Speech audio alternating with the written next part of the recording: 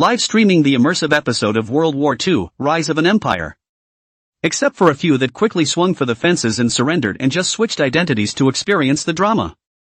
Many of the broadcasts are more than halfway through being blitzed by the Empire, and the Polish Commonwealth under the control of the anchors is basically in disrepair and is now trying to figure out where to run. Inside the foamy little stranger live broadcast. Looking at the country, which had already fallen by more than half, the Imperial army was about to hit Warsaw. Foamy little stranger gave the order to retreat in humiliation. Brother Mo, we can only withdraw first. But don't panic. I've sent someone on my side to ask the Soviet Union for help. As soon as the Soviet Union fighters arrive. Me. What? Polaris Games' official website has updated its materials? Or is it the Polish Commonwealth with Germany? Morpho's attention was drawn to the pop-up, stopping her bravado. Glancing at his character, he had entered the plane. It's now heading south of the Polish Commonwealth. It is estimated that when we get off the plane, the reinforcements from the Soviet Union will arrive, so it's a good time to take a look at the information. Foamy little more thought and opened his mouth. I'm on my way. Said. The character controlled by Foamy little stranger started to not move. The consciousness then mobilized the virtual body pod and opened the official website of the Polaris Game Company. The projected official webpage appeared in front of Maury Shelma's eyes and in front of the water friends in the live broadcasting room. What comes to mind is the later game CG. The screen lit up and a few large words appeared. National War Replica, Blitzkrieg Poland. The most new small novel in 6-9 bookbar first post. The screen then began to show Imperial and Polish Commonwealth armies, Imperial armored divisions, Polish cavalry brigades, Imperial motorized divisions, Polish light tank units, Imperial airplanes. As a picture flashes by, this is when players get their first look at the fighters and equipment on the front lines. The water friends in the live room also gradually came back to their senses. Hiss, this equipment of the Empire, it's a bit refined. It's true that although there are more Poles, there are more Imperial armored tanks. I think I know why the Empire is fighting so fast. How many motorcycles does it take? It has little to do with motorcycles, does it? It's not like motorcycles can hit people. It can't hit people, but it runs fast. There was a moment of discussion in the live feed, and then the picture ended. Above the official website of Polaris Games, a new word, library, appeared. Foamy looked towards the databank, detecting Foamy's gaze, and immediately entered the databank, and what then came into view was a map of the Empire in the Polish Commonwealth, only when it was still in a non-combat state. The sidebar has several options. National War. Troop Strength. Deployment. Foamy little more looked towards National War, and a message box immediately popped up. National War Copy, Holiday Open, this copy is Blitz Poland, players will fight against the invading army in the game. Note, this copy opens carriers for players to use. Looking at the introduction, Morpho basically understood it, but looking at the end. Open carrier? What kind of carriers are there? How come this isn't written? Then again I'm a prime minister and there's no need for me to drive my own car. Zhao Ming, prime minister? You'll know when you charge a tank on horseback, yeah. Somewhat unsure, he shook his head. At the urging of the water friends in the live broadcast room, Foam little more clicked on, Troop Strength. The options, Empire, and Polish Commonwealth, appear. Naturally, it goes without saying that, the Polish Commonwealth, was well informed when it became Prime Minister, with 39 infantry divisions, 11 cavalry brigades, thousands of light tanks, and hundreds of airplanes. Foamy looked towards the Empire. She wondered what configuration the Empire was in, giving her such a bad beating, as her eyes locked onto Empire. A page introduction popped up in front of Foamy's eyes. When the Reich launched its surprise attack on Poland, it used 44 divisions including 7 armored, 4 light armored, and 4 motorized divisions, 2,800 tanks, and more than 2,000 aircraft. The total size of the subsequent mobilization of forces reached 1.51 million to 1.6 million. In only 7 days, the Imperial armored forces cut through the Polish Commonwealth's defenses straight to the capital, Warsaw. It took a total of 26 days from the start of the Empire's campaign to the fall of the Polish Commonwealth. In this battle the Imperial army annihilated the main force of the Polish Commonwealth army, 694,000 men, at a cost of 38,000 casualties. Note, early in the war, the Reich destroyed almost the entire air force in the Polish Commonwealth. My big Polish Commonwealth, gone in 26 days? Wiping out 694,000 men at the cost of 38,000 men, this empire can fight 20 of them alone? It's outrageous too. Foamy Littlemore looked at this battle damage ratio and was dumbfounded. 1 against 20? No wonder an empire is pressing the Federation inside the game CG, what the hell kind of combat power is that? And at this point, the water boys in the live room, however, did not have time to pay attention to the information. Still reading the profile? Go check out your Polish Commonwealth? Worry. There's no such thing as a good guy. Quick cut game. The anchor next door has been divided. Asking for monthly votes kneeling. End of chapter. Chapter 28. Where's my big Poland? How come it's nothing? The pop-ups that were frantically scrolling in the live broadcast room startled Foamy Littlemore. What the hell? The Polish Confederation of other live anchors was divided? Divided up by who? Looking at the tips from the water friends, Foamy Littlemore's person went numb, not bothering to look at the other information in the Blitz Poland database on the official website of Polaris Games. Backed out in a hurry and cut back to the game. Just as soon as he entered the game, Littlemore realized that the plane he was traveling on had arrived at its destination, the southern border of the Polish Commonwealth, from the capital city of Warsaw. And the men were waiting anxiously for him with maps and situations. The pop-ups were frantically floating with comments from water users, and many of the anchors had been caught in a two-sided attack by both the Empire and the Soviets. And to think I asked the Soviet Union for help. A bad thought came to mind. Foamy asked his men as he watched the pop-up. What now? Are the troops all pulled out? What's going on in the Soviet Union? When Littlemore withdrew from the capital city of Warsaw, the order given to the troops was to abandon Warsaw and to all rally to the southern border. If the Soviet Union were to send out troops at this time, it would be all ruined. The henchman said with an anxious look on his face. Warsaw was occupied by the Empire last night. A part of the soldiers refused to retreat, to defend Warsaw to the death. There's been a fight with the Imperial Army now. The Soviet Union side suddenly sent out troops, our side was not prepared at all, and the other part of the force that had been ready to retreat to the southern border was cut off by the sudden appearance of the Soviet Union Army, cutting off the back road. The entire Polish Commonwealth, now, has fallen 90%. We're finished, Prime Minister? Said the henchman, handing over the map.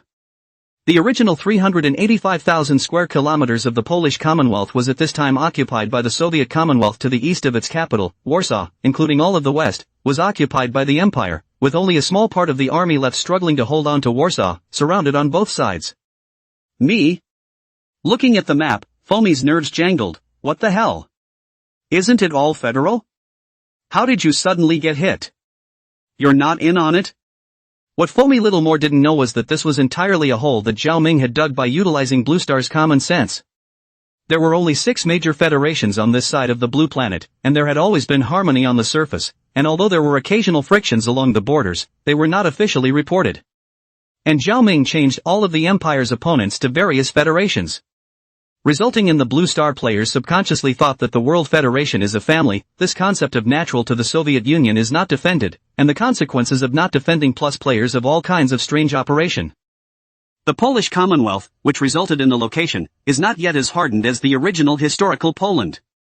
Players operated the Polish Commonwealth, mostly for 10 days or so without it. Foamy looked at the map and her head went blank. That's a hell of a shot. The army's gone. The little army that was left was blocked by the Empire and the Soviet Union cutting off the back roads. In other words, he is now the commander of the Lightpola. The henchman side fretted. Prime Minister, what are we going to do? Is there anything else you can do? Give the order. Hearing this, Littlemore almost broke into a fit of rage. The way? What can I do? In such a short time, 1 million troops were lost. Was the Polish Commonwealth's army too good, or was she too good? Foamy Littlemore couldn't help but be skeptical. The Empire and the Soviet Union are so strong. Aha! Thinking of this, Morrison's eyes suddenly lit up. There! The handlers and the live streamers were flabbergasted. Got it? What's up? Foamy took a deep breath on her side and her face got a little more serious. How many troops on the Warsaw side? The henchman hesitated and spoke. There's about 20,000 to 30,000 more. Foamy spoke up. The order is now given, and the notice goes down. Let these 20,000 to 30,000 men be divided into 2 groups, with one wave surrendering to the Empire, which has already captured Warsaw. The other wave surrendered to the Soviet Union and offered Warsaw. The handlers were a little confused. Wasn't Warsaw occupied by the Empire last night? Foamy little stranger didn't have a good time. It's not like the Soviet Union knows. Go. It won't do to let them know late. The hand's eyes lit up. Got it. Yes. Then ran out to give the order.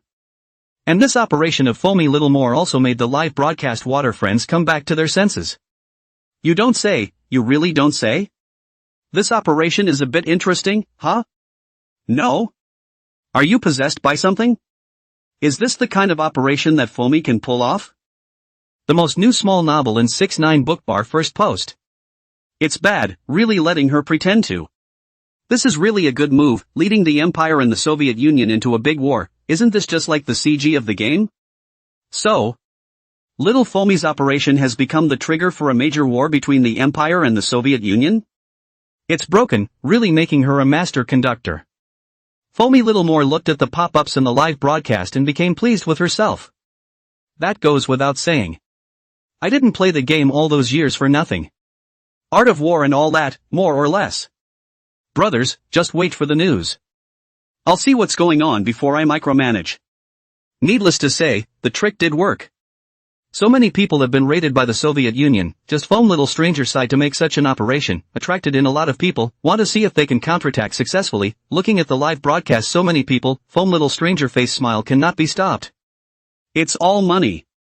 A little bit of time passed, after a while. As the game pushes on. Soon the henchman came running to report with a happy face. Lord Prime Minister, the Reich and the Soviet Union, have fought in Warsaw. Did she really make it? Coward anchor, 6666. Brothers, brush up, ha ha ha ha ha. This is not the foam I know. Learned. The smile on Mo Shoma's face had also just bloomed, looking at the pop-ups in the live broadcast room, and was about to fool around a bit. The game interface suddenly popped up with a prompt. Game over. Settlement begins. Foamy Little More and the more than 100,000 water friends in the live broadcast room were all confused.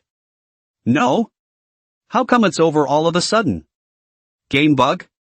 Didn't the Polaris side do a good job of dramatizing the Empire and the Soviet Union fighting it out? I haven't even started micro-manipulating yet. What the hell? Foamy Little More was in a daze in the live broadcast room, and his water friends were frantically brushing their question marks. And by now the game interface had started to pop up with settlement evaluations. You were the youngest female prime minister of the Polish Commonwealth, and under your maneuvers, the Polish Commonwealth, which was able to hold out for 36 days, fell in its entirety in only 14 days. Although your military command was extremely poor, you knew human greed and showed hasty wisdom at the last minute to provoke the Empire into war with the Soviet Union, but alas! It didn't work. Great powers play, small powers divide the land.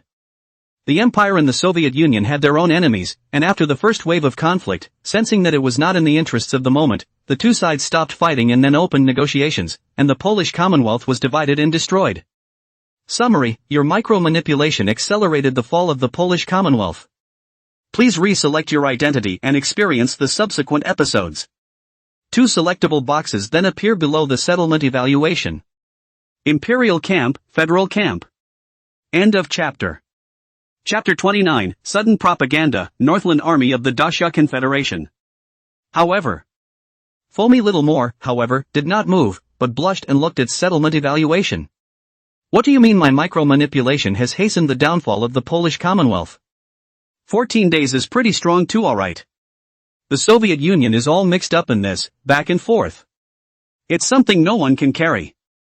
The great power game, divide my land? Brothers, the hearts of men are treacherous, I dare not think. Me? Who would have thought? Who would have thought? It's all been hit on, how come it doesn't follow the script? What happened to shaking hands and negotiating? Is this the sinister nature of war? Foamy Little More suddenly felt that these 20 years had been wasted. I'm just like a schoolboy in this game. To be able to make such a sinister plot, the owner of this Polaris Games must not be a good person. Is this plot something a normal person could come up with? The pop-ups were also happy to look at Mo Shoma more, and many of the lazy people swiped 6666, while some of them said that the plot was quite reasonable.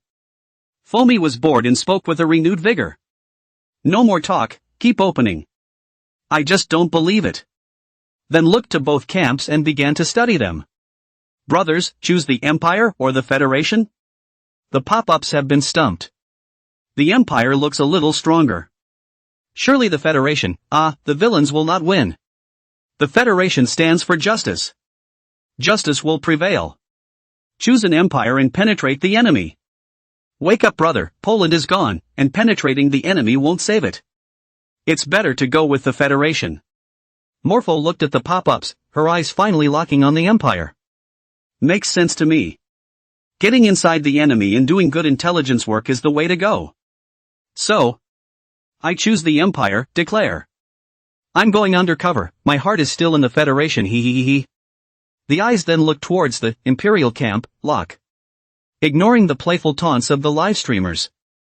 The game screen gradually darkens, then slowly lights up. When Morpho was able to manipulate her body again, she realized something was wrong. Looking down at his hands and body, a soldier's body, but not modeled after his own. Is it replacing an NPC's body this time?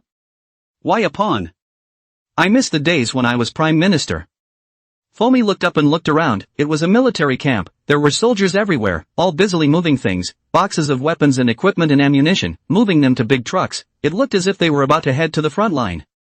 Morrison's eyes went to the flag of the barracks, something looked familiar, having seen it when he was in the office of the Prime Minister of the Polish Commonwealth. The flag of the Kingdom of Italy? I picked the Empire. Nope. Imperial camp? The Kingdom of Italy is not an empire, but is in the Imperial camp? Playing with words? How come I have pits everywhere in this game? Plot needs to be altered, and the Kingdom of Italy is prematurely allied with the Empire, under the Imperial camp. The other side. Skyshark Live, Gaming Zone. Other FPS-type livestreams. As the day wore on, the people who worked during the day were getting off work. The Second World War, the rise of an empire. The heat also continues to climb, seeing that the traffic has exploded, large and small anchors have begun to switch the game, the main one to rub it in. And compared to immersive drama. Many anchors and players were immersed in the Normandy landing battlefield. Anchors have died in all sorts of strange ways, and some of the ones with a lot of black fans already have ghostly death clips starting to go viral. Inside Yufeng's live broadcast room. The 80 or so people who had been summoned by Fong Ming took their respective video replays of their deaths and began to review the battle they had just fought. Played all afternoon. There was a team of over 100 anchors, but they froze and were knocked back quite a bit by the difficulty of this game and ran off to live stream the immersive episodes. Only these 80 or so anchors remain, constantly battling for replays. Over the course of an afternoon plus evening, it had managed to go from showing up in seconds to being able to survive for about 13 minutes at most.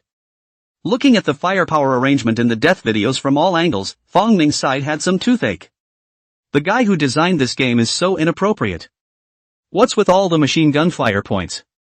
The most new small novel in 6ix9ine Bookbar first post. Olju, can you knock these off?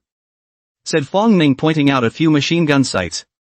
By knocking out a few of these, the defense line at Omaha Beach will be a little bit empty. This gives enough men to charge and blast the defense's blocking net away. If Zhao Ming were here, he would definitely be happy to come out. This is not the machine gun fire point that he set up in order to increase the difficulty a little bit. I didn't expect this Fong Ming to be quite spot on, finding several key fire points at once. These backup fire points will be destroyed by airstrike support as long as the player holds out for 20 minutes, thus giving the player an increased chance of success in attacking and landing on Omaha Beach. It's just that it's currently live on the entire network. Only Fong Ming's group lasted the longest, reaching 13 minutes. But it's still a ways away from 20 minutes. Yufeng's side looked over and frowned slightly. These points of fire are too close together, and even if they could be knocked out, the casualties up front would not be small. You can't even punch in late. Gotta find a way to minimize casualties first. Fong Ming was also helpless. There's no way to minimize casualties, there are so many points of fire, it's death from anywhere. Yufeng thought about it and suddenly opened his mouth. Who's a good shot? What about a few more games to try and brush up on your medals? Fong Ming froze. Medals? Yufeng knew by looking at him that the bastard had been studying how to fight, didn't bother with the medal bank and the Hall of Fame, and then sent out the medal bank's medal pictures and conditions. Normandy Veterans Medal. Note, you are hereby awarded the Medal of Honor for your 5 kills in a single set at Omaha Beach during the Normandy landings. Medal effect: when worn, it promotes you to the rank of ensign, and allows you to command the direction of the charge's attack. Reach condition: 3-5 refresh every game. Then you foam opened his mouth. With 5 kills in a single game, this medal can be earned, allowing the player to be promoted to ensign and given command of the charge. If we get command of the punch bowl, we should be able to fight a little better. I just killed 3 in this game, and if I kill enough to get 5, I'll be able to get command of the punch bowl. Give 1 good shot per round to cover and start more rounds. Getting out a couple of charge boats that we can command will make it easier to attack and set up tactics when the time comes. Fong Ming's eyes lit up as he studied the medallion. I think it's okay. The other people see this also have no opinion. After all, this is Fong Ming group of the game, and Yufeng 2 people are also the most fans of the 2 anchors here. Fong Ming's side is rubbing his fists, set up tactics ready to open another game it. The pop-ups on the live feed began to go wild. Anchors go to the hot video. See the official number of the Northland Army of the Confederacy of the Great Summer. Officials come down to play the game? What this FPS tournament champion really fight but also a professional Anchor go learn the tactics. Daily please for monthly votes kneeling. End of chapter. Chapter 30, Surprise Zhao Ming, the Blue Star people have a little something, huh? Looking at the screen swiping pop-ups, Fong Ming was dumbfounded. Ein yet? Seriously? This can be played through by someone? Northland Army? Officials down to play the game too? His team is already a top batch of FPS-type game anchors within the Skyshark Light gaming zone. That's the kind of team. The longest it lasted was 13 minutes, and it didn't even tear through the defense. The game's difficulty is outrageous like that. And still get punched through? But with the pop-ups coming in unison, it's clear that it can't be fake either. The fans were a mixed bag, but no one had yet been able to unify the taunts of these fans and black fans to get him to watch any videos. Although it was unbelievable, Fong Ming still spoke to the team. Then run to the federal headline, just as soon as you get into the headline. Just saw a couple of hot searches at the top. Hashtag, Normandy landing, the beach landing was a success. Hashtag Northland Army, winning the battlefield, fighting the war, we're professionals. Hashtag the difference between professional and non-professional. Hashtag Fong Ming couldn't help but stare. Is it really the official number of the Northland Army of the Daxamite Confederation? This is outrageous, isn't it? What background? There are also official stands. You'll have to be more restrained in the future. He himself hadn't cursed Polaris Games and their boss this afternoon. Hiss. Suppressing the various emotions within his heart, Fong Ming clicked into the official number of the Northernland Army of the Dasha Federation. The top video that comes to mind is the cover of Normandy Landing. Click to play. The screen went completely black, then slowly lit up. On the punch bowl, there stood heavily armed Confederate soldiers, each with a serious face. The aura on their bodies was very different from that of ordinary players, and these were clearly the soldiers of the Northernland Army of the Dasha Confederation. The man at the head of the group was saying something while making various tactical gestures with his hands, seemingly laying out his tactics after the beach. The slightly darker tones, along with the removed murmurs, are only the sound of the waves and wind whistling across the battlefield. A blockbuster texture comes to life. The scene shifts. The beach landing battle had begun, and instead of making a blind charge, everyone was looking for cover at the first opportunity and hiding behind it to provide fire suppression cover for the other companions and NPCs who hadn't yet rushed to the beach. These well-trained Northland Army soldiers didn't yell the entire time, and remained calm even when the bodies of their comrades or NPCs were blown apart next to them. There is no modern real-time communication. The army of the Northland instead chose to communicate with tactical hand signals, set up missions, and begin counterattacks against the Imperial defenders on the beaches, relying on the steel rejects on the beaches. The battle was unusually fierce, with video footage of soldiers constantly falling. But again, the fire points of the Imperial defenders were also being quickly lit off, allowing the Allied side to find opportunities to advance. The scene shifted again. The Imperial garrison fire point on Omaha Beach, where the defense line has been torn wide open, barbed wire has been blown apart by bombs, and machine gun points have been reduced to rubble. A steady stream of Allied soldiers rushed inside the defense line along the torn barbed wire and fought the Imperial defenders. The scene keeps switching and grueling battles are everywhere. Until the switching screen gradually darkened, it was surprising that the sky was already getting dark. The smoke-filled beach was silent as the Allied soldiers cleaned up the battlefield. Sunset. A Confederate shouted from the grueling battlefield. Assemble. The Allied forces, on all sides, were rapidly massing towards the place. Apparently these people are the soldiers of the Dacia Federation, the Northern Army, and the number of survivors is surprisingly quite a lot. It looks densely packed. The scene ends completely at this point. Pop-up scrolling of video comments. 66,666, the Northland Army is bullish. Good guy, the top anchors of the whole network fought for an afternoon plus night without raiding down the copy, and this is a pass? Laughing to death, those anchors go to war are also the goods to die. The video this is called the military MD, watching laborers' blood boil makes me want to become a soldier. Quickly call out those anchors to learn the technique, ha ha ha. Laughing my ass off, I'm going to go start a game and come back. You're not a buddy? You're just 3 seconds away? Fong Ming was also shocked as he watched the video. This order to cooperate, they were indeed too far off. Watching the video, Fong Ming watched it over and over, clicking repeat. Half a day later, one has to sigh as well. You have to practice if you want to play like that. This is a perfect match. The most new small novel in 6ix9ine Bookbar first post. It's just that the 80 or so of them can't do it. However, Fong Ming also found some problems. That's the most critical Imperial defenders' defensive forts and fire points, definitely not breached by bombs. Bombs can cause that effect. Some of the forts were blown up. They were fortresses made of steel and concrete, where the dynamite and blasters go to blow up. And it's the fortresses and fire points that the Empire defends that are the hardest part of this game. Since it wasn't dynamite and blasters that blew it up, then there's only one possibility. Air support from behind will follow. They just didn't last that long. It's clearly a protracted battle. The fight is all about endurance, and just looking at the final scene of cleaning up the battlefield, it's almost dark, so you can imagine the length of this one. Fong Ming's side returned to the channel and pulled in a group of teammates from earlier. Having said his findings, Yufeng also noticed this and opened his mouth. Seeing how the Northland Army operates, there was no first charge. Instead, they're holding back as much power as possible, apparently waiting for support, and those forts and machine gun sites would be the ones that air support blew up. But it's also really ridiculously difficult. The Northland Army Guard area is connected to the Slavic Energy Federation side. The north side of that freezing cold training are ruthless and elite. Even the cooking class is too much stronger than ordinary people. This difficulty ordinary players can't beat it at all.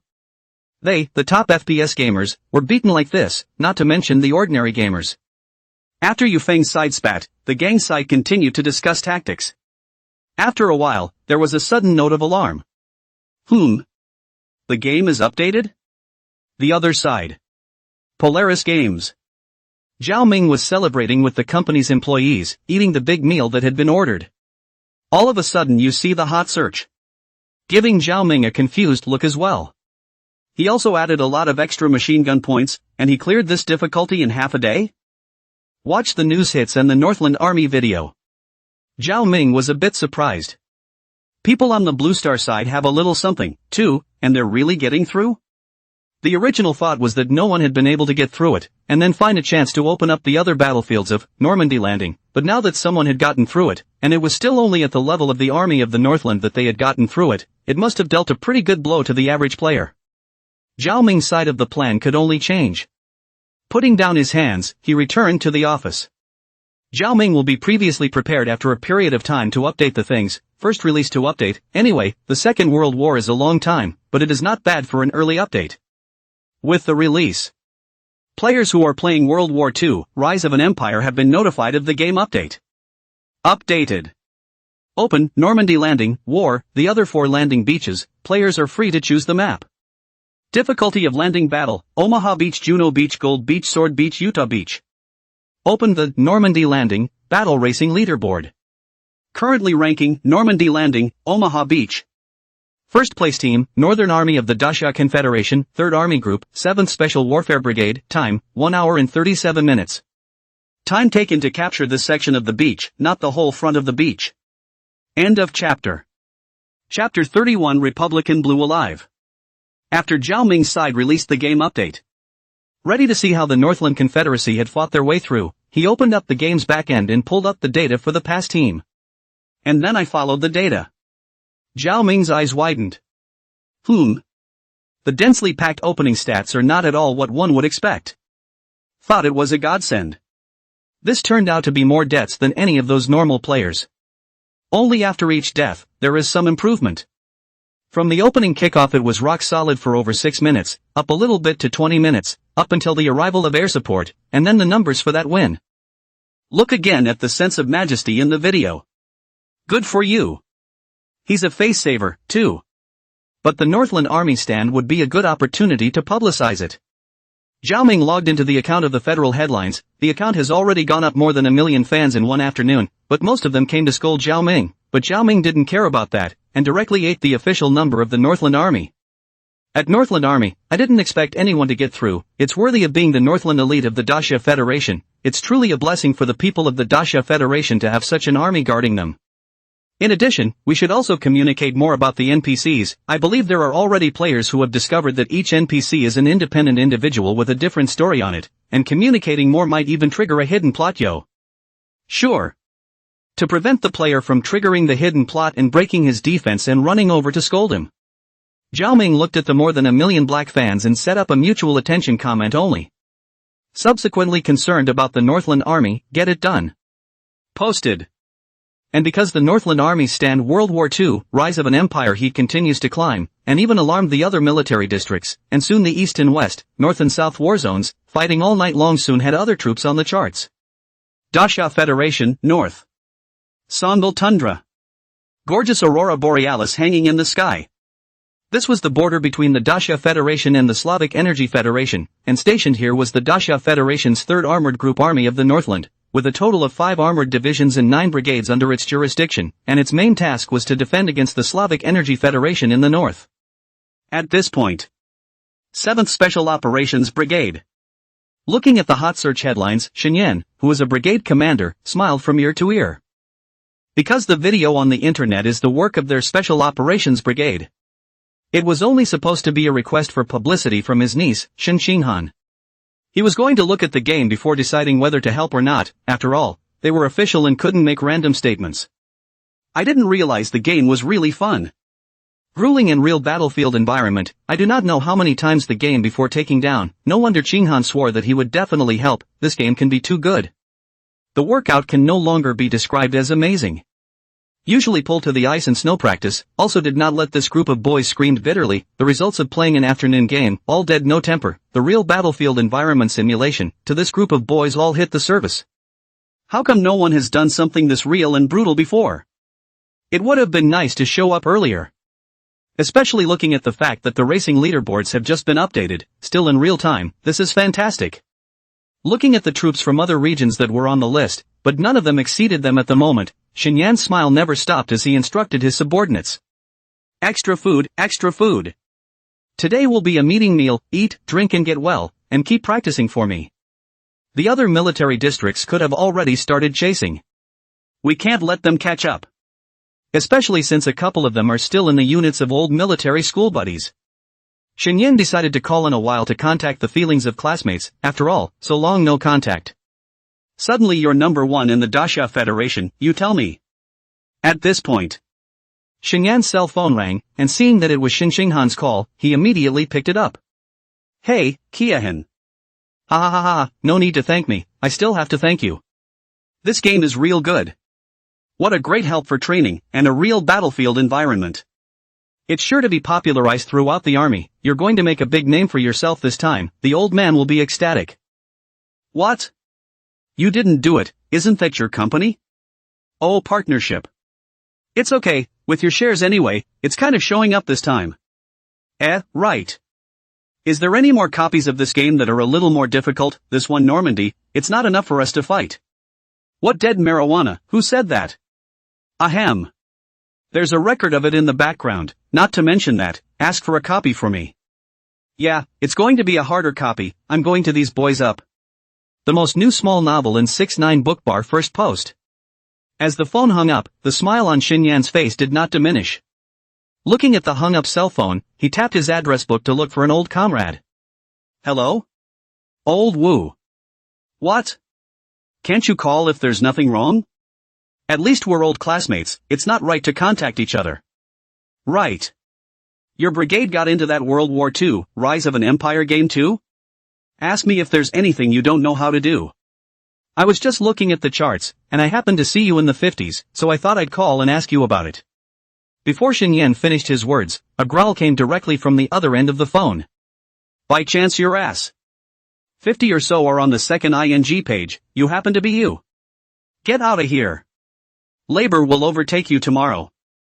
Snap. The phone was hung up, and Shen Yan shook his head with a despondent expression. Tisk what man? Say 2 words and flip out. I'll see who else. Hello?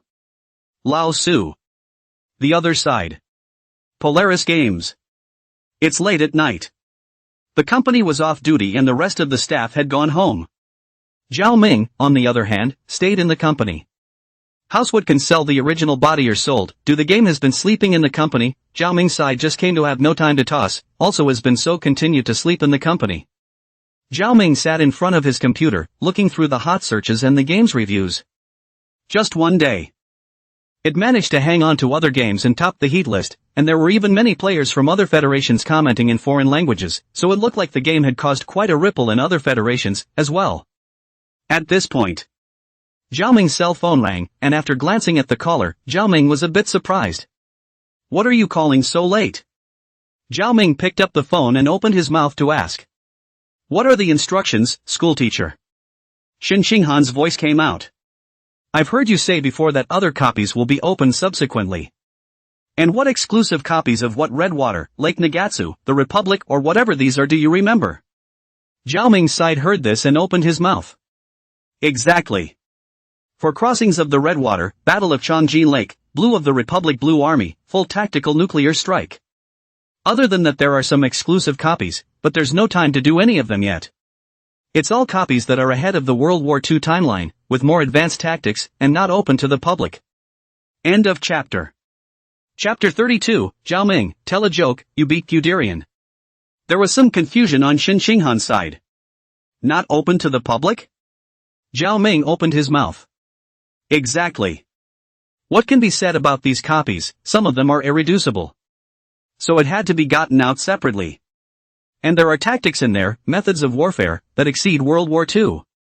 So it won't be open to circulation. For crossing the Redwater, Chongqing Lake Battle of these is irreproducible, can play a second time, if you know the process that cannot play, so can only be carried out separately, and cannot play a second time that kind of. It's Republican Blue. This one can just open up. The Republican Blue on Earth is literally just a tactical nuclear strike. But there are gaming virtual body pods on the Blue Star side. It is entirely possible to make a real simulation of the tactical nuclear strike effect in the game, so that players on the Blue Star side experience what it's like to eat a hot pot and sing a song. What it's like to have a nuclear bomb come crashing down. But just look at the Army of the Northland clearance video. Zhao Ming felt that it was still a bit early for them to fight Republic Blue. Blue Star this side of the technological weapons are indeed very developed, but tactical strategy, compared to the Earth's World War II period have some gap. Might also have something to do with not having had a world war. You can't simulate the various scenarios of war just by game simulation. Tactics that are widely known on Earth, methods of warfare, can represent countless lives lost. The words blitzkrieg alone. It has directly led to the deaths of at least 2 million people covering both military and civilians, and the indirect effects are even more incalculable. You can't even simulate it if you want to on the Blue Star side. So it's better to let the official side of the Dasha Federation, inside the World War II, Rise of Empires, confront the famous generals of World War II to further their education, and gradually exercise before opening the exclusive copy. Shen Xinghan said thoughtfully. So? Any new copies now? Didn't the Northland Army side clear Normandy landing, and feel that the difficulty wasn't enough, wanting some more difficult copies for the soldiers' usual training? If anything, it's kind of working together. It will also be easier to do what follows. With the Northland Army official as a backer, not to mention, the internet want a black Polaris game half away, this is the official law. Hearing Shen Xinghan's words, Zhao Ming also nodded, only to ask with a somewhat odd expression. Not difficult enough? Are you sure? You didn't look at that data too. How many times have they opened the game before taking that section of beach? It's hard enough for them to practice for a while. Shin Shinghan's side said. The troop side is different from normal players after all. Regular players start a game randomly and play it tough, and the next time they start their teammates are different people, so it's tough to raid. There's someone on the troop side who can unify the command, and it's the same team every time, and it's a lot of fights. The effect of the workout drops off when you work in silence. Zhao Ming pondered for a moment, but it was the same thing, and after thinking about it, he opened his mouth. In that case, I'll set up a key. Enter the key when you open the room and you'll be able to access the all-access Omaha Beach. Omaha Beach, which is currently the most difficult, is one of the sections that players are involved in, so it only takes 500 people to start the game. The entire length of Omaha Beach is about 8 kilometers. Counting the number of NPCs, it's not a problem to put a few thousand more players in there. It should be enough for the Northland Army to train. And there's no need to rush, the Normandy landings were just one battle in World War II. Subsequently, the Eastern Front battlefield, where the Empire meets the Soviet Union, will gradually open up as the immersive plotline and DLC are updated. At that point, not to mention a few thousand people, even tens of thousands of people thrown in can't make a wave, and that's the real cruelty. Shin Shinghan's side thought of the 4th Uncle Shenyan's side of the Special Operations Brigade, but there are not so many people, able to put down a few thousand players on the battlefield, enough for him to train, not to mention that there are tens of thousands of people behind the battlefield, the whole group of armies down the field training is enough. Okay, then you can send me the key later. I'll tell the Northland Army side. Zhao Ming's side spoke up. Okay. I'll send you the key as soon as I'm done setting it up. Right. On the Northland Army side, if they want to experience a higher level of difficulty, you can ask them to look into it, something that's been updated in the library on our official website. A copy of the National War, Blitzkrieg Poland, that opens in a month. In time, it will allow players to take on the role of Polish soldiers or commanders who turn into cavalry or infantry and fight the Imperial raids head-on. Don't you dare spread the word about this and surprise the players then. Hearing Zhao Ming's words, Shin Shinghan was silent for a moment. Playing soldier? Good lord, it can still be played like that? Are you sure it's a surprise? Even her afternoon look at the official website updated database, above the National War, Strength, Deployment, thought it was for players to study the Empire's strength and deployment, wait until the time of the National War and then when the Prime Minister for targeted defense or attack it. And now you're telling me that it's letting players play soldiers? Zhao Ming, let's just say Guderian commanded the Panzer Division to break out of his face. Is that exciting? Hiss. What a game made purely to torture players. Shin Shinghan's side spoke up. Okay, I got it. Then hung up the phone and looked to turn up the 4th Uncle Shenyan's phone number, his finger moved to the dialing button and stopped for a moment. Inexplicably, he thought of the image of 4th Uncle Shenyan commanding a cavalry brigade and raiding an armored cluster. Seemingly. It's kind of fun, too. Dasha Federation, North. Songal Icefield. The most new small novel in 6-9 book bar first post. 3rd Armored Group Army, 7th Special Operations Brigade. Inside the brigade command. Brigade Commander Shenyan saw Shin Shinghan's incoming call and immediately picked it up.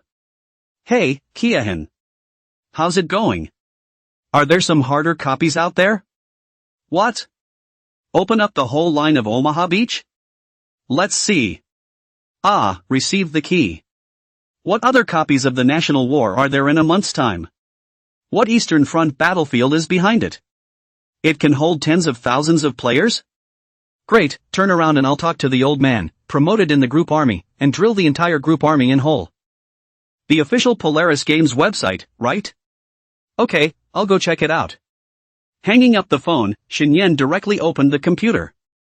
Searching up the official Polaris Games website on the computer, as well as information on Blitzkrieg Poland. Although the game is open for download today, but the players can be quite a lot of trolling, especially when the Polish Commonwealth was divided by both sides of the trolling, but also let Shenyan learn that the player seems to play the Polish Prime Minister to resist that so-called Imperial invasion. As you enter the official website, a glance at the library at the top.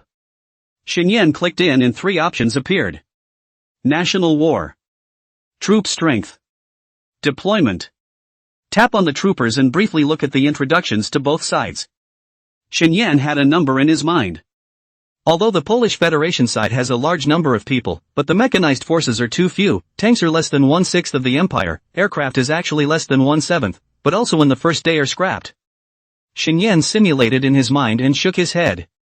It's not a good fight. It looks like we'll just have to work on our defense and look for counterattacks.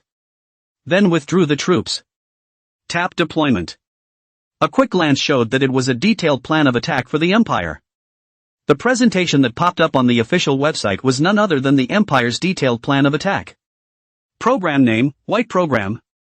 Background of the battle, because in the First World War, the Empire lost part of its territory by signing the Treaty of Versailles, and the restoration of the Polish Commonwealth and its occupation of the Free City of Danzig and the Polish Corridor became an obstacle to the Empire's expansion. The Empire targeted the Polish Commonwealth. High Command, Reichsführer. Commander-in-Chief, Army Group North, Fedor von Bock. Commander-in-Chief of Army Group South, Gerd von Rundstedt. Chief of General Staff of Army Group North, Hans von Zellmuth. Chief of General Staff of Army Group South, Erich von Manstein. Commander of the 19th Armored Corps, Heinz Wilhelm Guderian. Commander-in-Chief of the Air Force, Hermann Göring. Commander-in-Chief of the Navy, Erich. Battle plan, at 4:40 a.m. on September 1st, a simultaneous attack is launched from the north, south, and west. Army Group North cuts through East Prussia and Pomerania, and Army Group South advances through Silesia and Slovakia, heading straight for the Polish hinterland. Air Force raid, massive bombing of Polish airports, railroad junctions, and military installations. Armored breakthrough, the 19th Armored Corps needs to quickly break through the Polish corridor and cut off. Shen Yan couldn't help but raise an eyebrow as he looked at this information. Telling the players about the Empire's plan of attack? That's not fighting a war with answers? More or less looking down on people. End of chapter. Chapter 33, a hidden plot in the middle of the night.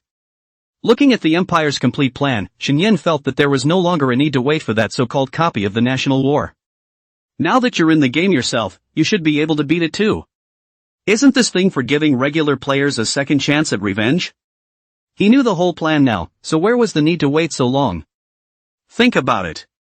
Shen Yan directly got up and returned to the room, lying into the virtual body sensory cabin to enter the game. He'd like to see what this Empire was all about. 2 hours later. Summary, under your operation, the Polish Commonwealth successfully resisted for 57 days. You are truly a capable Prime Minister. Inside the room.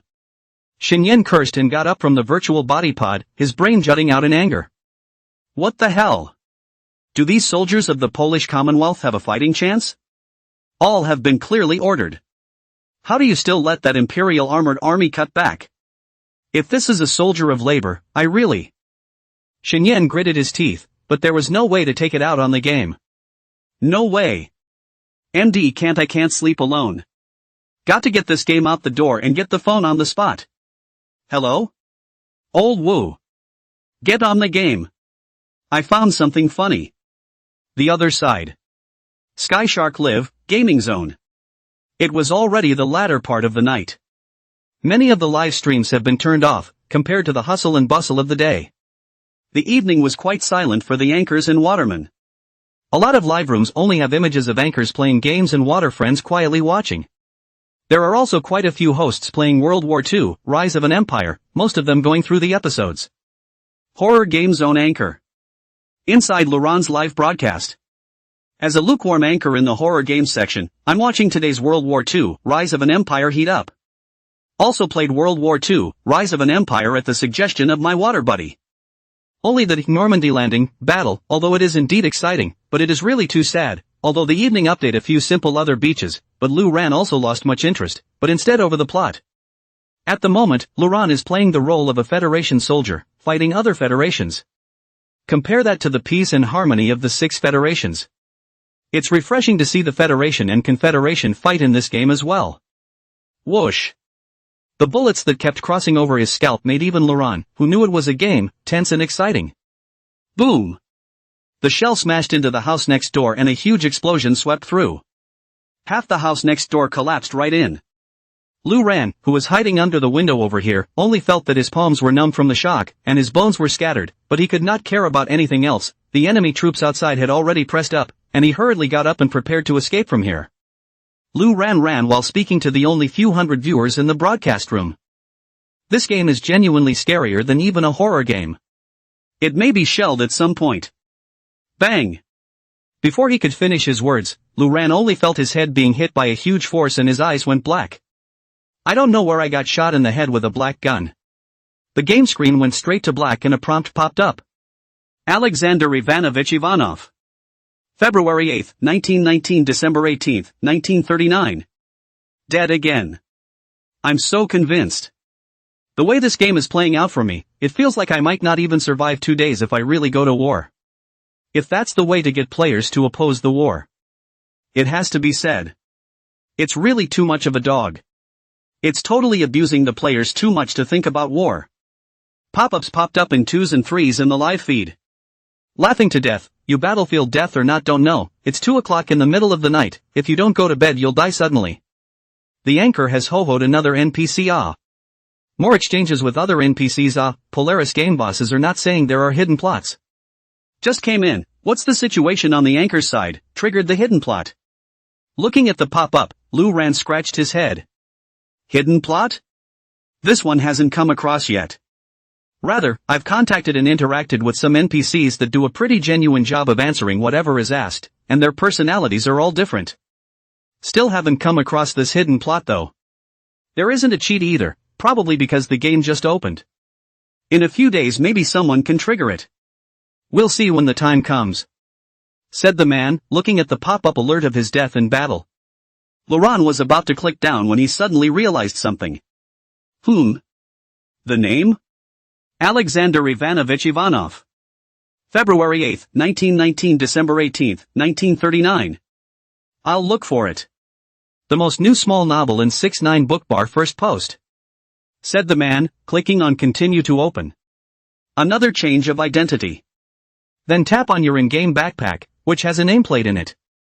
It says, Dmitry Ivanovich Ivanov, and the unit to which it belongs. It's the one that automatically stays in your backpack when you die for the first time. Look at that name and compare it to the name of the character who just died. Dmitry Ivanovich Ivanov. Alexander Ivanovich Ivanov. Laurent was a little surprised on his side. The arrangement of the names looks like it's from the Slavic Energy Federation side. It should be a force made with the Slavic Federation in the background. If we're going by the name convention over there, these two should be brothers, right? Such a coincidence? 2 of the NPCs I play as are still brothers. Game eggs? The pop-ups also took notice and started talking about it. You don't say, it's possible. The Slavic Energy Federation side is, first name plus father's name plus last name, and you damn well played a pair of brothers, probably both with one father. But not always, the renaming rate is too high on the Slavic side. There are probably hundreds of thousands of people named Ivanov. Speaking of which, it's not a barracks this time.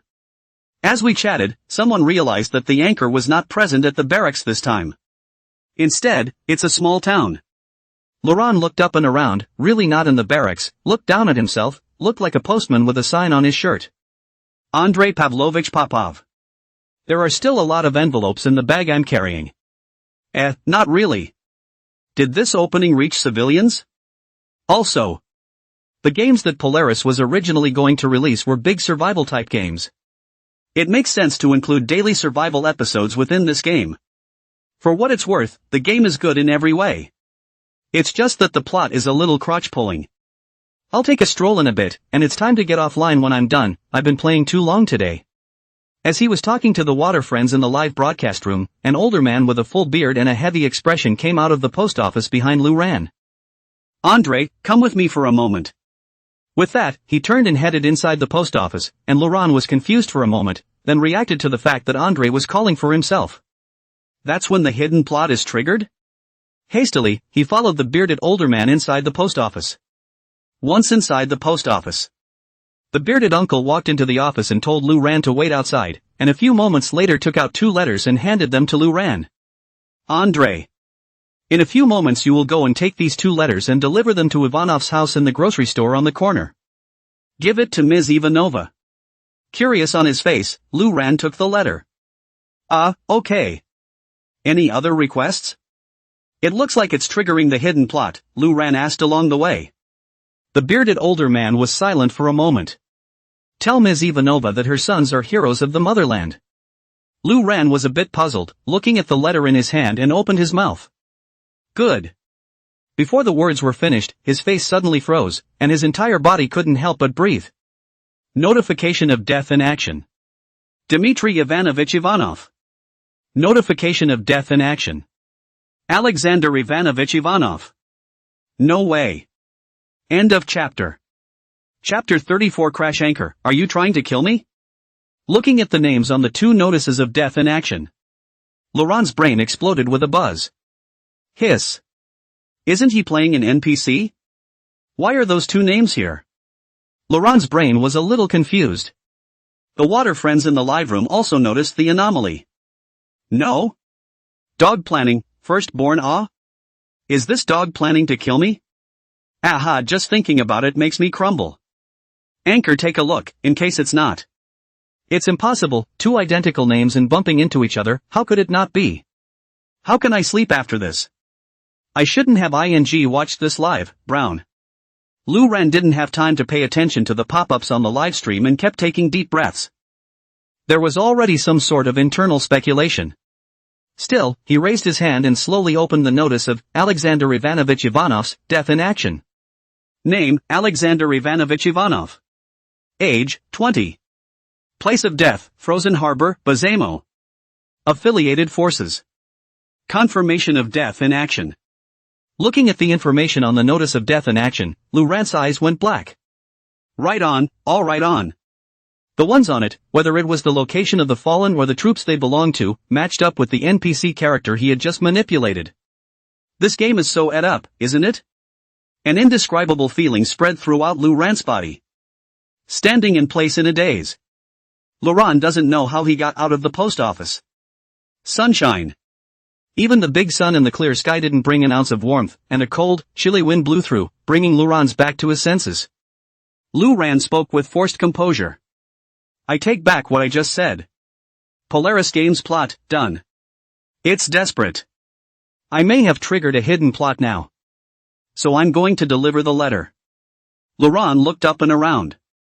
The grocery store on the corner. Not far. It's only 50 or 60 meters away. Lu Ran took a deep breath, looked down at the notice of death in his hand, and walked over with a slight stiffness. Standing in front of the somewhat run-down-looking grocery store. Laurent raised his hand, but was hesitant to knock it down. It was the first time he had ever been afraid to face a game plot. After a moment's hesitation, a clench of teeth. Knock, knock. There was a knock on the door and soon footsteps came from inside.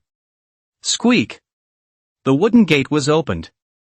In the doorway appeared the figure of a slightly bloated woman, none other than the owner of the grocery store, Mrs. Ivanova. When he saw that it was Laurent André, a smile immediately appeared on his face. It's André. It's cold outside, come on in. Anything to buy? Laurent stood in the doorway at a loss for words. I. Just looking around. The mailbag on her back moved back unconsciously and followed the woman into the grocery store. Ms. Ivanova, who walked into the counter, smiled. It's okay, feel free to look around. You just came to work here, so you can tell me anything you need. Or if you don't have enough money, you can wait until you have the money to give it to me. Laurent nodded his head a little stiffly. Okay. Thank you, Ms. Ivanova. Lu Ran, who was uncomfortable, didn't know what to do, and his gaze could only look around without purpose, but it froze abruptly. For on the wall to the side of the counter hangs a picture of none other than Ivanova with her 2 sons. Ms. Ivanova at the counter laughed. Hey, you're welcome. As soon as I see you, I think of those 2 bad boys at my house. Seeing Lu Ran's eyes on the group photo, Ivanova's tone was a bit grumbly, but filled with pride. The most new small novel in 6ix9ine Bookbar first post. That's my 2 bad boys, about your age. Ran off to join the army 3 months ago without my knowledge. Not a single letter has been written back till now, what 2 little heartless ones. Their old man was killed in the war. Growing up, they yelled that they wanted to learn from their old man and fight for their motherland, and now they're actually running for it, alas. And I don't know when I'll be back. André, if there is any news of them. Listening to the woman's broken voice, Lu Ran's hand, which had just worked up the courage to reach into the mailbag, froze. Oh well. Okay. The notice of death in the mailbag is even more afraid to take it out. In the face of the woman's familiarity, Lu Ran really couldn't bring himself to take out the notice of death in the mailbag. He didn't even know how he was going to cope with it and get out of the grocery store. Standing in the street. Laurent just wants to find a corner and calm down now. This ing plot. I don't know how long I've been following the main road. The noise in his ears roused Laurent back to his senses, looking up and around. Next to it was a tavern, and the cacophony was coming from inside. Laurent calmed down a lot, took a deep breath, and opened his mouth to the live feed. Well, have to say, this game plot is done so realistically that even I didn't slow down, but it's possible that the rest of these plot NPCs don't recognize them. Let's ask.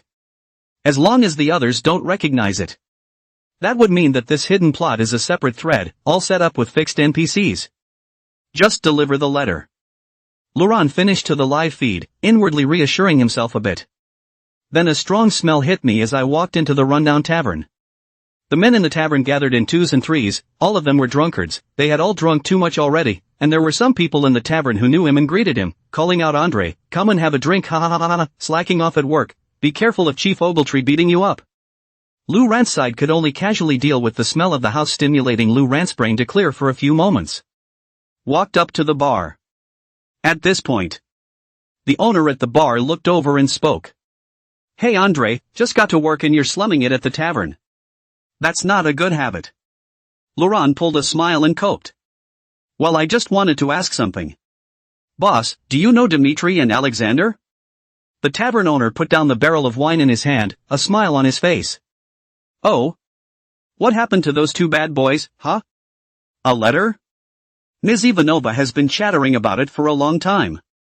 Who would have thought that these two bad boys would be as brave as their father, enlisting in the army for their motherland? It's a shame that their father died at the border, or he would have been proud of them. Right. Is there any good news coming back? End of chapter. Chapter 35, where is the headquarters of Polaris Games? Words. Lou Rant only felt his scalp tingle as he forced himself to calm down. Their father? The tavern owner was a bit surprised. You don't know? Oh, that's right, you're from out of town. It's normal not to know. The father of those two bad boys is a veteran of World War I. It was only a short time after the end of the First World War that Ivanov, who had just returned home, hurried to the border to guard his motherland, and it wasn't long before the news came that he had been killed in action. That was when Alexander had just been conceived by Ms. Ivanova. It was really not easy. Running the grocery store Ivanov left behind while pulling up 3-year-old Dmitri and carrying Alexander. It's just barely getting by. It's been hard to bring up these two little ones. At the beginning of the year Ms. Ivanova also thought to take out savings to find wives for these two bad boys. Who would have thought that these two bad boys actually ran off to join the army without saying a word? It's been over 3 months in a flash. Time flies. Laurent was numb. My father died defending his country. 20 years. Single mother, raising 2 children. Enlisted for 3 months. Yet they were all dead in just under 2 hours under his manipulation. Laurent found out. He actually didn't know how to deal with an NPC. This way to say goodbye to the tavern keeper. Laurent hurried out and ran to the outside of the town. A deserted corner before stopping to fume and pulling out the 2 notices of death in action.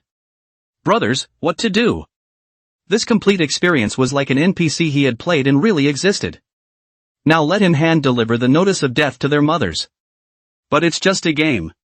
Earth is just a fiction, too. It doesn't exist. Anything about World War II is fictional, these are just plot setups by Polaris Games. What's he afraid of? Laurent summoned up the courage to get up and try to walk towards the town to give the letter to Mrs. Ivanova. But standing is standing up, but how can I move my feet? There was also silence in the live room. This. Why don't we get off the line? Honestly, it's too abusive. I can't even begin to think how devastated a mother would be if she actually received a letter like that. It's no wonder this game is in the race against the war, this plot. Whoever expects a war is a mother who only loses her children to war.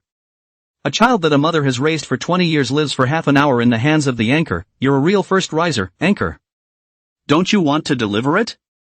Doesn't it advance the plot? Or maybe the anchor should kill himself and get a different opening. Is it possible that this NPC also has a parent and family, or that the rebooted NPC also has a parent and family? Didn't the boss of Polaris Games say that each NPC is independent and probably has a story, and if the anchor commits suicide now, how sad this NPC's parents would be?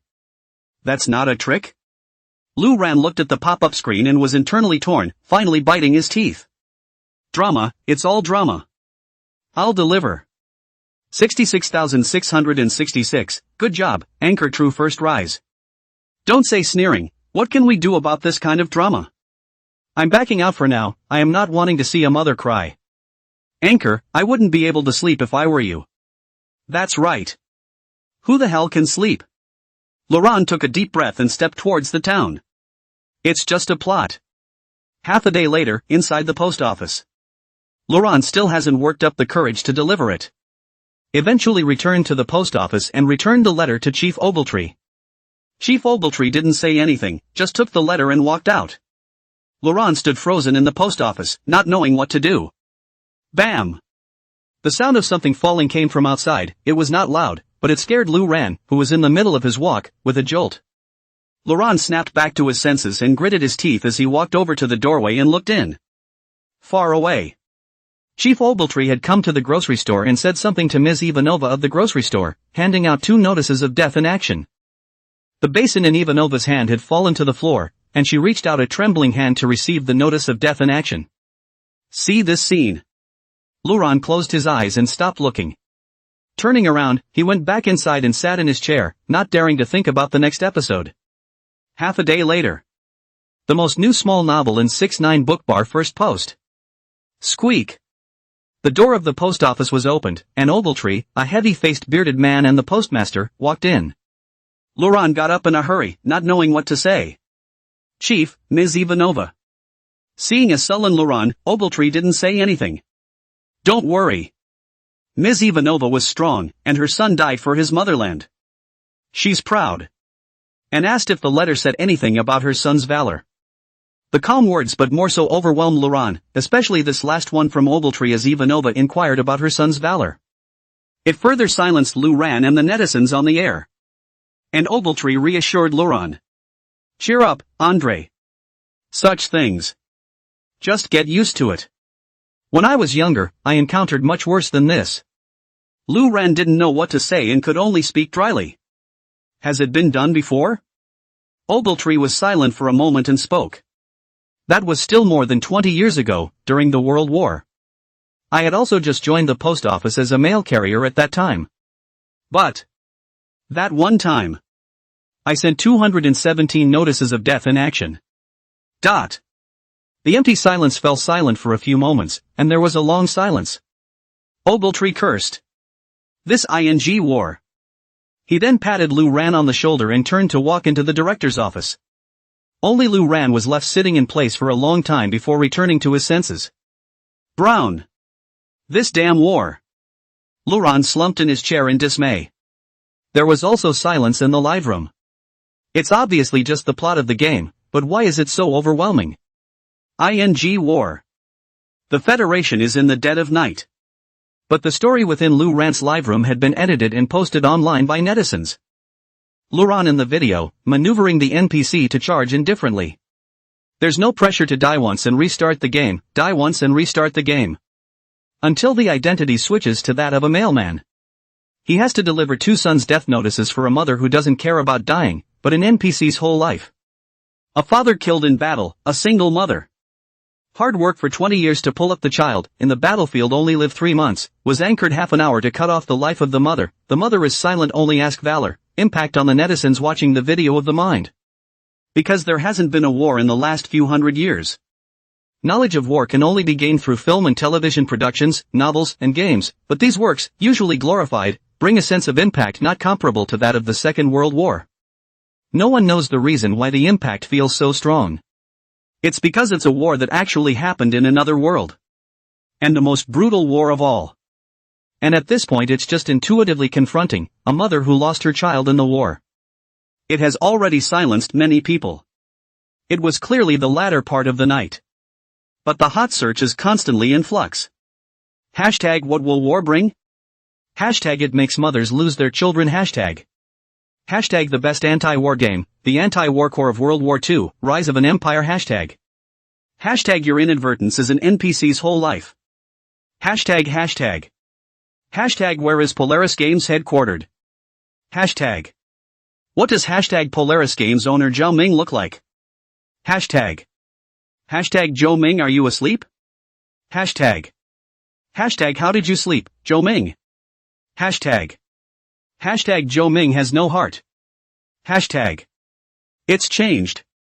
It's changed. It's changed drastically. End of chapter. Chapter 36, Western Empire, Maginot Line, first 2 chapters revised. Regarding what happened on the hot search, Zhao Ming naturally didn't know. When you get up the next day. Only then did he realize that there were a lot of missed calls on his cell phone, both from Shen Qinghan and from employees. Zhao Ming's heart thumped. What the hell? Something wrong with the game? Emotional value plus 5,842. Emotional value plus 3,842. Emotional value plus 3,752. But the system kept prompting for mood values, as if that wasn't the case. What happened last night again? He went to bed almost midnight. What could have happened in those few hours? Zhao Ming's side hurriedly got up and put on his clothes while dialing Shen Qinghan. That side answered in seconds, and Shen Qinghan's voice rang out. Finally awake. Zhao Ming opened his mouth as he put on his jacket on his side. What's the situation? So many calls? Something wrong with the game? Shen Qinghan's side spoke up. The game is fine and it's on fire, but not as much as you are. Right now the federal headline buzz is all about finding you and being concerned about your health. Wanted to ask you how you slept.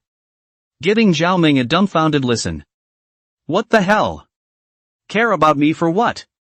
Shen Qinghan's side spoke up. The headlines will tell. Zhao Ming's side had already finished dressing, opened the door to his room, and directly entered his office, sat down on his boss chair, and opened the federal headlines. As his gaze swept over, Zhao Ming was enlightened. The plot thing, actually there's more abuse yet to come up. But I don't go out anyway, so it's not a big problem. Shen Qinghan said with a smile on the other side of the phone. You have a big heart. Still, the backlash to this episode, and the publicity for the anti-war effort, has been great. The heat of the game has dominated the charts. The official race against the war has also liked that episode video. In a moment you'll retweet and like the publicity as well. Zhao Ming opened his mouth. Okay, I got it. Shen Qinghan's side is mainly for Zhao Ming to seize the heat and publicize a wave of publicity, and hung up the phone after chatting about the specifics. Zhao Ming's side looked through the comments of the various hot searches, and there were various reactions. Some sentimental ones are begging Zhao Ming to resurrect the NPCs, some senseless ones find the plot boring, and there are quite a few who have chosen to download the game because of this plot. Zhao Ming found the video of the episode and directly clicked forward.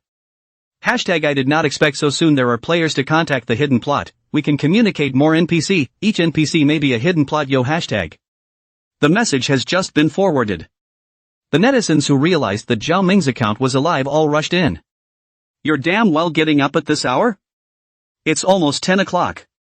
Can you really sleep? MD, I didn't sleep all night watching that episode, and you slept until 10 a.m. Hello, I'm a loyal player who has enjoyed Polaris games for 30 years. May I ask where your company is? I'd like to mail some souvenirs to your boss. That's right, I'm also a loyal player. May I ask where the owner, Zhao Ming, is, and if I can take a picture with him? I'll just say one thing. Can those 2 Alexander brothers, can they be resurrected? You resurrect those 2 NPCs, the netizens will do anything. Looking at the enthusiastic netizens, Zhao Ming picked a few comments to reply carefully. For fanboys who love the fact that although it's only been around for a year, they've loved Polaris for 30 years. Polaris games Zhao Ming, don't. For fanboys and internet users who pink him as a person and want to take a picture with him. Polaris games Zhao Ming, no. For the netizens who have a strong attitude and ask if they can resurrect an NPC. Polaris games Zhao Ming, can't. Just after the reply, a whole bunch of question marks popped up from the netizens. Then came the unpleasant obscenities, and Zhao Ming shook his head. This class of netizens, the quality needs to be improved. The reaction of the netizens is proof enough that the game is still a success. It's only the more people who curse it that makes it hotter. Zhao Ming got up and headed out of the office. He had to see where Cyberstar 2077 copied her. Where did it go? A mosquito is still meat. The wind and the water have turned around. The other side. Sky Shark is live and the game is still heating up. Foamy Little Stranger is also up early to broadcast the game. At the moment, Morpho was maneuvering the NPC that played the role, following the Imperial procession into Norway. As a soldier in the Imperial camp, although he was from the Kingdom of Italy and was only following as a communicator to help the Imperial forces, the speed of the Imperial attack was fast. The most new small novel in 6-9 bookbar first post. It still gave Foamy little more and the broadcast room quite a shock. Sure. It also gave Morrison his confidence back. Bromo, laugh your ass off. I said how to exterminate a country in 4 hours. Hoping that the Imperial forces have just fought their way through, and not 4 hours later the Danish Confederation has surrendered. This Danish Federation is subpar compared to me. I at least lasted 14 days under Imperial attack. Foamy little stranger's confident speech made the waterbenders unable to resist. No, you really think you're the god of war? Laughing to death, you don't see how big Denmark is. If you don't vote it can be the end of the country. Your federation, which is almost as big as an empire, lasted 14 days and still has the nerve to say so. The Norway you're fighting with the Imperial forces now is smaller than your Polish Commonwealth, and they've been holding out for more than 30 days, so you've got the nerve to say that. No, people are triggering the plot, why don't you go trigger it, Anchor? Then there has to be a chance to die, you can't kill yourself, ha ha ha ha. It also counts as letting her hug the Empire's thighs. Foamy Little Moore's side looked at the live broadcast pop-up screen and also replied. Indeed, one can't always kill oneself. I watched that episode too, and I have to say, it was really hard to watch. That's the core idea of this game now, to be against war. War only brings pain to mothers, to families. But I haven't triggered on my side yet, mainly because I'm following the Imperial forces everywhere right now, plus I'm still a communicator, so there's no chance of dying in battle. Foamy Little Moore was also helpless, her side as a soldier sent out from the Kingdom of Italy, or a communication soldier. She couldn't even be used for charging, let alone surrendering before the enemy could even fight. The early morning of the game gets word to raid Denmark, which she's all too familiar with after all. Her Polish Commonwealth was screwed over by the Empire's early morning raids like this. As a result, this side followed the troops and rushed out. Just after breakfast, it was only 8 o'clock in the morning. Denmark voted. Actually more of a dish than she is? Immediately following the Imperial forces, attacked the Norwegian Federation, which is not a small resistance, but this time also fell more than half, with her half a caddy. What does that mean? That means it's not her thing. It's the Empire that's too fierce for this to be a fight for anyone. Bromo, it's another boring day. Foamy Shaw side, this communication soldier is quite comfortable, just can't trigger the hidden plot. It's good to abuse her. However, the words just fell. Just one of the officers walked into the communications room. Everyone, pack up. Follow the team to the western border of the Empire and stand by. Foamy's eyes lit up. The western border? Isn't that the French Confederation? Yesterday's 2 chapters did have a big problem. It has been overhauled, you can refresh it to see. Thank you for the correction of the readers ba. In addition, ahem, ask for a monthly ticket. After the shelves I will try to more. End of chapter. Chapter 37 The French Confederation, the strongest army in Europe. The French Federation she knows. The Commonwealth of England and France was mentioned in the game CG, but there wasn't much information back then. But before that when he was Prime Minister of the Polish Commonwealth.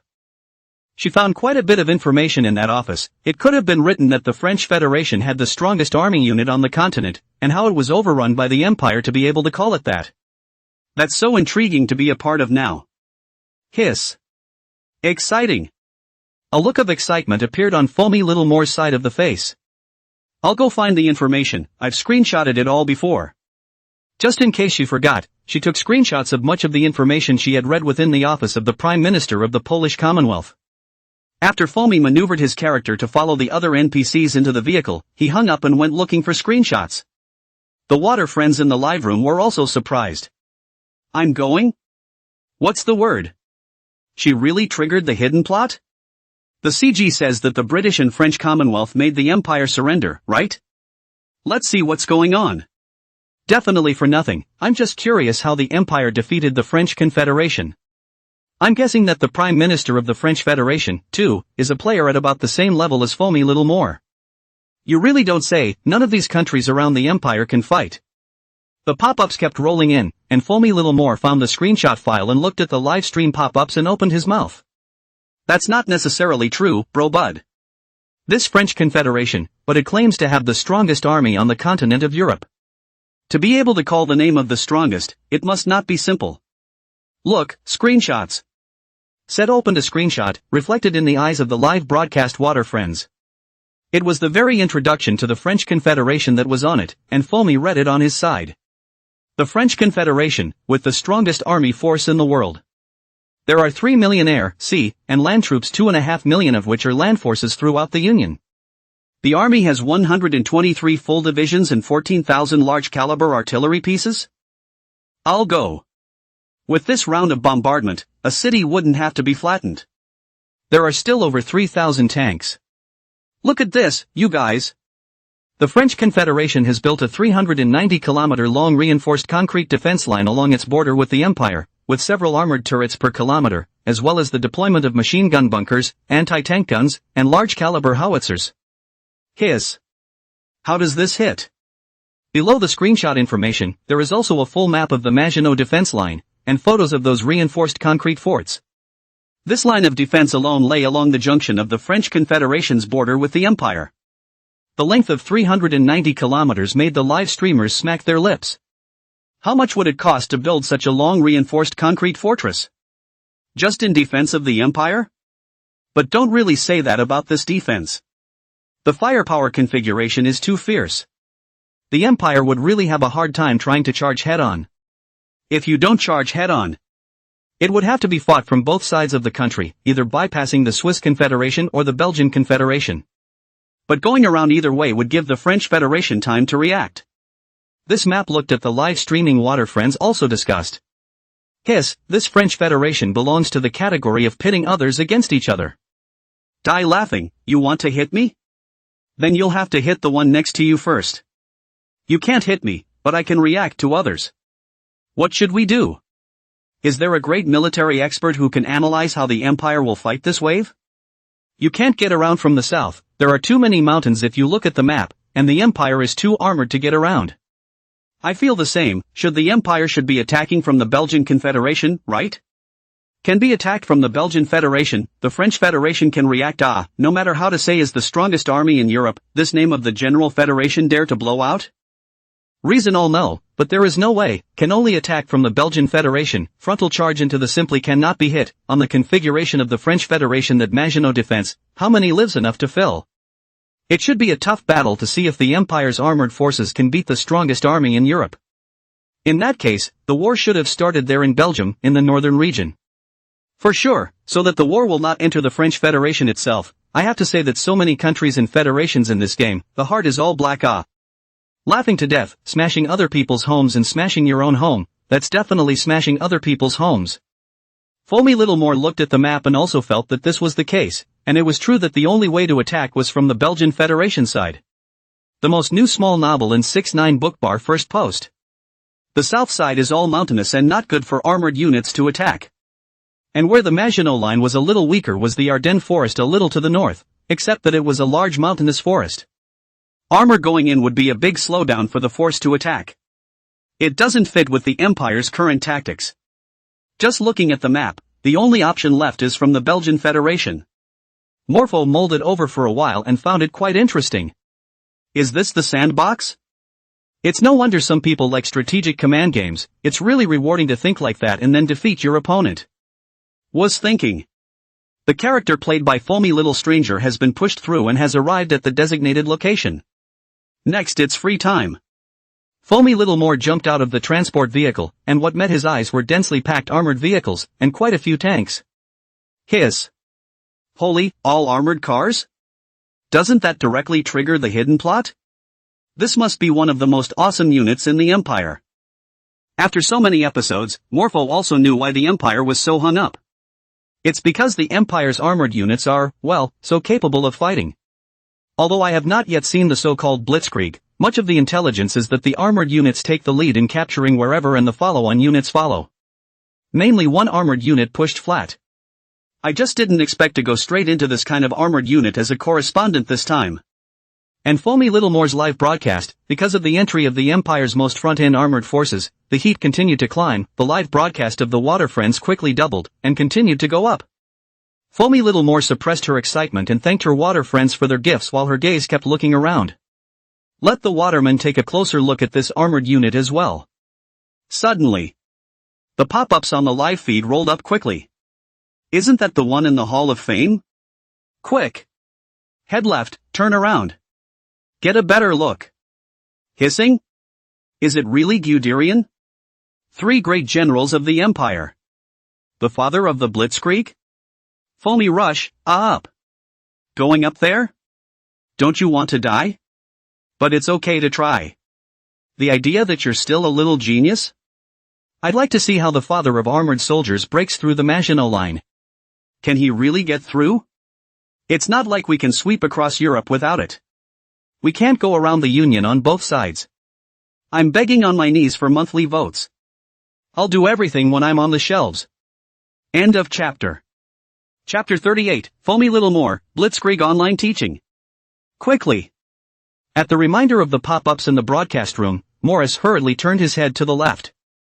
With the perspective, the live streamers could clearly see Guderian next to a tank, looking at the armored vehicles and tanks inside the camp around him, with many generals surrounding him, being introduced to something.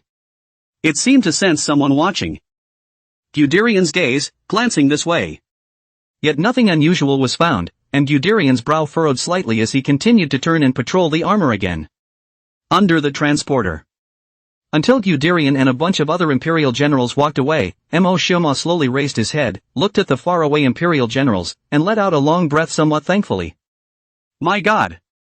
It's a good thing I reacted quickly or I would have been discovered. A high official of the Empire. The sense of oppression is too strong, isn't it? The pop-ups on the live feed rolled up. Laughs, you're not sociopathic, are you? You really don't have to tell me, it feels like stealing. It's like this, when a person is sneaking a look at something, they get the feeling of being a thief. What's an NPC afraid of? Look straight at him. What are you looking at? What do you want to do at a time of pre-war tension, when you're just a little communicator observing the supreme commander of the army? Foamy is better off being honest, mostly to see what's going on with this Guderian blitzkrieg. Although the game has only just gone live a short while ago. But basically anyone who has gone through the immersion storyline hasn't failed to be abused by the Empire with Blitzkrieg. How exactly was the Blitzkrieg fought and what was at its core? All these have attracted the curiosity of many netizens, not to mention the copy of the National War advertised on the official website of Polaris Games, which opens in a month's time, Blitzkrieg Poland, which can give players a chance to start over again. This must not be studied. Foamy Little More's side also remembered what to do now after the reminder from the live streamers. Yeah, I'm getting up close and personal with Guderian, one of a kind on the whole internet? Wait for me?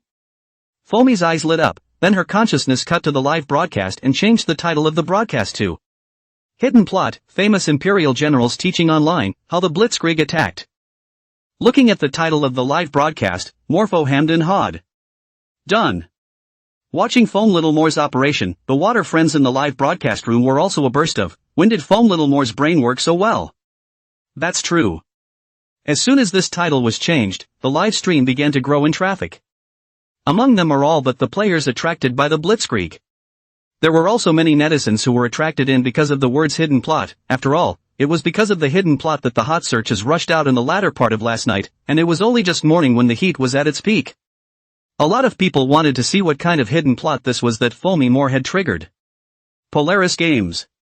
Inside the office. Zhao Ming was flipping through the various live streams of Sky Shark Live. Watching some of the Waterboys discuss it.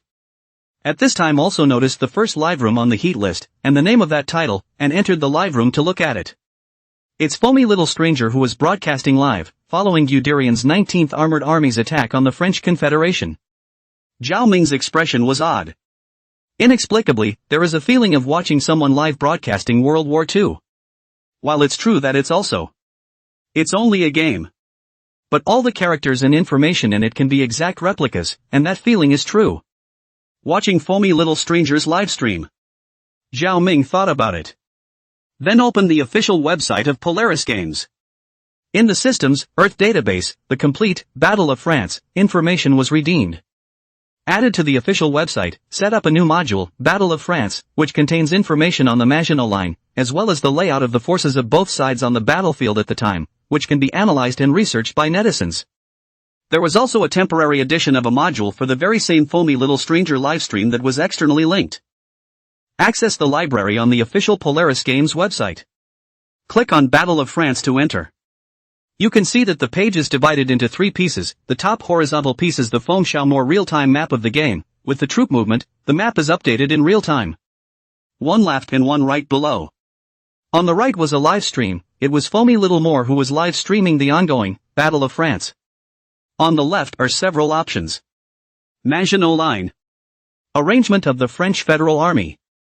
British Commonwealth Expeditionary Force Layout. Imperial Army Arrangements. The option to click in for the Maginot Line is the complete Maginot Line construction as well as the layout. The abbreviated map, using red dot coordinates, is labeled with various fortifications. If you zoom in and look. In just one area, there were no less than dozens of red dotted fortifications, all spread out to occupy various heights. And there are also special barriers against tanks laid out all over the area. Such fortifications covered the entire border of the French Confederation, and with a defense of this density, a frontal strong attack would be difficult to imagine, not to mention the dense barriers that might make it difficult for Imperial troops to move an inch.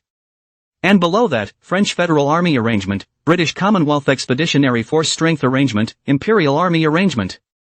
Instead, it details the areas where the 3 forces are currently located. The main body of the British and French federal armies were placed in the north, on the Belgian federal border. The Imperial armies, on the other hand, are spread out across the board, and it's impossible to see where the focus of the attack is at the moment. Zhao Ming made another module on battlefield speculation. Placed at the bottom of the map, players can analyze the situation in real time, edit and enter their guesses, send them to the back end of the official Polaris game website, and the system will filter out the 3 netizens with the highest number of correct guesses for rewards based on the process within the game. Get these screwed up.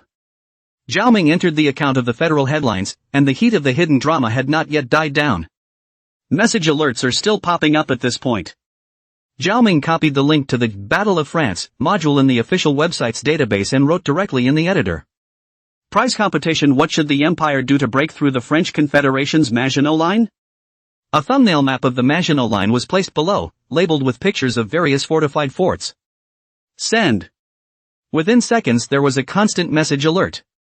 The most new small novel in 6ix9ine Bookbar first post. Is this the ING defense? A man can't walk in there without being beaten to a sieve? And yet I counted no less than 40 red dots marked on a hill, all fortifications? Hissing. It's a hell of a thing to fight through. Imperial soldiers aren't made of steel. Even if they were, they'd have to be broken. Whoever invented the Maginot Line was a genius. That's not right. Didn't the Empire sweep across Europe? That means the Maginot Line was breached? Just go to the link and check it out. There's an anchor who's live streaming it. I'm going? There's a contest? Then you're screwed. With my years of experience in strategy games, I'll take this reward. With the diversion of Zhao Ming. Skyshark Game Zone, Foamy Little More's live broadcast room directly exploded. The number of people watching has grown several-fold. It's numbing to the other anchors. Fong Ming live. Having just finished a game of Normandy Landing, Battlefield, Fong Ming looked at the number of people in the live broadcast room and was instantly confused. Where are the people? Just a moment ago there were more than 300,000 people, and now there are only 60,000 left? Is this game ING cool? Nima, it doesn't cool off that fast, does it? Where is everybody? Looking at Fong Ming's confused reaction, the black fans who stayed in the live broadcast room laughed with satisfaction. I've been waiting for you to make this dumb face, and I haven't even left yet. Ha ha ha ha ha. Brothers, retreat. Bye bye you. It's not the game that's gone cold, it's you. Seeing the number of people in the live broadcast room drop from 60,000 to 30,000, Fong Ming panicked even more. No? What the hell? An Iron Fan's pop-up floated by at that moment. Don't panic, most of the traffic from the Skyshark live game area is rushing into the Foamy Little More live room. Fong Ming had a question mark on his face and chose to exit the room. What the hell? What did she do? Isn't it also live streaming this game? She, Normandy Landing, landed successfully? That's not so bad. Fong Ming searched out Foamy More's livestream and immediately sucked in a breath of cool air. Almost 20 million people online? Is this really true? Looking at the excited Fomi Xiaomore in the live broadcast room, live broadcasting the battlefield screen, and the title of that live broadcast room, Fangming was a little skeptical of life. Isn't it just an immersive episode? What the hell? This game is hot. No way. Can't raid Normandy landing anymore, it's nifty 20 million people? Gotta hurry up and play the immersive episodes. This won't take off if it triggers a hidden plot? There isn't a single anchor who doesn't get red in the face when looking at the heat of those 20 million people. And that number, it's still rising. At this point. Inside the foamy little stranger live broadcast. The plot has skipped days of idleness. Imperial troops have marched to the borders of the French Confederation. Standing high above, he looked out over the Imperial armored forces, pouring into the city below in a steady stream. The city ahead roared with artillery fire.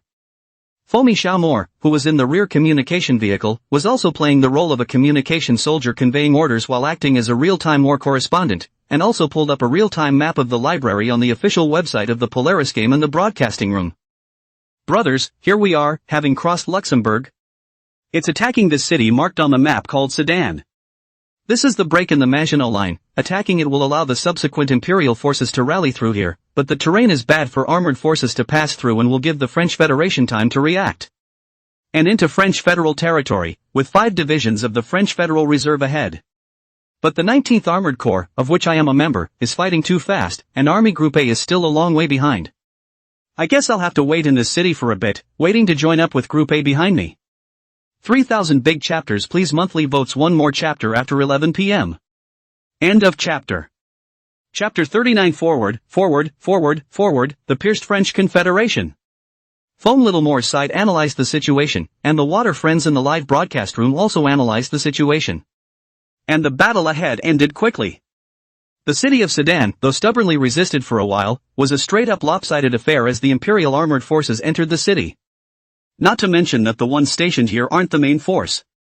Just ventilating and leaving enough of a buffer within the Federation would be enough. The game time flowed fast. Soon it will be night. The Imperial 19th Armored Corps chose to rest at Sedan. Looking at the map, as well as the Group A army hanging in the rear, the battlefield speculation module on the official website of Polar Star Games received countless battlefield speculations from netizens. Just Guderian's pie-in-the-sky ideas and bold strategic intentions alone. It's already sifted out almost 99.99% of the analytical speculation.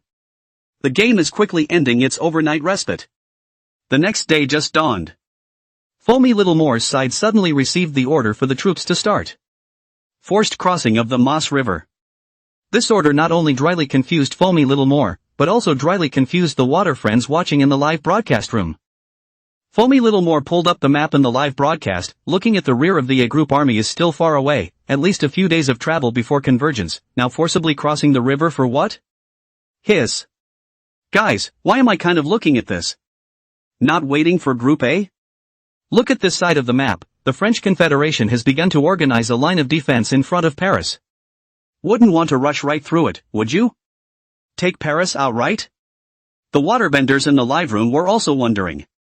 Crossing the Meuse River means that you have completely entered the territory of the French Confederation, and you want to fight alone without waiting for the follow-up troops? Be reasonable, can't see this operation At least the 3 most famous generals in the Empire, there should be hidden ideas, right? Wake up, what the Empire's 3 great generals, this is just a game, it's all fiction, I think 80% of the designers can't play, this battle is purely made up. It should be, normal people will wait for the army, crossing the river this trick can be too dim, Polaris game boss Zhaoming certainly will not play, do not understand the military blind design. Harm, waste of time, how can you call this the Empire's top 3? I feel like that Hall of Fame thing is a joke. Pity, pretty good game, author doesn't know anything about the military and made up the plot. Watching Guderian's operation, the water friends in the live broadcast room also came to a conclusion after analyzing it. Zhaoming knows about the military, this plot is so dim. Is this the level of the Empire's top 3 generals? The group mockery on the air has also caused many netizens to question. Watching the heat just take off and come down. Foamy didn't know what to do. One can only pray that Guderian has some kind of battle plan. Foamy's side maneuvered her character and followed the Imperial forces as they forced their way across the Maas River. But after crossing the river, the troops did not stop for a moment. Keep going. This gave more than just the live streamers disappointment, even some of those who were expecting Guderian to have a backhanded move were shaking their heads. Dasha Federation, North. 3rd Armored Group Army, 7th Special Operations Brigade. Inside the war room. Watching Guderian's operation within the live broadcast on the projection screen, Brigadier Xinyan's brows were tightly frowned. He was attracted by the online teaching blitzkrieg on the hot search to bring people together to study. But this Guderian operation. Xinyan had some toothache. Is this really the same NPC as the Polish Federation one that blitzed him in the game? The various operational staffs under his command also looked at each other. Was the Brigadier General so devastated by the game that he gathered so many people to study that Guderian blitzkrieg, only to have Guderian be at this level? What was he doing forcing his way across the Maas River without waiting for the large force behind him? Want to be a hero? Taking Paris, the capital of that French Confederation, by yourself? The brigade chief of staff next to him spoke up. Brigadier, Before he finished speaking, Xinyan's gaze condensed and he sat up straight. Wait? What's he doing fighting west? As the words fell, the rest of the group realized something was wrong and were shocked. This operation doesn't look right, does it? Where does he want to hit? Foamy little stranger in the live feed, after following the team's strong crossing of the Maas River. The troops are still moving on. All thought that Guderian wanted to command the 19th Armored Army right into the belly of the French Confederation, the capital, Paris. But as the map keeps moving, some people in the live feed are noticing something is wrong, not straight into the hinterland Paris? Why did you fight all the way west? Inside the live feed. Foamy Little More was sitting in the communication car, looking at the map of the live broadcast. The water friends in the live room were also full of question marks. This isn't right, why are we playing to the west? The advance is also too fast, the speed is 2 or 3 times that of Group A's army in the back, not waiting for a large force at all? The battle line is too long, and if the British and French federations pack in on both sides, the entire armored army will be finished. No, they were so fast that the British and French Commonwealths probably couldn't react. Are you trying to take St. Constantine? But it's useless there. If we can't keep up with the rest of the army, it's a death sentence. At this point the in-game display reads May 15th. Foamy Little More's side was watching the discussion on the live broadcast, when the communication car within the game suddenly got busy, while Foamy Little More recorded the orders and instantly stared in disbelief. Holy, something's not right. Orders were given over at the top of the empire for Guderian to halt the advance. The most new small novel in 6-9 book bar first post. Has this hasty march not been approved by the empire? Morpho's side of the record, after relaying the orders into the command. It didn't take long for the troops to surprisingly start up again. Foamy looked at the order, a little confused. How the Empire gave another 24 hours to advance. And advance? The clueless Foamy Little More followed the team's hasty march, and soon, the in-game hasty march screen skipped a day and a night, and at this point, 24 hours had passed. But the 19th Armored Army still didn't stop. The maneuver gave the broadcasting room a confused look, and at this point there was only a day's journey left to St. Constantine's ahead. But Army Group A in the rear had not yet reached the Maginot Line. The netizens who were still questioning Guderian were confused as to what Guderian was up to at this point. Suddenly, the troops stopped again. The time shows May 17th. Foamy Little Stranger was once again busy as a communicator. Quickly receiving the order from above, Morpho spoke to the live feed. The Reichsfuhrer has given orders for Guderian to halt the advance. But Guderian got into a fight with the Generalissimo. Holy! What the hell is this about? A few moments later, Foamy Little More's side received an order from the Commander-in-Chief's side down the line. The Imperial General Command side ordered Guderian to be allowed to conduct combat reconnaissance of St. Constantine, but the Army Command is to remain here. It's really too far in now, it looks like we'll have to wait for the Empire's larger forces after all. Foamy Little More is communicating with his water friends. Suddenly something was wrong, and the troops actually started up again. Soon an army command was left in place, and then the entire 19th Armored Army opened up for battle reconnaissance? Watching this operation, the water friends all had question marks on their faces. No? Is this right? Foamy Little Stranger live streamed the game, and time, except for battles, skipped by at a rapid pace. May 18th. Guderian led the 19th Armored Group on a combat reconnaissance and collided with the French Federal Forces at St. Constant. May 18th night. The 19th Armored Army under Guderian occupied St. Constantine, and combat reconnaissance continued unabated. May 20th evening. The 19th Armored Corps under Guderian captured Amiens, then Abbeville, and continued on. At this point, the live studio was silent. Looking at the map of Guderian's marching route, it was only then that he reacted to what he was really up to. Starting on May 10th when the war was in full swing, the 19th Panzer Army under Guderian broke through the Ardennes forest and crossed the Maginot Line. Then all the way west. In just 10 days, punched through the entire French Confederation. Blitzkrieg delivered the shock. The moment stunned everyone. Are the three great generals of the empire really not blowing it? Can war be fought this way? Tactics can still be used like this? The game loses to such generals. That's a bit reasonable. And the kicker is that Maginot defense, which is actually straight up unplayable. He went around? Went around? I'm begging for your vote. End of chapter. Chapter 40, Zhao Ming, want revenge? Then study Blitzkrieg. Not only were the netizens confused, but even the people watching the live broadcast from the federal military were confused. The move to bypass the Maginot defense is not an uncommon one, anyone can think of it. After all, that much firepower, as long as it's not a cutie. Wouldn't have attacked the Maginot Line head-on. But what happens after you go around? A hasty march westward, punching through the entire French Confederation and besieging the main Anglo-French Confederation force with the main army was something no one expected. It seemed like a pie-in-the-sky idea, but it just worked and stunned a lot of people on the air. Is that what this blitzkrieg is all about? Is that how my Polish Commonwealth was penetrated? This locomotive power, it didn't give the Anglo-French Federation any time to react at all. Without reacting, the back road was blocked, and the whole situation was instantly reversed. Tells a joke. The Empire fights the French Confederation, and Belgium and Holland are gone. Oh, my God. It's really gone.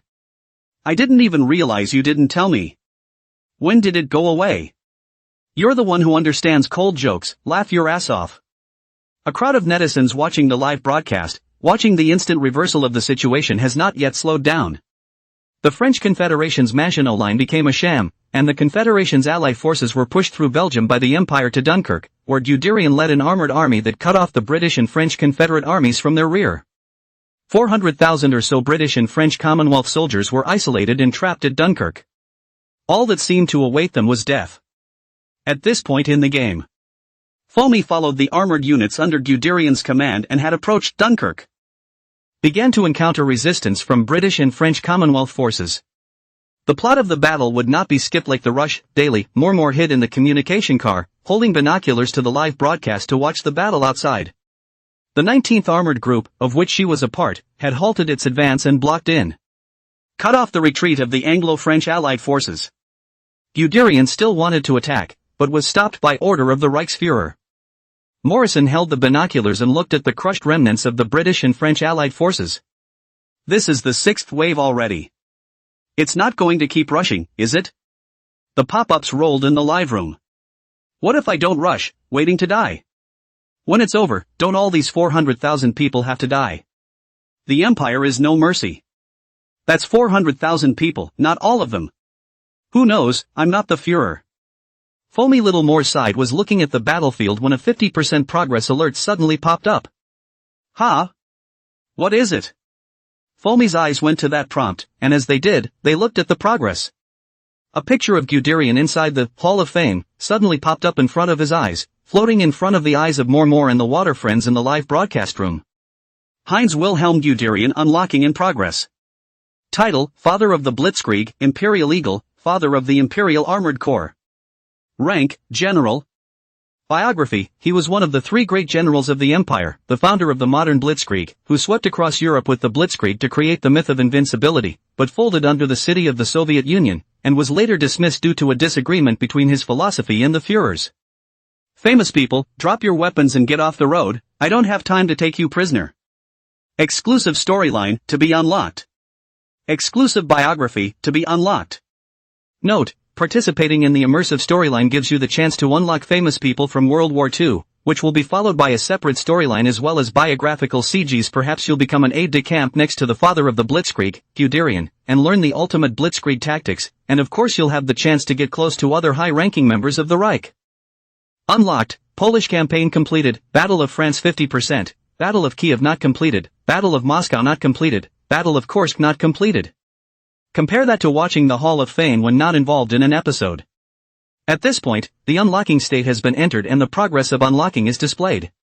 Polish campaign completed, French campaign 50%, while the later campaigns are in an unfinished state. Morpho looked at this unlocking progress and lit up. Is that Hall of Fame unlocked by participating in a storyline related to that celebrity? So, the Polish campaign should be a blitzkrieg on Poland. The Battle of France is being fought right now, and looking at this order, I assume it's chronological? The Battle of Moscow came behind the Battle of Kiev. It's going to be a while before we can unlock the Moscow campaign storyline then, there's still a Kiev campaign to engage in ahead of us. The most new small novel in 6ix9ine Bookbar first post. Live streaming pop-ups drifted by. Good man, being the Polish Prime Minister getting brutally beaten by the Empire counts as completion, huh? How can it not count? Let's just say that little phony senator wasn't involved. That's true. The Polish campaign was fought mainly against her. In that case, everyone can unlock the first condition of Hall of Fame, Guderian, just the latter has to depend on luck. Some choose the Federation players, or did not fight with the Empire, cannot participate in it, cannot unlock. This game is quite a dog. The front does not show the conditions for unlocking. If it is not a small phone to participate in this French campaign popped up hints, ghosts know how Guderian unlocked. What kind of boss, what kind of game cannot? I have to go to the federal headline, scolded Zhao Ming. Now a day without scolding all over the body, the game cannot be faster. Don't panic, the game is played by so many people, there will always be a hepatic. Polaris Games. Inside the office. Zhao Ming looked over the data in the background. More than 10 days had passed inside the game, but excluding the skipped rushes and daily routines, in reality, Foamy had only been broadcasting for a morning. And halfway through the Battle of France, filtered through the background. From the time Guderian crossed the Maginot Line, more than 700,000 people left messages on the official website all morning analyzing the battle. But the turn westward after the strong crossing of the Meuse River sifted more than 600,000 men directly. Less than 100,000 men left? Another big analysis error in the attack on St. Canton. Until after the capture of Amiens and the strategic intent to continue the march was clear.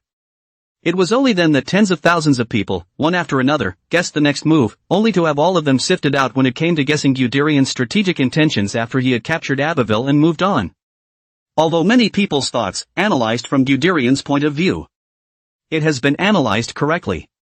But the sudden order of the Reichsfuhrer caught everyone by surprise. The Reichsfuhrer won't let Guderian move on. Passed straight up for everyone.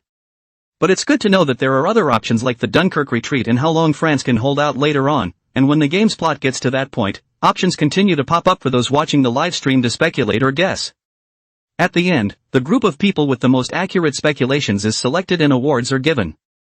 Everyone inside the live broadcast room had already seen how Blitzkrieg was played, and it was expected that there were quite a few people who were now thinking of countermeasures to Blitzkrieg, and the Blitzkrieg Poland pit had been dug. This time the Blitz was just a single-line raid with no cutscenes. And he never said that the Blitzkrieg Poland copy of the National War was for the player to play the Prime Minister again. Michael. Just know that I don't know when players get crushed by tanks. How much emotional value can be generated? A smile appeared on the corner of Zhao Ming's mouth as he opened the Federation headline, entered his account, and started editing. Blitzkrieg are finished, everyone study how to deal with it. I'm looking forward to Blitzkrieg Poland, in the players can revenge Empire success it. Send. Asking for monthly votes updates are by 12 p.m., 2 chapters, usually one at 10 p.m. and one before 12 p.m. End of chapter. Chapter 41, how did this become a federal tournament? Emotional value plus 33. Emotional value plus 24. As soon as the message was sent, it kept flashing up with a mood value alert. And the messages below the account kept refreshing. Blitzkrieg? I'll go straight for the whole army. I always feel that this old thief doesn't have a good heart. Look at that wave, it all reveals a treacherous flavor. Expecting? You expect you? Korin, Tai Korin has risen. What's the difficulty of this game, don't you have any idea? Try to pass a level by yourself if you can. Gee, why all the black fans? Zhao Ming looked at the account and shook his head. The quality of this Blue Star player still needs to be improved. Then Zhao Ming's site entered the official website of Race Against the War. Just prompt for options such as movie, game, novel, skit, and so on. After Zhao Ming selected the game, the link jumped. 6 panels then came into view. Each board represents a federation, and it lists the current ranking of the entries. Among them, on the side of the Dacia Federation, the Second World War, Rise of an Empire has topped the list. It's so far ahead of the other games behind it that even the heat numbers on the back of the game are crimson red. As for that Ruined Future, 2100, it's got some heat, but it's almost fallen off the top 10 charts. Zhao Ming estimated that when the things of Ruined Future, 2100 are copied once, and slightly changed to release Cyber Blue Star, this Ruined Future, 2100 will have to cool off. You make it with Kryptonite, I'll give it away with a click. The main focus is on a conscientious manufacturer. The other side. Sky Shark Live, Gaming Zone. As the heat of World War II, Rise of an Empire continues to build. Plus the wave of foamy little stranger triggers the hidden plot. From the usual tens of thousands of people online in the live room, once soared to nearly 20 million people watching online, although a large part of the official website from the Polaris external link, but the traffic is real. At this point. Regardless of what type of game is partitioned. Click through and you'll see that most of them are live streaming World War II, Rise of an Empire. All of them want to become the second Mori Xiaomor, fiercely fire a little. There are all sorts of camps to choose from within these live streams. For a while there were quite a few plot clips appearing and eating up a wave of heat. But not one that has exploded in popularity like Foamy Little Stranger. Fang Ming, Yu Foam, and the others were in the live broadcast room. It's also airing the immersive experience drama World War II, Rise of an Empire. The line of anchors, it's broken up. No way. They're not pros, after all, and while they have every intention of hitting the charts, the immersive drama is too much of a hot button. Not only, but also. Currently ranking, Normandy Landing, Omaha Beach.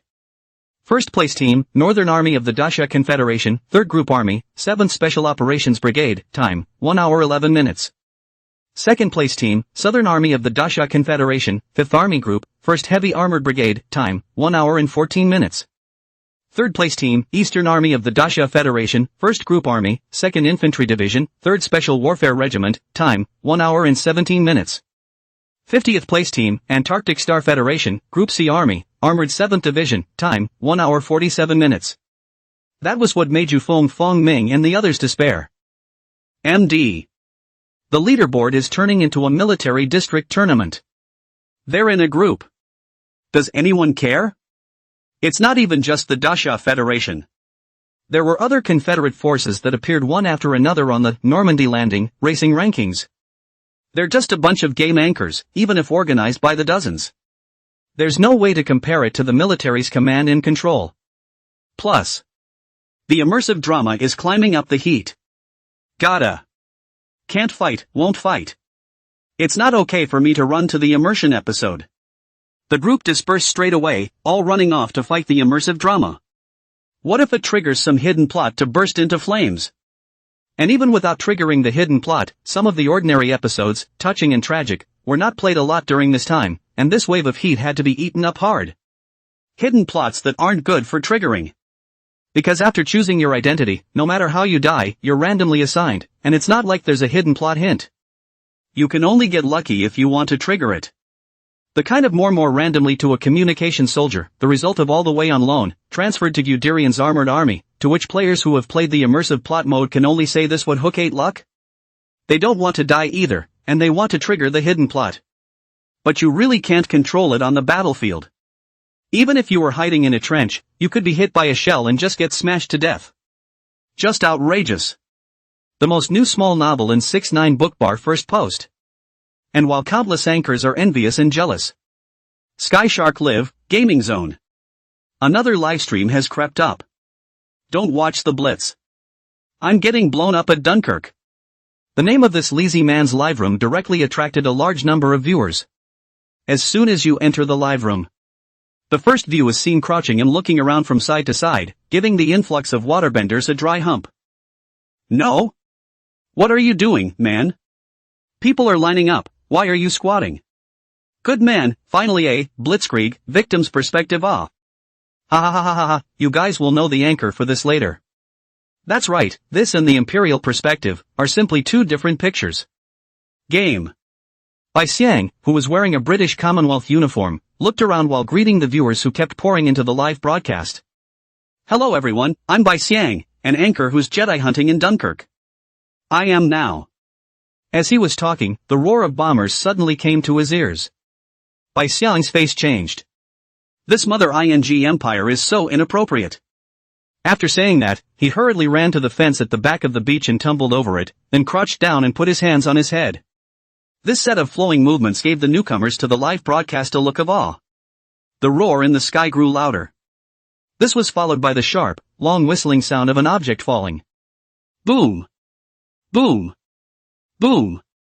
Huge explosions, one after the other, blew up on the beach, sending the broken limbs of soldiers and fine sand flying through the air. Bai Xiang, who was hiding behind the fence, was also staggered by the continuous explosions. It was barely enough to hold on to the fence and keep his form. The fine sand fell from the sky and sprinkled Bai Xiang all over the sand. Splat! An arm fell from the sky and smashed next to Bai Xiang. Bai Xiang was not surprised, but gave the live broadcast water friends a shock. Where did the arm come from? Good guy, indeed, different from the perspective of the foamy little stranger, the Anglo-French allied side of the perspective of the empire so cruel? Nonsense. This is war. What did you expect? Foamy little stranger, that's a communicator's point of view, this is the front line. Can it be the same? 400,000 people can be squeezed into such a small beach? Wrong focus, dude. Bai Xiang patted the sand on his body and stood up. Whether there's $400,000 or not, I'm not really sure. But there's literally nowhere to run now, the front and back are blocked, and there's only one harbor left over here. The Imperial airstrikes just don't stop. I can't jump the plot if I want to. Now I wonder what's going on at the top of the Anglo-French Commonwealth. Brown. The bomber roar in the sky resounded once again, and Bai Xiang looked toward the gradually growing black dot in the sky. It's not over. Hurriedly curled up into a ball, holding his head and crouching down, labor just fire a little, but cannot die. And ahead on the beach. The deafening sound of the bombers crossed the sky over the beach as their roar approached. Boom boom boom boom. Asking for monthly votes outlines have been done a lot. End of chapter. Chapter 42. 1 plot, 2 images. The sound of explosions swept across the beach. Sand and broken flesh flew up under the impact of the explosion and flew in all directions. Until I don't know how much time has passed. The sound of the bomber faded completely. Bai Xiang, who was hiding under the wall, before shaking the sand from his body, got up and looked up at the beach not far away. Beach. The black smoke from the explosion had not yet cleared. The British and French Commonwealth soldiers, who were lying down, were getting up one after another. But the Imperial bombardment was too intense. There were few soldiers who had their arms and legs torn off by the blast waves but not killed, and those who had lost their limbs writhed in agony. The crater-covered beach under a darkening sky. Densely packed with soldiers. Smoke, corpses, blood, burning oil, and the wailing of countless wounded. The remains of limbs littered the beach. Combined, it becomes a picture of despair. Looking at this scene, both Bai Xiang and the water friends in the live broadcast room were all silent. It's all hard to imagine that this is just a game plot. The impact of this image is more powerful than any anti-war propaganda. Because it's the first view of the war. Watching the anchor's perspective, the water friends watching the live broadcast can't help but be subbed in. Bai Xiang's side quickly came back to his senses, cursing. MD, and I don't know if this game can fly an airplane. If I could fly an airplane, I'd have to drop 2 bombs on the Imperial capital to steal a ing-1. Let them have a taste of being bombed too. Bai Xiang said as he looked to the sky to make sure there were no Imperial bomber figures. That's what went over the fence. Running toward the only other harbor on the beach. Because there's boats coming in there again. There was no time to look at the NPCs, the soldiers at the harbor were already crowded, some of them had been pushed down to the sea, and the ones behind them rushed forward to the ship, some of them even climbed along the ropes towards the ship. Bai Xiang maneuvered his character and desperately squeezed his way to the ship anchored in the harbor. The water friends in the live broadcast room watched Bai Xiang's operation with some confusion. What are you squeezing for, so many people, wait for the next boat. Anchor, you can still be resurrected when you die. That old thief Zhao Ming said that NPCs can't be resurrected. The death of the anchor doesn't also mean the death of the NPC he manipulated. Holy Mother to the Master. Anchor refueling. If you do not squeeze up, the boat will sail away. However, the ships docked here were not very large warships. The meat deck was already full of people. Bai Xiang's side saw that he couldn't squeeze up, so he could only retreat and walk to the edge of the harbor. No way. The British Commonwealth side may not be able to save so many people. There are only a few small ships for this period of withdrawal, but there are 400,000 or so people here. Will the Empire give the Anglo-French Commonwealth time to retreat? So these NPCs are desperately trying to squeeze in too. I wouldn't mind. It's just that if you die and restart the game, you'll be randomized somewhere else. That's a dog of a game setup. That was something that the Waterboys on the air agreed with. Indeed, this one corresponds exactly with the perspective on Foamy side. Turning back to the anchor to cut the video, rubbing the wave of heat may burst into flames. It's already on fire. Can't you see that there are already over 600,000 people in the broadcast room? Wait a while for the heat to go up. There will be more people. The anchor mustn't die. If you can't, just stay here. Stay here? Are you afraid the anchor won't die fast enough? The harbor is the first bombing target, otherwise why do you think the anchor would run so far and play dead? A few words. The ship, which had just stopped and filled with people, had been slowly launched to leave. The tumultuous harbor this barely calmed down. However, Bai Xiang didn't leave the harbor here, but just sat down. This crap plot can be so desperate. Bai Xiang's eyes looked towards the sea, while above the end of the sea, there was a slowly falling sunset, reflecting the distant sea in red. Everything seems to be as if the years have gone by. If you don't look at the smoke, the blood, and the scattered bodies on the beaches. As the warship, loaded with soldiers, faded out of sight. Beachside. The most new small novel in 6ix9ine Bookbar first post. Some scattered soldiers, heading in the direction of the sea where the warship had just left. Ignoring the coldness of the water, he walked straight to the sea. The water friends in the live room were all question marks when they saw this scene. No? What the hell? Are these soldiers going to swim across? Where can we go after it? It's a warship. You can't catch it even if you lose your arms. Going down to the sea to catch fish? It doesn't seem to me like there are any supplies here either. Even if the Empire doesn't fight over, it won't take more than a few days for them all to starve to death. Bai Xiang looked at it and was silent for a moment. Neither. That's desperate enough to commit suicide. The words fell. There was silence in the live room. Many people have little concept of despair. But the NPCs are desperate enough to commit suicide. A sense of suffocating images hit me as I watched the soldiers disappear into the sea. Is this plot designed to knife the old thief Zhao Ming to death? Here's a video of the episode, which was quickly edited and uploaded by netizens. And it topped the front of the hot search. The scene plot in Bai Xiang's live room is in stark contrast to the scene plot in Foamy Xiaomore's live room. It's obviously the same plot, but the different camp perspectives are very cutthroat. Foam Little Moore's live broadcast, following the famous general of the Empire, easily penetrated the French Federation, the remnants of the Anglo-French Allied forces, besieged in Dunkirk. The live broadcast room is only the discussion and joyful chat about the famous general of the Empire, Guderian Blitzkrieg. And Bai Xiang's live broadcast, as the perspective of the loser, there is only endless depressing, hourly air raid bombing, corpses everywhere, blood, chaotic beaches, desperate soldiers towards the sea to commit suicide, so that the netizens who watch them all fall silent. Is this really the same game, happening in the same time period? Countless people wanted to say something, but didn't know what to say. One is following the plot and waiting for the offense.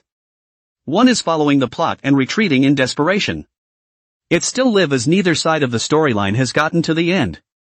What exactly is the development of the ending, but also let the netizens discussion, have speculated on the final as the Empire massacre captured British and French soldiers, or the British and French Federation of soldiers escaped to life.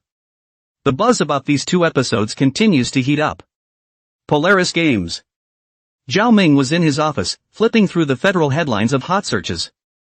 Emotional value plus 3,574.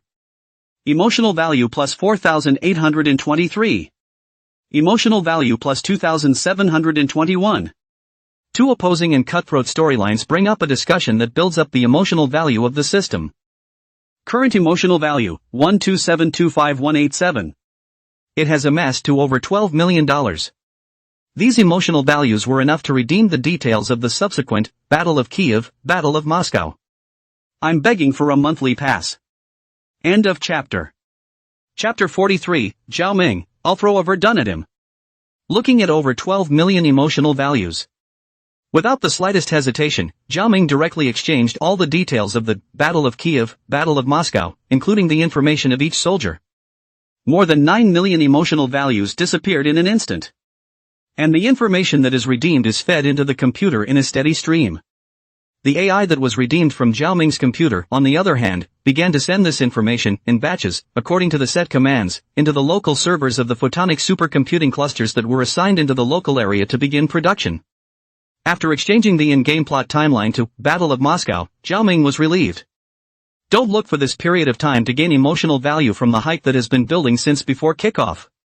But the details of this game are massive too. Each NPC is a complete profile of a person's life in Earth's Second World War. Almost as soon as there was an emotional value, Zhao Ming filled in the plot. Nowadays it's always a bit more generous. There are also more than 3 million emotional values, which can be used to exchange materials or movies for some game CGs. After getting that done, Zhao Ming once again opened the federal headlines. Watching the discussion on Hot Topic about the game. The players of the Blue Star had already started playing the game from the ground up, and now after gradually accepting the worldview, they began to divide into two camps, a wave of those who stood up for the Empire, and a wave of those who stood up for the Federation. And began to collect various players or anchors experienced the game drama began to analyze, discuss. A brutal war that packs a punch. Even the official Race Against the War account has retweeted some of the game's plot recommendations. Seeing the situation, Zhao Ming's heart settled a few points and began to accept the worldview that as the content within the game continued to be developed, the discussion among the players would be even more enthusiastic. Making Earth an exclusive IP is not a problem. When the World War II storyline is over, World War I can be introduced. This was also the idea that popped into Zhao Ming's head as he looked at the netizens' comments. Because of this thing about the Empire blitzing France and bypassing the Maginot Line. Together with some other players and anchors' dramas, the netizens realized that the French Federation, which claimed to have the strongest army in Europe, was just too fragile. A sense of I'm okay. It's clearly a Brest Law Terrier that is only found on Earth. Less than 2 days. It also lets players on the Blue Star side play. Michael. World War II France did pull crotch, but World War I France was something else entirely. How else did the strongest army in Europe come about? That was really tough in World War I, only the Blue Star players didn't know it.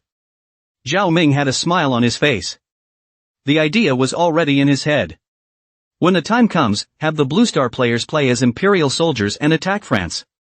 With the Empire's World War II aura added to the mix, the Blue Star players must have had absolute confidence in the Imperial camp, and then looked across at France, confidently under Imperial command. Storming Verdun. Hiss. The picture is too tragic. I can't look at it. You don't get the title of meat grinder for nothing, and I hope the Blue Star players don't break the big defense.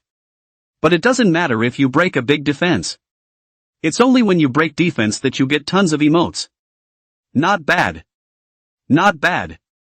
Write it down, and when World War II is over, pull World War I out for next year's Race Against the War, and it's a seamless, straightforward transition, just perfect. The players of Blue Star, as yet, hadn't the slightest idea. The sadistic game World War II, Rise of an Empire isn't even finished yet, and the developer of the game, Ming Zhao, is already planning to dig the next hole. Into the night. Sky Shark Live, Gaming Zone. Dunkirk Jedi I'm on the ING boat. Bai Xiang's live room had changed its name, and at this time it was at the top of the heat list. On the side of the foamy little strangers live broadcast, as the Imperial troops that were there had never attacked, they still stayed put under the orders of the Imperial Führer. So there are quite a few water friends who have run to Bai Xiang's live room. Although Bai Xiang is also staying put, but the Imperial bombers haven't stopped. Bai Xiang was live streaming for most of the day, while inside the game he was skipping the idle episodes, and the game went on for days. It was equivalent to Bai Xiang's side being bombarded all the time. Then Foamy Littlemore stayed in the communication car, presenting the battle situation and news. It's still fun to watch the anchor get blown up like a grandson, but with the change in the title of the livestream, there's a long sigh from the Waterboy side. It's bad, really let this kid squeeze on board. It's not easy. I watched hard for 4 hours before the anchor squeezed onto the ship, and the NPC's desire to survive is high. Laughing, you've only been watching for 4 hours. I'm looking at the live footage and the anchor has been here for 17 hours. What's up, man? Don't you sleep?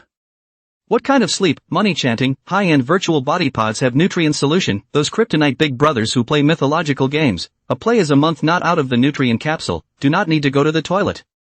Well, it's me who's poor. The most new small novel in 6ix9ine book bar first post. Anchor, ask the NPCs next to you what god they pray to. Looking at the words of the live broadcast, Bai Xiang was also curious. There had been quite a few prayers while at the beach, but he hadn't cared then, and now after being rescued on the boat, there were even more prayers of gratitude. When I think of the time when I played Normandy Landing, Battlefield before, I was in the charge boat, and the NPC next to me was also muttering some kind of prayer about God, Lord, or something like that. Is this some kind of faith? Or is it some kind of setting for the game? Bai Xiang waited for a young soldier next to him to finish praying, touched him, and whispered. Who are you praying to? God? The soldier next to him said with a grateful look. Yes, I'm thanking God for hearing my prayers and sending warships to save us. And I pray to God that we'd get back to the Union safely tonight. Bai Xiang opened his mouth, not knowing what to say. Wasn't the warship sent by the Federation? Here. Didn't you squeeze yourself in? Isn't it? Looking at the silent Bai Xiang, the live broadcast room went crazy with joy. Laughing to death, the anchor has been bombed for 17 hours and is fine, letting this NPC's one sentence dry out the power. I have a bad feeling that often a lot of things can't be said. Like what? For example, we'll be back in the Commonwealth tonight. Hissing. You don't say you don't say. Looking at the pop-ups in the live broadcast, the corners of Bai Xiang's mouth twitched and he was about to open his mouth. Buzz. A familiar roar sounded in the sky. Bai Xiang's scalp instantly went numb. For real? Looking toward the bombers coming straight for the warship in the distant sky. Bai Xiang was numb. Now that the ship has left the harbor, there's nowhere to run, my ass. Looking to the NPC next to him, Bai Xiang gritted his teeth. God may not have heard your prayers. How about you make a little more noise? Brown. I was about to get through it, but I'm actually going to die at sea. Then he hasn't been bombed for the last 10 hours for nothing. The NPC soldiers next to them were also confused, looking at the small black dot in the sky that was getting bigger and bigger, as well as the deafening roar. A look of despair appeared on their faces. No way. Oh God, why have you forsaken your pious O? God forbid. We don't have to die. Look. It's a federal airplane. Federal planes are coming to our rescue. Request monthly tickets. End of chapter. Chapter 44, The Great Retreat from Dunkirk. Thank God. We are saved. It's the Federal Air Force. The soldier beside him shouted excitedly. Bai Xiang's eyes also looked to the distant sky, where airplanes from the direction of the British Commonwealth were flying at great speed to meet the Imperial bombers. Bai Xiang's side also breathed a sigh of relief and a smile appeared on his face. Brothers, no need to die. Awareness immediately called up the live feed and modified the live feed title. Man at Dunkirk, now on board, live on-air battle online. Then switched back to the game and looked up at the sky. The pop-ups were rolling in the live room. The title of this live broadcast has been changed 8 times a day, right? 66,666, you are going to be a whole lot of work. No, why is that dude still thanking God? That's right. Shouldn't we be thanking the Federation for the warships? Anchor this episode exciting experience everything.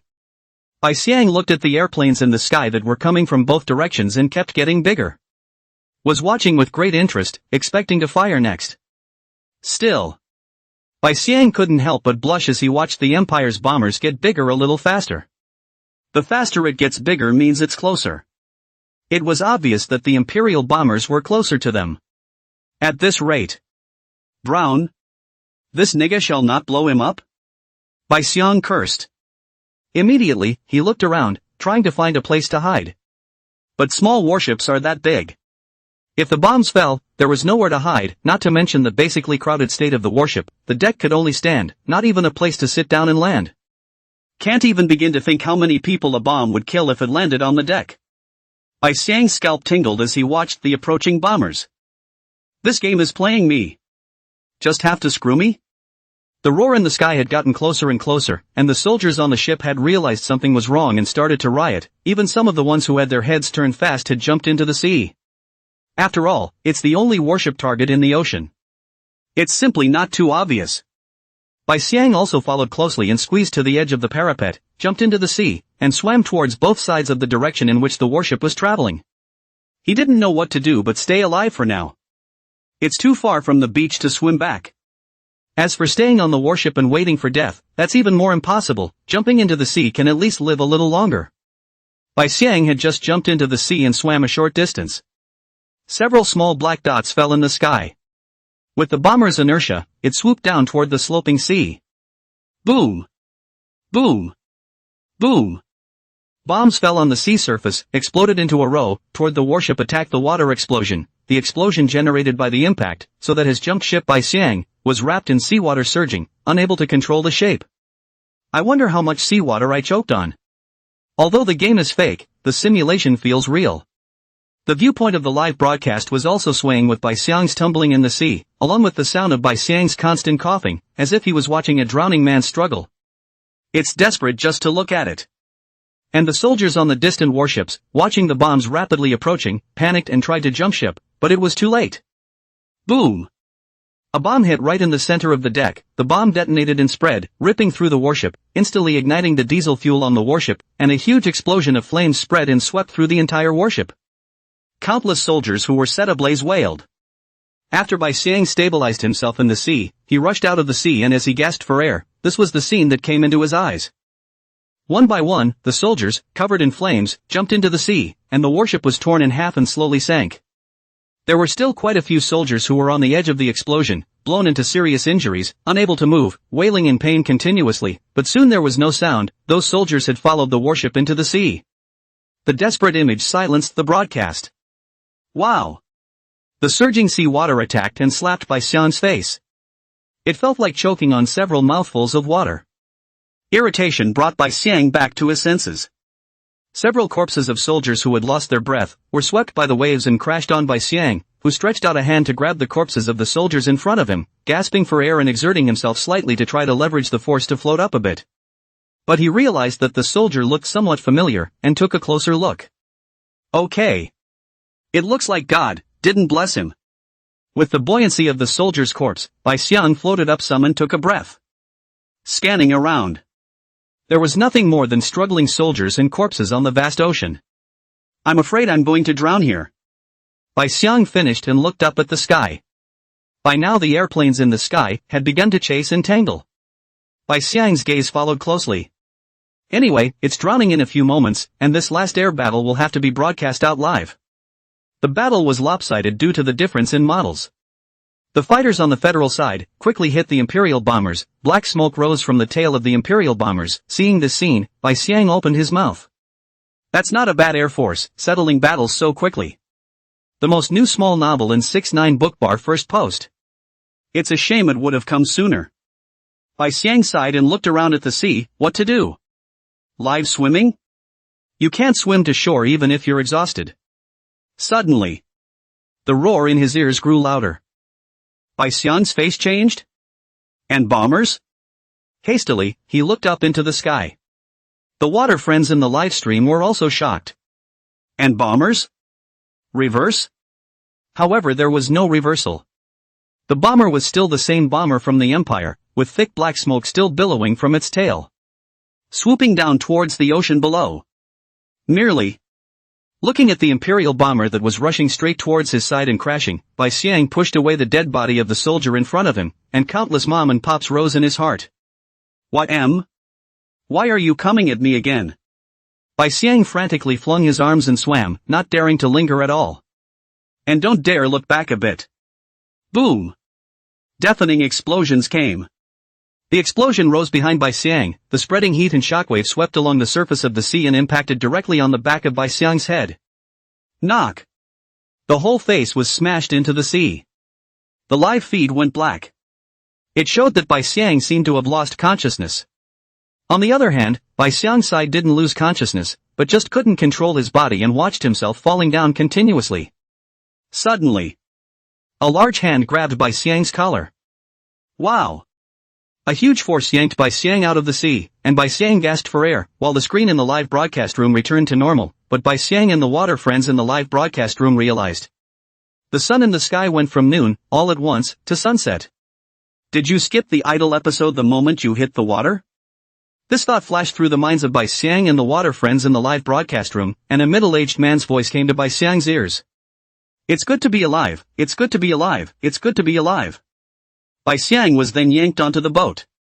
It was only then that Bai Xiang noticed that the person who pulled him up was a middle-aged fisherman. The middle-aged fisherman was followed by two boys busily engaged in treating the wounded. He was not the only one on board, but there were other wounded soldiers who had been rescued. And look around.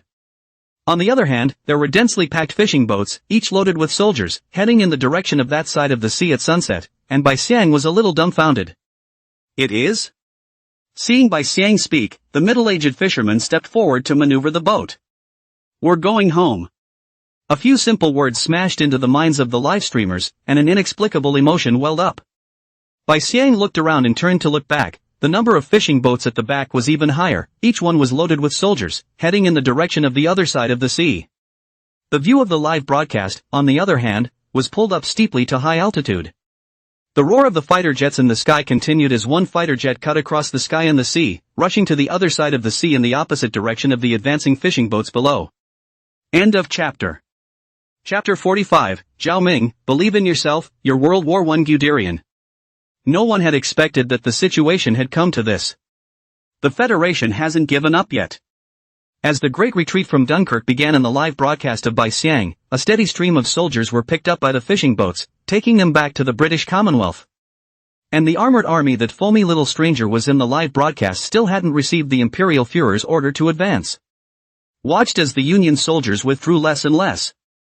And the players on the side of the Empire's camp had anxiously cursed and even questioned the reasonableness of this game. Think it's a plot that Zhao Ming purposely designed that way. This situation can make 400,000 people run away from more than 300,000, belonging to his force to drop wisdom, have run to the federal headlines of Zhao Ming account, to charge. All Zhao Ming could say in response was that it was just so full of drama. There's nothing he can do about it. And this explanation has fueled the anger of the netizens even more. A few short days. The emotional value within Zhao Ming's system grew at a rapid rate. But soon, the netizens' attention was then drawn away from the game, and with the evacuation of most of Dunkirk's soldiers and no more resistance, Dunkirk was completely occupied by the Empire. The plot of the live broadcast between Fomi Xiaomor and Bai Xiang has also been steadily progressing over the past few days. And on the side of the French Federation because of the group's sudden advance, when everyone was not reacting. The French Confederation surrendered outright. Fomi Little Moore's live room was filled with question marks. What the hell kind of plot is this? That's a vote? Isn't it the strongest army in Europe? Why don't you resist? Actually, because of the strategic blunder in the opening, the confusion in the federal chain of command, coupled with the sudden advance of the Imperial armored forces, the retreating French federal soldiers have long since lost their confidence. And within the French Confederation, there was a split with a surrender faction. A combination of reasons has led to the current situation. With the capitulation of the French Confederation and its internal division, the Empire expanded once again. Originally, the Empire occupied only a slice of Europe. It's amazing how fast the whole of Europe was hit at this point.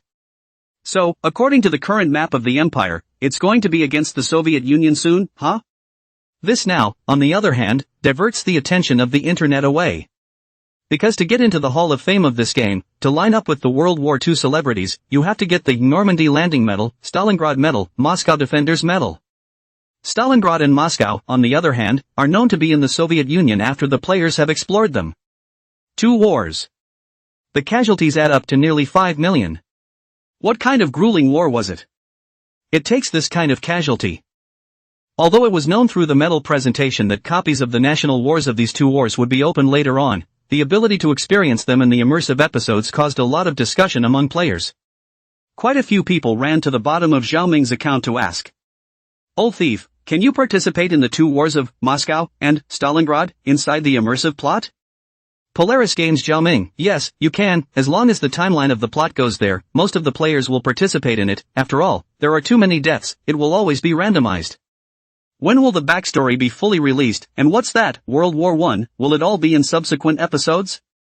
Polaris Games Zhao Ming, backstory need players to explore, collect. As for the First World War will have later. By the way, I'll tell you a secret, the First World War, although there are tanks, but there is not yet a complete tank armor tactics. Polaris Games Zhao Ming, study up on Blitzkrieg, maybe you'll randomly become a general, command tank armor, and become a World War I Guderian yo. Really?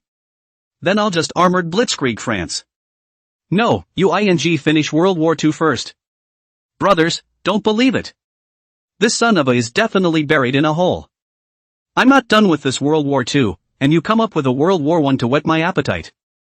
Polaris Games Zhao Ming, there is not only World War I, there is also modern warfare yo. Seriously?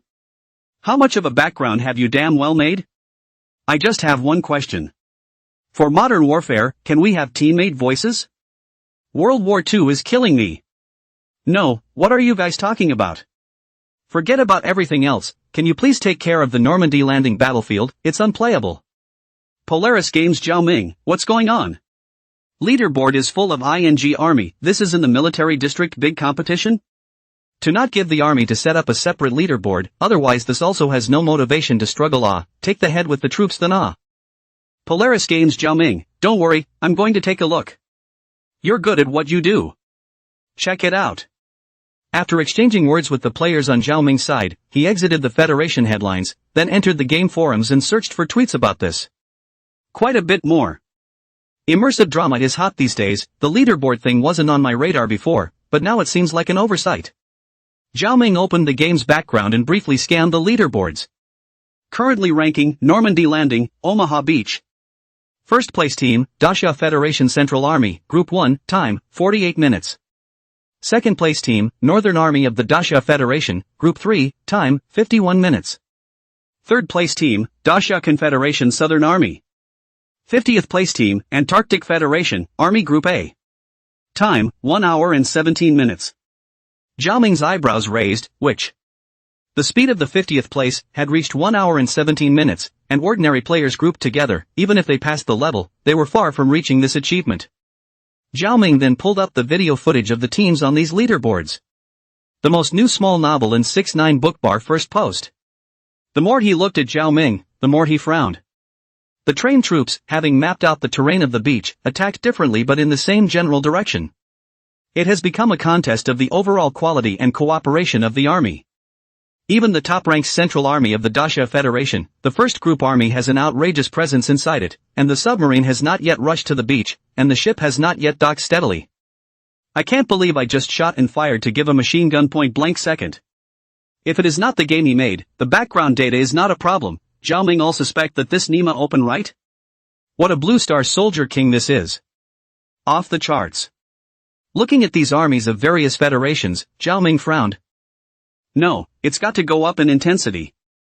The NPC settings are actually fixed, the firepower of the Imperial defenders is very powerful, it's no problem to suppress ordinary players, but against a well-trained and constantly exploring army, it's a bit inadequate.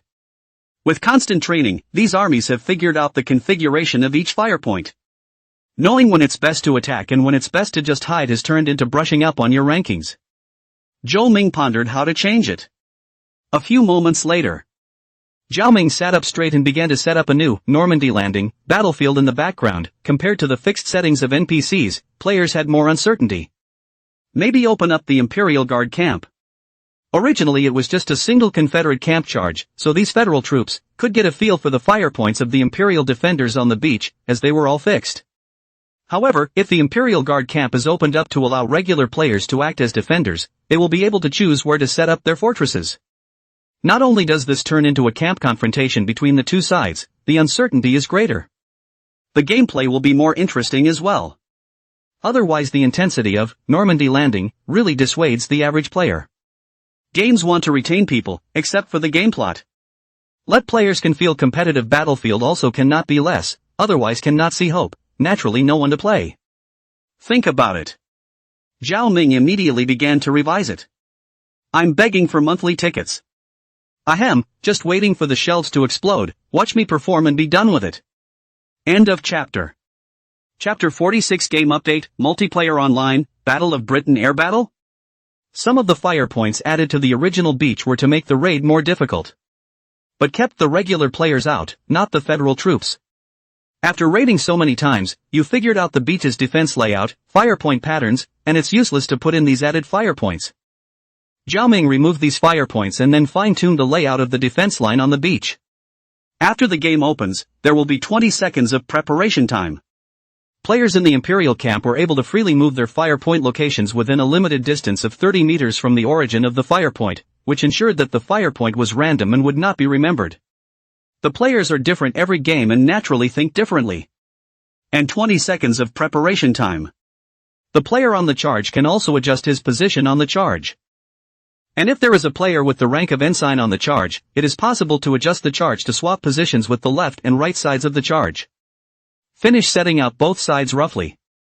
Zhao Ming started adding NPCs again and tried to start a few games, letting the Imperial Guard on the beach randomly change fire point locations to test how many players were needed to be good on both the Imperial Guards and the Confederate Alliance's side. 17:50 p.m. Just when many of the players had just gotten off work and hadn't arrived home yet.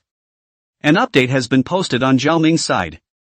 Polaris Games Zhao Ming, regarding the Normandy Landing, Omaha Beach Leaderboard issue, it has been revised according to players' feedback, and will be updated non-stop at 2000 hours this day. Please check the official website for the specific content.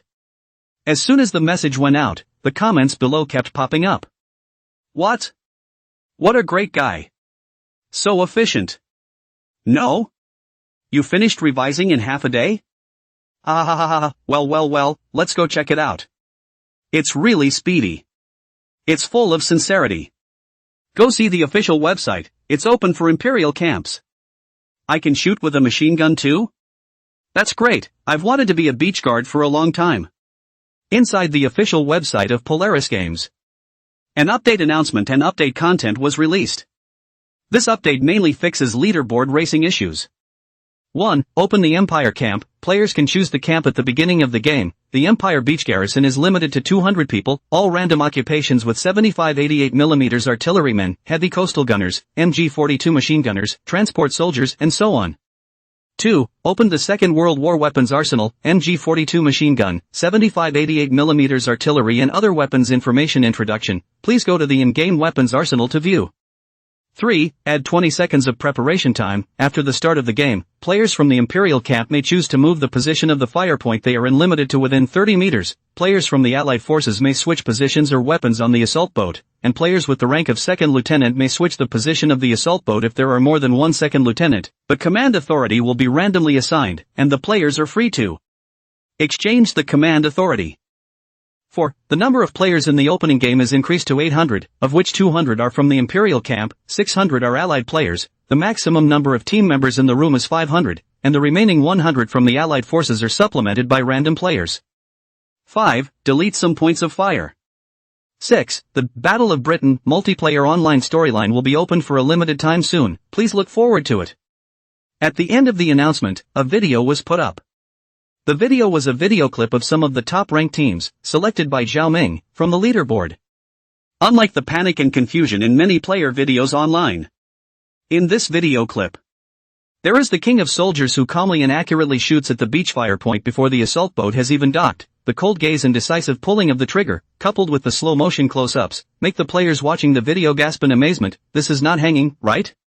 There was wonderful teamwork. 5 men carrying explosive packs hid behind steel rejects. The leader of the team made a few tactical gestures, 3 of them threw things to attract fire shots, 2 of them cooperated and rushed to the wire mesh at the defense line, and in a matter of seconds blew up the wire mesh to open the way for the follow-on troops. Depending on the type of soldier on the leaderboard, these videos have a different focus. But all of them can clearly feel that these armies of the Great Summer Federation are tough. Of course, as for how many times the game has been opened within the background data and how many times they have died, Zhao Ming, as long as he doesn't say it, no one knows. Federal headlines. Polaris Games Zhao Ming, with such an army guarding, it's really a great sense of security. There are wood. Polaris Games Zhao Ming. In addition, at 2000 hours PM, I will be live on Skyshark, randomly matching teammates, online explanation, leading players to experience the new revamped. The comments section below exploded. Well, you kids are finally going to show your face, aren't you? I've found a new way to play. Let's play together, Mr. Zhao Ming. Not buddy. Are you disgusting? We all call him the old thief. and you come with a sentence of data? Brothers. 8 o'clock on the line. Snipe old thief Zhao. Don't kill them yet. Let me raid you for a couple of rounds before I kill you. 2 pikes would be a bloodbath. Just take a mortar and blow it up. It's cleaner. That's great, finally know those equipment names and descriptions. Good update on this one for the arsenal. No? Aren't you curious about the Battle of Britain? Open airplane now? Looking at the speeches in the comments section, Zhao Ming inexplicably felt a bit dangerous. Michael. What kind of players are these? Think about it. Zhao Ming picked up the phone and called the company's receptionist. 1. Vivian, go get me a mask. 8 o'clock in the evening. Skyshark Live, Gaming Zone. Zhao Ming's live broadcast. Zhao Ming's account had already gained access to the live broadcast, and netizens could enter his live room by searching for his account, except that the live room was currently still dark, with only a screen full of pop-ups floating by. It was clear that the broadcast hadn't started, but the number of people online had already surpassed 6 million. Many of them are players who have been abused by the game and are waiting for Zhao Ming to show his face and know what it looks like, so that he can find a guy and give him a gift. No? It's 1951, why don't you come? The old thief Zhao Ming wouldn't be afraid, would he? The most new small novel in 6ix9ine Bookbar first post. It's all your fault for scaring people. Learn from me, pretend to be his fan and call him Zhao Ming Dede, and get acquainted before you do it. Good boy, I said how can this guy have fans, damn you pretending? What do you know? It's called the art of war. 6. At this point. The live feed suddenly lit up. 1955. Zhao Ming appeared in the live broadcast. Good evening, everyone. The words fell, and there was only a screen full of question marks. No? Where's your face? Huh, this old thief Zhao's voice is quite magnetic. Magnetic? Dude, are you okay? This son of a? I'm in the wrong room? Is this some kind of national production area? Only Zhao Ming was seen in the live broadcast. Wearing a white mask that covered most of the lower half of his face, while the upper half of his face was wearing a very large pair of sunglasses. The entire face was completely covered, and looking at the crazy pop-ups in the live broadcast, Zhao Ming's side smiled and said, "It's a little early to start. It is now 5 minutes to 2000 hours. But it's not a big problem. Who made me the game boss?" Snap. A click sounded in the live feed. Game update begins. For those with fast hands, hurry up and tap the update alert that pops up in the game to start matching right away. The live feed blew up. What the hell are you doing starting at 0 frames? Waiting. I've got 2 minutes to get home, this dog thief doesn't follow the rules. Is the game boss so capricious?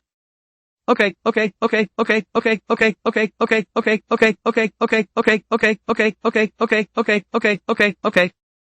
Thank you for the invitation, the man has been more finished, online squatting Zhao old thief. And at this point, only a few seconds had passed.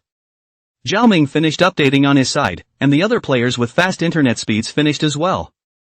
Zhao Ming clicked on matchmaking on his side, then chose the Empire's camp, and all the actions were displayed in the live broadcast. It's easy, isn't it, and that's done.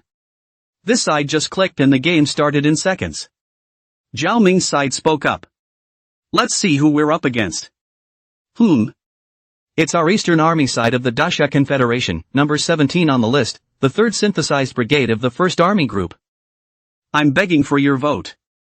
End of chapter. Chapter 47 Zhao Ming, I'm a professional, really, you guys believe me? Good lord, just after the update, we were matched with a team so high on the leaderboard. It's not going to be over. Zhao Ming's side pretended to be emotional. At this point it was already inside the game. And after entering the game, Zhao Ming is surprisingly also wearing a mask? The pop-ups brushed, permission dog, in unison. He was randomly assigned to be the machine gunner of the MG42 machine gun, and there was the defensive barrier built in front of him. Zhao Ming's side lifted the machine gun and walked to the side, walking about 10 meters and putting it down. And as he lowered the machine gun, the defense barriers in place at the fire point materialized below the machine gun. Zhao Ming explained. That's it. In 20 seconds of preparation time, players can take machine guns, or bullets, shells, and other things that are exclusive to your identity, and choose a location where you want to put them down. What was in the original position is moved to the current position. Limited to 30 meters. Let's look at the other players. Zhao Ming's gaze looked around and his expression couldn't help but look odd. These players choose whatever position they want. There are even 3 fire points gathered together, not to mention that next to the 2 mortars, making the side of a large empty piece of this defense line at a glance, is full of loopholes, but one-way kills are definitely explosive. Zhao Ming can already foresee what this direction will be played out in the future. At this point, the countdown to preparation is also over. The game has officially begun. In the distance, black dots of punching boats appeared in the sea, and bombers began to fly in the sky towards the Imperial beach guards here. The anti-aircraft guns on the beach began to fire and bombs fell from the sky, giving the players on the Imperial campsite a blast of confusion. The Imperial campsite of the perspective was surprisingly earlier than the Allies' opening. How did they not notice being blown up like this before? And after a brief suppression by airstrikes, the punch bowl on the ocean, too, was getting bigger and bigger in sight. A punch bowl. Reconnaissance Battalion Commander of the 3rd Synthetic Brigade, 1st Group Army, Eastern Army of the Dasha Federation, was holding the binoculars, looking at the layout of the beach in the distance, and then put them down to talk to the soldiers in the assault boat. There are fewer fire points on the beach, but the layout is all shot up. None of the tactics we trained for earlier will work. Being able to see that it's the work of the players, the defense line has a lot of holes in it, but there's a part of it where the fire points are very dense. Must go around. Whoosh. A sharp whistle suddenly cut through the air in the sky. Being a scout battalion commander as well as a soldier on board, he reacted instantly. Jump. Without the slightest hesitation, there were 9 people in total, all of whom jumped out. From this you can see that the reaction and movement speed of the military is far better than the anchors. Boom. The punch bowl was ripped right through the explosion, the shockwave swinging outward. Somewhere not far from the sea. Wow. This scout battalion commander of the 3rd Composite Brigade drilled out of the water when a charge came rushing up in the distance, threw out a rope, which the scout battalion commander grabbed, and was then yanked up by the soldiers in the charge. The soldiers on the ship hemmed and hawed. Battalion commander, you're having a bit of bad luck. This scout battalion commander is also a bit numb. What the hell? Firing a gun at this distance and hitting it? Players and NPCs are different. Thinking is too jumpy too. It doesn't feel like a good fight, so be careful. I've just observed a machine gun fire point alone to the east, and will break through there in a moment. The rest of the group responded. Understood. On the beach defense. A player not far from Zhao Ming shouted excitedly as he held a cannonball. I hit it! I hit it! Ha ha ha ha ha ha. Zhao Ming looked at the punching boat that had been hit and the corner of his mouth couldn't help but twitch. Oh, man. How did you get that one? The live feeds are bristling with, open? Zhao Ming opened his mouth. It's not open, guys. Back-end data is normal. This dude is so good, that's pure montage. Okay. The punch bowl is almost on the beach, we should be in position. With that said, Zhao Ming set up his machine gun and aimed it at the assault boat rushing onto the beach and was about to pull the trigger. Wait. Bang. Bang. Bang. Bang. Zhao Ming's head took a steep blow, the helmet on his head flew off, and the next 3 bullets, back and forth, shot into his head and neck. The screen blacked out momentarily. A third view of Zhao Ming's body falling to the ground is then shown. Zhao Ming in the live broadcast room was confused. Me? Watching the live streamers laugh their asses off. Die laughing, standing straight up at a machine gun point, you're the first. People are lying back and you're standing, so if you don't hit you, who do you hit? Die laughing, start another game. Zhao Ming coughed lightly. I was careless not to flash just now. Mostly, I want to tell you guys about the game. Let's start another game. Then exit the interface and click match again. This time the match was successful and the identity was changed to Gunner, except the 24 shells were fired and not a single hit was scored. Gave Zhao Ming a cold sweat. Bad had I known it would be better to tune the data to open one for myself. So much for making it seem like you don't know how to play. This time it did stick around for a while. But the Imperial Guard side is playing too crazy. The Special Warfare Regiment under Group E Army of the Antarctic Star Federation, which had organized the attack from the opposite camp, quickly attacked, only that compared to its original ranking of 39th, the number of casualties had tripled this time, although it was much faster. The uncertainty of the player is on full display compared to the fixity of the NPC. The most new small novel in 6ix9ine Bookbar first post. With so many casualties, it's also clearly not what was expected. This inning is over. This special warfare regiment of the Antarctic Star Federation soon continued to open the game. And Zhao Ming sighed. Then they die faster. A few times it was randomly either a machine gunner or a transport soldier. It's always a headshot somehow. The water friends in the live broadcast room were happy at first, saying that this was Zhao Ming's retribution for wreaking havoc on people. But as a waterbender's pop-up floated by, everyone went silent. Do you think this guy doesn't know how to play the game? Is he designing this battlefield purely to torture us? You don't say, you don't say. I'm sorry to hear you say that. This bastard just that is not purely white performance, which is like played FPS game look. Right. Who the hell stands with a machine gun hooked straight up? Roughing. This old thief isn't talking anymore. Nima? Aowa, this dog? No way? One. Dog Dingshi, come out and talk. Tell me it's not true. Behind the countless cell phone screens, the netizens who had just been smiling all froze at this moment. Especially looking at the live broadcast, Zhao Ming who was playing dumb and not reading the pop-ups. Countless waterbenders gnashed their teeth. It's already clear what's going on, nigga. Hoping the bastard made his own game. Can't even play it yourself? So what's your main job? In-game. Zhao Ming operated with a normal expression on the surface, while the system prompts within his mind continued to ring out. Emotional value plus 666. Emotional value. Emotional value. Did he behave that badly? It's just 5 games in an hour, and you're revealing yourself so quickly? No way. Any more broadcasts and the brilliance is ruined. Just finished thinking about this. Snap. Zhao Ming coughed lightly as the 5th game ended before his eyes. It's still the Federal Army after all, so many sharpshooters. The waterbenders on the live stream didn't try to let him off the hook. Dog thing you explain, this game is so hard, did you play it in the first place? Come on, say you're a pro. Say it. We've been abused for so long, so it's because you're a white guy gnashing of teeth? Zhao Ming de, I'm your 30-year-old fan, can I mail you a gift? Zhao Ming coughed lightly on his side and opened his mouth. Played? Take the question mark out of it, how can you not have played it? I can design a game like this, and you guys think you haven't played it? Professional? Of course professional. I'm such a pro at making games. But I'm dealing with federal troops, and people that are professionals too. You get on, you die too. There's no need to mail fan gifts, just brush them out on the air. I'll get a check from Skyshark. Well, it's been an hour on the air today. I should get off the air too. Welcome to the online experience of our game, World War II, Rise of an Empire. The game is now divided into 2 modes. One is an immersive experience episode and the other is the Normandy Landing, Battlefield, which was broadcast live today. In the immersive experience of the plot, you can feel the human world, more plots waiting for your exploration. In the Normandy Landing, Battlefield, you can feel the Federal Army, giving you a full sense of security.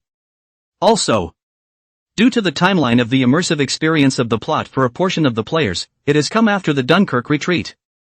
So, a time-limited multiplayer online plot event is about to open in 3 days. The Battle of Britain Air Battle Incident. It's an episodic event that is able to synchronize the timeline within the episode for all players involved, allowing tens of thousands of people to experience it together. As long as the timeline of the game's immersive storyline is past the Dunkirk retreat, you can choose to participate. So any player with an insufficient timeline can catch up with the rest of the players in those 3 days. And don't worry if you don't reach it, we'll make sure all players can participate. The number of copies of the Battle of Britain Air Battle plot event will be increased according to the players, and players with slow progress can choose to participate in the later Battle of Britain Air Battle to synchronize with other players with slow progress. Stay tuned. I'm begging for your vote. End of chapter. Chapter 48: The Aces of the Second World War. After putting a teaser on the air, Zhao Ming directly went off the air at light speed and flashed away. only leaving behind the live broadcast room countless players whose curiosity had been piqued, scratching their heads and wanting to know more detailed news, only to find that there was no information updated within the official website of Polaris Games or on the account of the federal headlines. Zhao Ming verbally dropped a suspense and ran away. A lot of angry netizens rushed into the Zhao Ming account of the federal headline. Ruthlessly contributed a wave of emotional value. But a number of players have begun to analyze it. As of the current episode of World War II, Rise of an Empire, the Anglo-French Commonwealth has outrageously withdrawn over 300,000 troops from Dunkirk, but it's clear that the Empire isn't going to give up. The fact that the name is Battle of Britain in the air is proof enough. This was an air battle that took place in the British Commonwealth. Because as one continues to get deeper into the plot, and as the Blue Star players continue to add to the game, they add a lot of Earth's worldview and knowledge. Know that Britannia is the ancient name of the region where the British Commonwealth is located. And it is now commonly used to describe geography, culture, politics and so on, broadly generalizing the countries and people of the region in which it is located, i.e. the British Commonwealth, and through this knowledge, together with a knowledge of maps. Players from both camps had begun to analyze from which side the Empire was going to start attacking the British Commonwealth. And even more anticipated is the air war. Since it's an air battle, surely that would open up airplane carriers? Bai Xiang was all happy in the live broadcast room, preparing to fly a plane directly to bomb the capital of the Empire after the mode went live. That look of dejection gave the Imperial camp players enough gas to prepare to snipe him online. And just as many netizens are speculating. Polaris Game Company, inside Zhao Ming's office. Zhao Ming's voice rang out. Open carrier? There'll probably be a few lucky people randomized to pilot status. But not too much. The number of airplanes, as the British Commonwealth is now equipped, is very limited to a mere 1,200. A copy of the Battle of Britannia Air Battle, currently set at 100,000 people a game, the next game will automatically open when the number of people is full. So many players. You can't get out 100,000 airplanes into the sky. And the main core of this game is the propaganda for anti-war awareness. As opposed to an exciting air battle. Players who were bombed on the ground, looking at the city that turned into ruins, the desperate wailing of countless residents, a city turned into ruins in the blink of an eye, tens of thousands of hundreds of thousands of people were displaced, and experiencing it firsthand to feel the cruelty of the war in a deeper way. Zhao Ming sat in his boss chair, looking at the account comments while speaking to Shen Xinghan, who was sitting on the sofa reading the game's follow-up information. Naval battles, alley battles, tank battles, these will be added to the replica one after another. After the end of all of them, there will be an exclusive sad CG to guide players to feel the cruelty of war. And it's more than that. There are also many cities in the immersive storyline that have a long history and pique the player's curiosity through a series of daily routines or stories. As players continue to delve deeper and deeper into the study, they may even come to love the city in the game.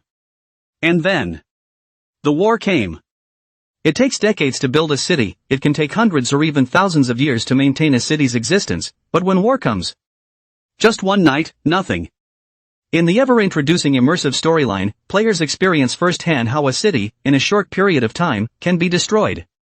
Think it should put players in a trance and shock. Of course, there's the added bonus of being able to harvest emotional value on the side, which is kind of secondary. After hearing Zhao Ming's words, Shen Xinghan nodded on his side, but he didn't have any objections. Exactly. The core of the game is to promote anti-war, and although the competitive battlefield has been altered, it doesn't seem to be much of a problem at the moment. Just follow this direction, keep introducing plots and copies to let players feel the cruelty of war, thus reducing the public's desire for war, and in line with the core idea of race against war. Shen Xinghan's side knows more about the anti-war competition because of his family's reasons, and the main purpose of the anti-war competition is to suppress the voices of civil society that preach and advocate war. But do the zealots who advocate war matter to the Union? Not important. When the technology explosion to now has been so many years, although there is no big war friction, but which Federation does not have a point of black science and technology, which is also the reason for restraint between the six Federation, accidentally put don't give the Blue Star again to blow up. As for the fanatics who preach war, finding their locations and targeted killings are no problem, but this cannot be killed, but only to suppress, so as not to provoke more fierce resistance, the situation is ugly up. Do those compelled populations matter to the Federation? Important. After all, the Federation can't arrest people on a large scale just because they make a statement, and if any Federation does that, the other Federation will surely fall on its sword, and no one wants to be the head of the pack, so it becomes important to pacify the people. That's why Race Against the War was born. Zhao Ming's side launched the Normandy Landing, battlefield revamped, camp confrontation way a little bit deviated from the core of the anti-war. The game is now the momentum of the hot, the influence has been gradually radiated to other federal. The other Confederate armies behind the Normandy Landing, Leaderboard are still racing, and the game can't afford to deviate from the core idea. That was why Shen Xinghan had planned to come over and ask. Now look. Her thoughts were redundant, Zhao Ming's side had already planned it out. The most new small novel in 6-9 bookbar first post. Constant episodes and subplots are introduced to give the player a first-hand look at the desperation of the common soldier or man in the midst of war. Shen Xinghan opened his mouth as he flipped through the information on his side. On this profile. After Battle of Britain Air Battle, comes the National War Copy, Blitzkrieg Poland. According to what you just said, the airplane carriers that will be accessible to players after the opening of Britannia Air Battle are limited, so when players find out that they can't fly airplanes in combat, they'll feel screwed, right? I guess your name is going to be called on the hot seat again. Waiting to open a copy of the National War, Blitzkrieg Poland. If the players enter the game and find that the carrier is a horse. It's going to get a bad rap, isn't it? Zhao Ming said with a smile on his side. It's nice, isn't it? The corners of Shen Xinghan's mouth moved slightly and she couldn't help but say. Where is it good? Zhao Ming opened his mouth. Who would have thought that word games would be played a second time? Tisk. Open up airplane carriers, only a few lucky players will be able to fly them. With open carriers, a small percentage of the population could get on horses, and for the most part. Of course, they're hiding in the trenches. There might even be an Imperial tank running over a player. Hiss. The picture is too beautiful for me to look at it. Miserable, yes, though. But how much emotional value does that contribute? Let's just get scolded. Zhao Ming inwardly sighed. After listening to Zhao Ming's explanation on Shen Xinghan's side, he could only nod his head without interfering, and a partner who doesn't interfere in the company's affairs is a good partner. Then looking at the many copies whose information was ranked behind, Blitz Poland, Shen Xinghan opened his mouth to inquire. Are these back here copies too? I see that there are only names, some of them human names, and none of them are labeled with any other information. Bloodbath Sanshori, Eric Hartmann, White Death. Zhao Ming opened his mouth. Those are just ideas for some subsequent copies, as well as hidden plots for the multiplayer collaborative plot mode.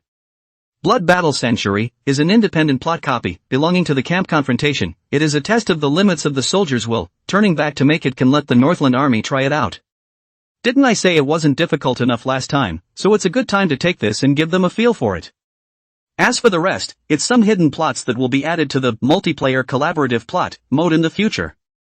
If randomized to, players will face the pinnacle of World War II, the soldier or aircraft armored ace. I'm begging for your vote. End of chapter. Chapter 49, the answer to Bloody Battle of Sanshuri, is given to you. The game is divided into immersive drama mode, Normandy Landing, battlefield, and multiplayer collaborative drama mode.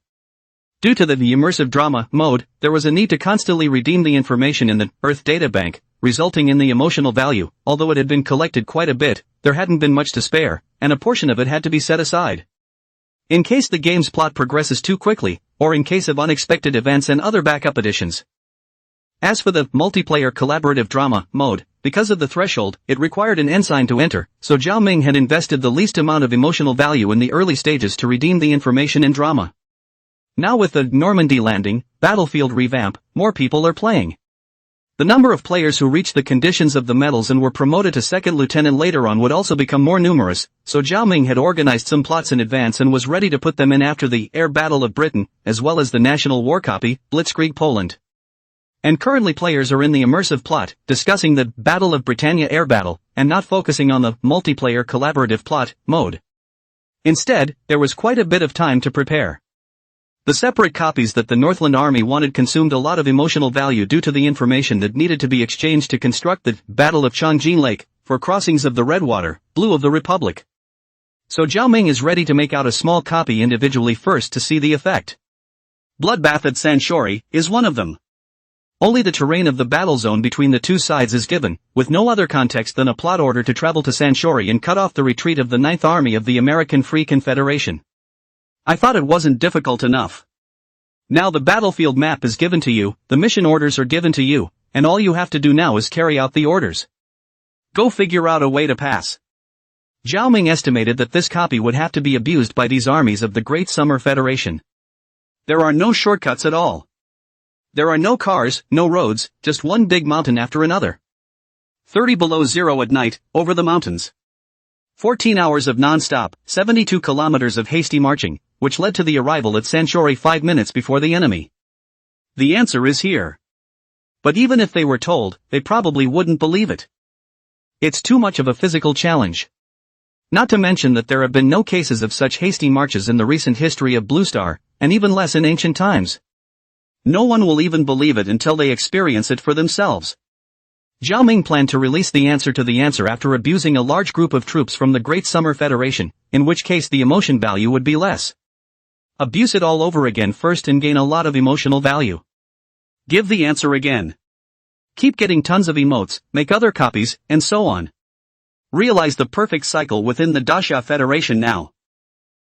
Perfect. After listening to Zhao Ming's words on Shen Xinghan's side, she put down these materials and got up. Okay, then. I'll turn around and tell the Northern Army side to get ready. Do we need to add more if servers? The game is currently in other federations, and it's starting to get on the hot seat, so I guess it won't be long before it explodes. It's kind of popping now though. But only within the Dasha Confederation, which has yet to arrive at the top. Zhao Ming thought for a moment and opened his mouth. The highest number of people online in the game is more than 2.7 million, the server is at the 10 million level, and it's more than enough to open 27 copies of the 100,000 person field, Battle of Britannia Air. Carrying, Battle of Britain Airborne, is enough. Let's add it when we open the Blitzkrieg Poland, copy of the National War. Shen Xinghan nodded. Okay, no problem. Call me anytime you need money. Zhao Ming opened his mouth. Good. Shen Xinghan turned around on this side, waved his hand without looking back, and walked out directly. 3 days passed in a flash. 7:59 a.m. Skyshark Live, Gaming Zone. Inside Bai Xiang's live broadcast. At this time, Bai Xiang was waiting at the game interface, just waiting for the game to update. Guys, 1 minute to update. Brothers who want to line up a game with me will have to be quick with their hands. The most new small novel in 6ix9ine Bookbar first post. It is said that a copy can hold 100,000 people, and the rest will be deferred to the next copy. So there's going to be a lot of copies of the Air Battle of Britain episode. And this side of the Polaris Games official website also suggests that each copy has a different result due to the player's actions, or battles, and each Battle of Britannia Air Battle copy will have some differences at the end of it. When this Battle of Britain Air Battle multiplayer online plot copy is over, players will be selected for rewards based on each copy. Supposedly it's a direct promotion to an in-game rank. Now, the update has started? Looking at the update prompt box that popped up, Bai Xiang froze for a moment before reacting and hastily chose to update. However, in this day and age, the internet is basically that fast. It took a few seconds to update, and when a prompt appeared on this side of Bai Xiang's live broadcast, selecting limited time immersive drama mode, the number of games below had come to 4, and Bai Xiang hurriedly clicked on it. I'll go. So a little while ago over 500,000 people went in? There was a burst of mockery in the live feed. Nima? I thought you were fast. I'm in the 3rd game, and you're in the 5th? Laughs, is there a black fan in this one? Snipe him a little. Good guy, not dying at the hands of the Empire, dying at the hands of his own people? Black fans don't count. Shoko, run. Chugging, I'm going to fly a plane. And just after Bai Xiang's side clicked, the number of fields below changed from 4 to 5. Representing Bai Xiang's side into the 5th plot copy of the Battle of Britain Air Battle, that held 100,000 players. Enter the game.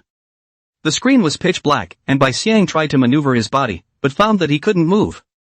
The image in front of me gradually lit up and showed the live feed, which was Game CG? Out of the new one? At this point. Inside the office that showed the majesty and solemnity of the Empire, the viewpoint slowly moved to the desk in the center of the room. The slightly bloated figure's back was turned to the viewpoint, facing the person on the other side of the desk. The British Commonwealth has exposed everything at Dunkirk, and they are weak as hell. It even came down to commandeering fishing boats. I can assure you, Herr Führer. By simply utilizing the power of the Imperial Air Force, we are sufficient to destroy all the will and power of the British Commonwealth to resist. End of chapter. Chapter 50, If Three Generals of the Empire. The voice of the uniformed man with a slightly overstuffed body echoed in the austere office. The room was unusually silent. The man behind the desk raised his hand to fondle the somewhat faded map of the world on his desktop. A few seconds later. Then I'll wait for your good news. Our Air Marshal. The uniformed man with his back to the viewpoint assured confidently. Rest assured, Herr Führer. The skies of London will be vested in the Empire, as they are in Paris. Extremely arrogant, contemptuous words came out of the man's mouth. It was as if the British Commonwealth on the other side of the ocean was a paper tiger that could be smashed with a single punch. But no one will think this is wrong, including the waterboys on the air.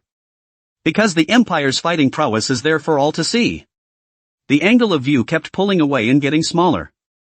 The whole of Berlin appears in the picture, as does the arrangement of the Führer's room. The whole city of Berlin at this time also exudes an aura of solemnity. The whole empire is like a war machine, running non-stop for a moment. Next. The scene switches steeply. Still high in the sky, but the towering pylons below had revealed where this was. Paris. Cities just occupied by the Empire. The viewpoint kept drawing downward. The streets became clearer and clearer, reflected in the eyes of everyone in the live broadcast. Imperial troops marched neatly through the city, patrols of Imperial soldiers filled every corner of Paris, pride on the faces of the soldiers, and the looks of awe on the faces of the people along the streets, in the rooms, made them hold their heads high even more. Screen switch. A splendid architectural palace complex appeared in the CG. Versailles.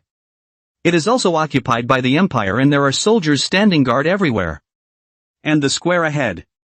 Guderian, a famous Imperial general familiar to many players, was sitting on a three-wheeled motorcycle, debugging something. On the sidecar of the three-wheeled motorcycle sat a man also wearing an Imperial uniform, who was now looking at Guderian's debugging with some apprehension. No? What are you tuning? How about calling in a maintenance man? Guderian twisted the throttle and felt the roar of the motorcycle. Are you kidding me? I'm a pro when it comes to mechanics, and motorcycles too. Don't worry. I've tuned it up, and this motorcycle is on maximum horsepower. Sit tight, Rommel. I'm going to start.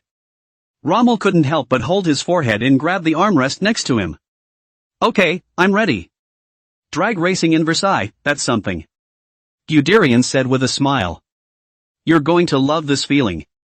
When the Empire hits London, I'm going to have a few more rounds at Buckingham Palace. The motorcycle started and the roar of the engine echoed through the empty square in front of the Palace of Versailles. At that moment, a voice rang out.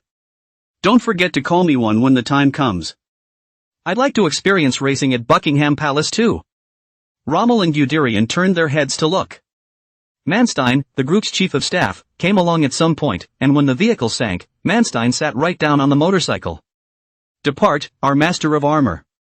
Guderian twisted the throttle and smiled. Hold on tight, all of you. It was obviously the most ordinary three-wheeled motorcycle of the Imperial Army, but under Guderian's operation, it exploded into a beastly roar and sprinted across the square like an arrow off a string. In the blink of an eye he was at the end of the square, and Guderian hadn't slowed down a bit, but maneuvered the handlebars off to the side. Next to the sidecar and the wheel, surprisingly, it has floated. Oh oi. It's going to flip. I told you, I'm a professional, I can't flip a car. I've heard that Buckingham Palace's square is bigger than this, so we can get 2 motorcycle races going then. Ha, that's a good offer. Well. I told you you'd love the feeling. I'm going to speed up. The screen gradually pulls away and becomes smaller, and the way Guderian races the car, also gives the live audience a look of confusion. Always feel the Empire-famous general this filter broken man to death as a teenager? But from the conversations in Berlin, and the generals occupying here in Paris, it was possible to see that the Empire's current mentality up and down the line was one of unbridled confidence, with the entire world at their fingertips. And the picture is still pulling away. until the continental plates of Earth were displayed before the eyes of the broadcasting crowd. The view then locks onto the borders of the British Commonwealth, ever widening. A train station appears in the frame. The train slowly pulled into the station, and the British Commonwealth soldiers inside the train were hanging their heads, covered in mud, and sitting in their seats afraid to look out at the people outside the train, compared to the Imperial soldiers on the other side of the sea. The carriage was silent. Knock, knock. The windows of the car were knocked on from outside, and the soldiers hiding inside were afraid to look. The train started slowly. The most new small novel in 6-9 book bar first post. At this point, the sound of bottles clinking came from outside. The soldier slowly turned his head to look, the old man in a suit outside the car window, holding 2 bottles of beer in his hand, signaling the soldier to open the window and take it. The soldier was a little dazed and took the beer. The old man outside gave them a thumbs up. The small children in the station, on the other hand, chased the train and watched them with adoration in their eyes, cheering their return and waving their hands in a learned military salute. The soldier watched this incredulously. And scenes like this are playing out all over the Commonwealth. The screen stretches to high altitude. The zoom then switches to London, where the clouds are dark. It seems to highlight the end of the Union. Inside the dimly lit office, the old man in a suit smoked a cigar without saying a word and watched the clock on the wall until the hands slowly reached a certain moment. The old man finally reacted. Seeming to make up his mind, he got up, picked up his hat and put it on, and walked out of the office. Soon, a black sedan pulled out of the area in the direction of the British Commonwealth Parliament.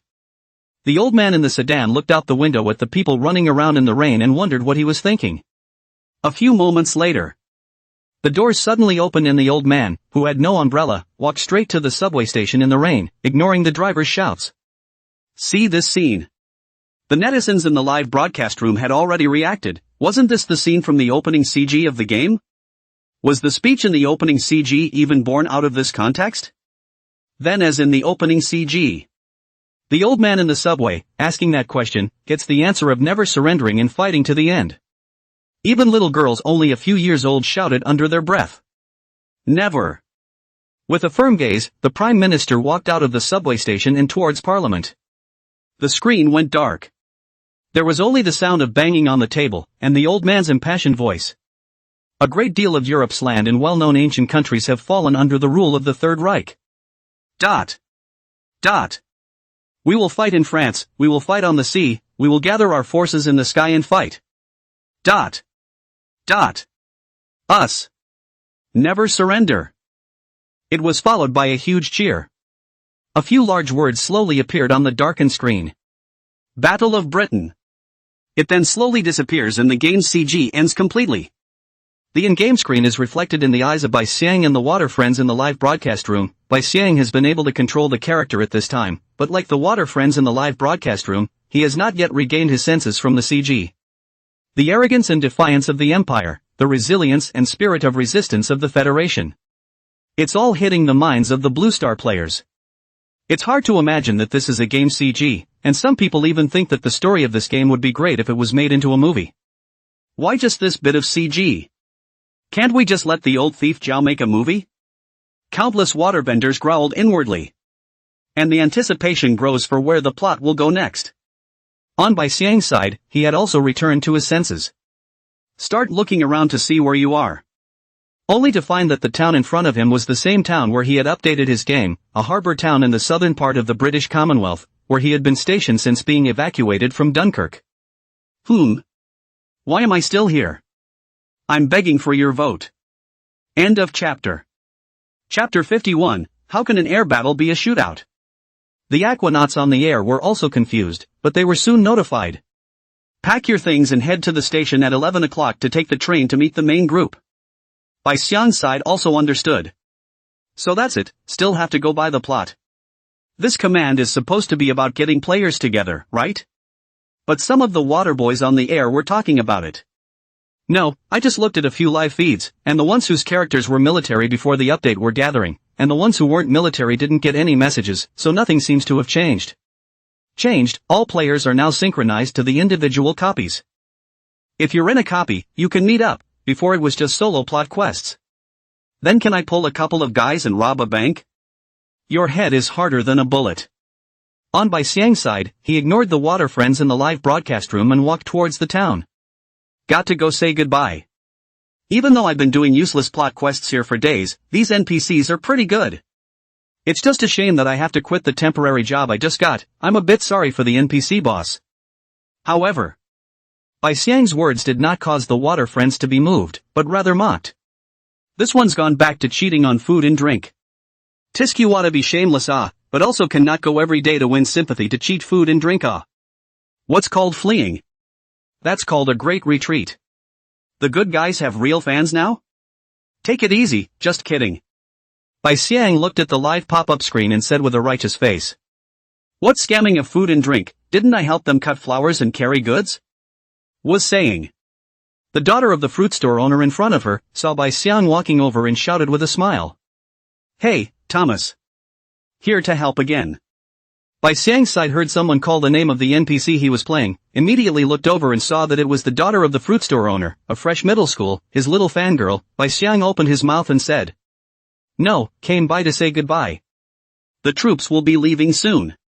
Do well in school later, Emily. When I was doing the boring plot in the past few days, I didn't spend much time blowing up battlefield stories after the little girl, that's why I'm so familiar with it. Emily looked incredulous. Oh. Geez, it's only been a few days of rest and we're going to start going to war again? You wait. With that said, the little girl ran into the house and a few moments later ran out with a paper bag of steaming bread. Here's some bread my mom just baked, take it for the road. Bai Xiang looked odd. Your mom didn't beat you up? Emily hemmed and hawed. Hey, she's doing laundry, so she won't be able to find out for a while. No refusal. When you come back, keep telling me stories. Watch this scene. The water friends in the live broadcast room were constantly uproarious, and Bai Xiang's side was helpless and opened his mouth. Fine, but I have to go say goodbye to the others. It's not good if they think it's a parting gift I'm going to give. Emily nodded as she thought about it. Hurry up then. Or else Mom will find out later. Bai Xiang opened his mouth. No problem. Afterwards, Bai Xiang's side went to find a temporary workplace in the town and said goodbye to the boss, which is not really a boss, it's just that Bai Xiang went to find the hidden plot because he was bored.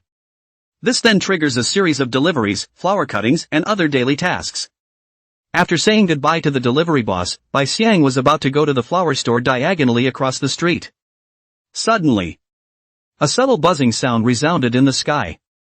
Bai Xiang's face changed and he shouted. Nobody talk. The owner and employees of the cargo station were dumbfounded, and people from the stores around them looked over, while the buzzing in the sky grew louder and louder. Bai Xiang's face is ugly, this sound he can be too familiar, in Dunkirk was bombed a dozen times a day, sometimes dreaming of the game as the image of being bombed. It's not a hallucination? Is it really Imperial bombers? Air raid. Take cover, it's an Imperial bomber. Bai Xiang shouted loudly, alerting the people around him. The faces around them were horrified, and no one dared ignore the reminder of a soldier who had survived Dunkirk. All moved to find a safe place or cellar. On Bai Xiang's side, he was also running while shouting to give a reminder to the people around him. But the Imperial bombers were too fast. From the moment that subtle buzzing sound sounded, it meant everything. Whoosh!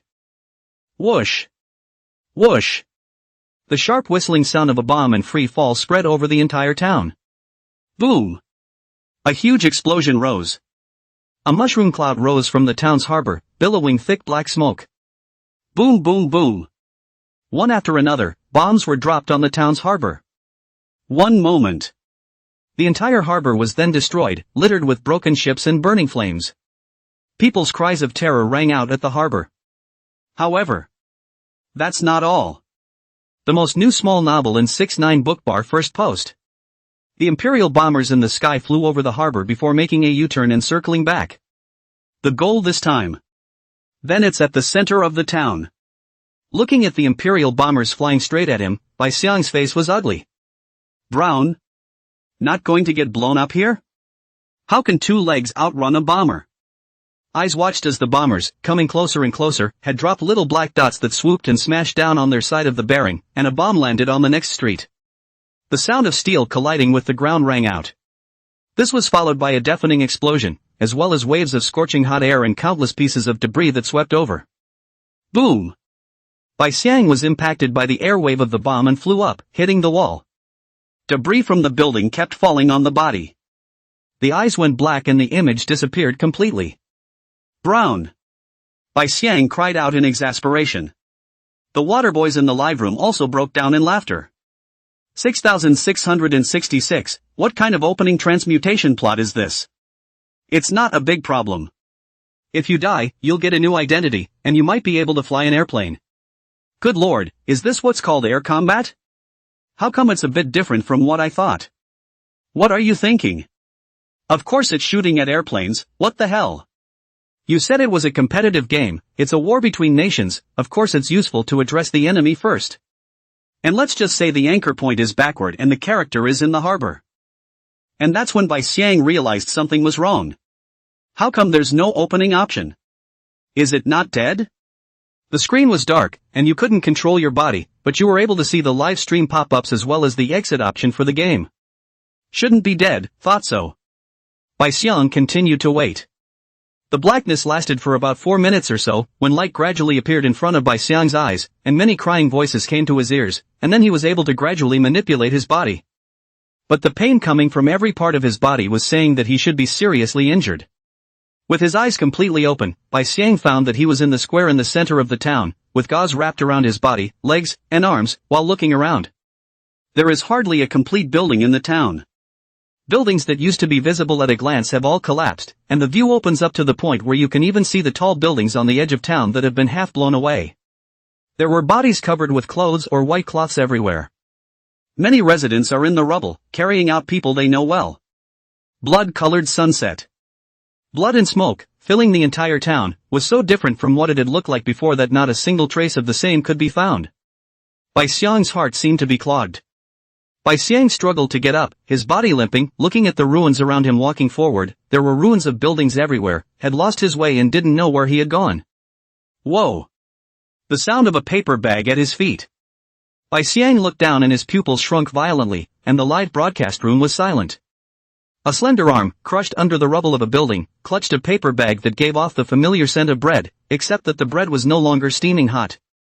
With the fruit scattered on the ground, stained with blood, and the sign of the fruit store lying still, he knew where this place was and the direction it was in. But the choking sensation was overwhelming. Here's some bread my mom just baked, take it for the road. Hey, she's doing laundry, so she won't be able to find out for a while. No refusal. When you come back, keep telling me stories. I'm begging for a monthly pass. End of chapter. Chapter 52 by Xiang. I'm fine, really begging for monthly votes to catch up on reading. The young girl's voice flashed in Bai Xiang's mind, but there was only that cold arm in front of his eyes. The sound ringing in his head and the reality of the picture kept alternating, impacting the brains of Bai Xiang and all the water friends in the live broadcast room. Bai Xiang tried to calm down and adjust his breathing, constantly hypnotizing himself that this was just a game. The body slowly crouched down and reached out. However, when Bai Xiang's outstretched hand touched the young girl's palm, the delicate yet cold sensation came. It directly made Bai Xiang's emotions, which he was trying to control, directly collapse. The virtual body pod is 100% sensory simulation. Letting him, even though he kept hypnotizing himself internally that it was just a game, the simulated real touch coming from that simulation made Bai Xiang's emotions unable to be suppressed any longer, with a hint of a tremor in his voice. It's just a game. Bai Xiang held the young girl's cold hand and looked up at the ruins in front of him. Fuming, he rushed up and raked at the ruins of the building, trying to dig the young girl out of the rubble. An hour. 2 hours. The crowd in the live room grew, but no pop-ups floated by. Hundreds of thousands of people watched as Bai Xiang dug through the rubble. Watch as he digs up the maiden, digs up the maiden's mother, digs up the maiden's father. Dug up the maiden's brother. 4 bodies, lying intact on the rubble. Bai Xiang's hands were covered with blood and he sat paralyzed on the ruins, looking at the 4 corpses. His brain was in chaos. It was getting dark, and there wasn't a single ray of light in the entire town.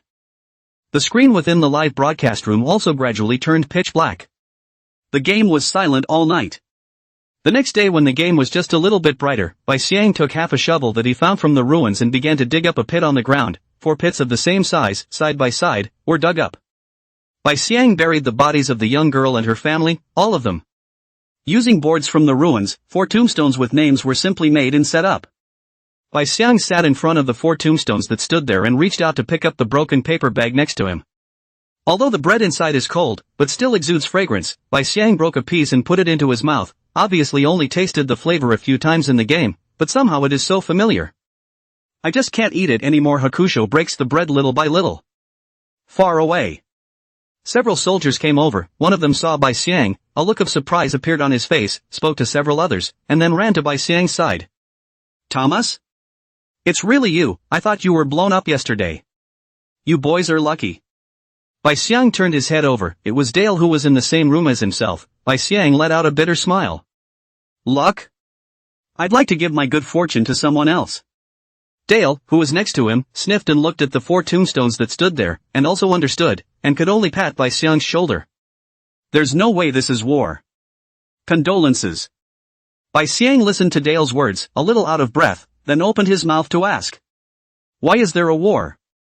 Dale was a little confused and thought about it. Well, because the Empire is very ambitious and wants to rule the world, and wants to invade us all. Shiro looked back at Dale a bit. Then why is the Empire ambitious? Whose ambition is it? The ambition of the people of the Empire? Is it the ambition of the soldiers of the Empire? Why should innocent people pay for their ambitions? Feeling puzzled, Dale listened to Bai Xiang's string of questions and got a bit of a headache. You don't want to ask me such lofty questions, Thomas. I only went to middle school. How am I supposed to know the answers to these questions? We just have to follow orders. Bai Xiang shook his head and spoke. If you don't figure anything out. In case you die someday, won't it be a death that's a little too stifling? Dale looked helpless and spread his hands.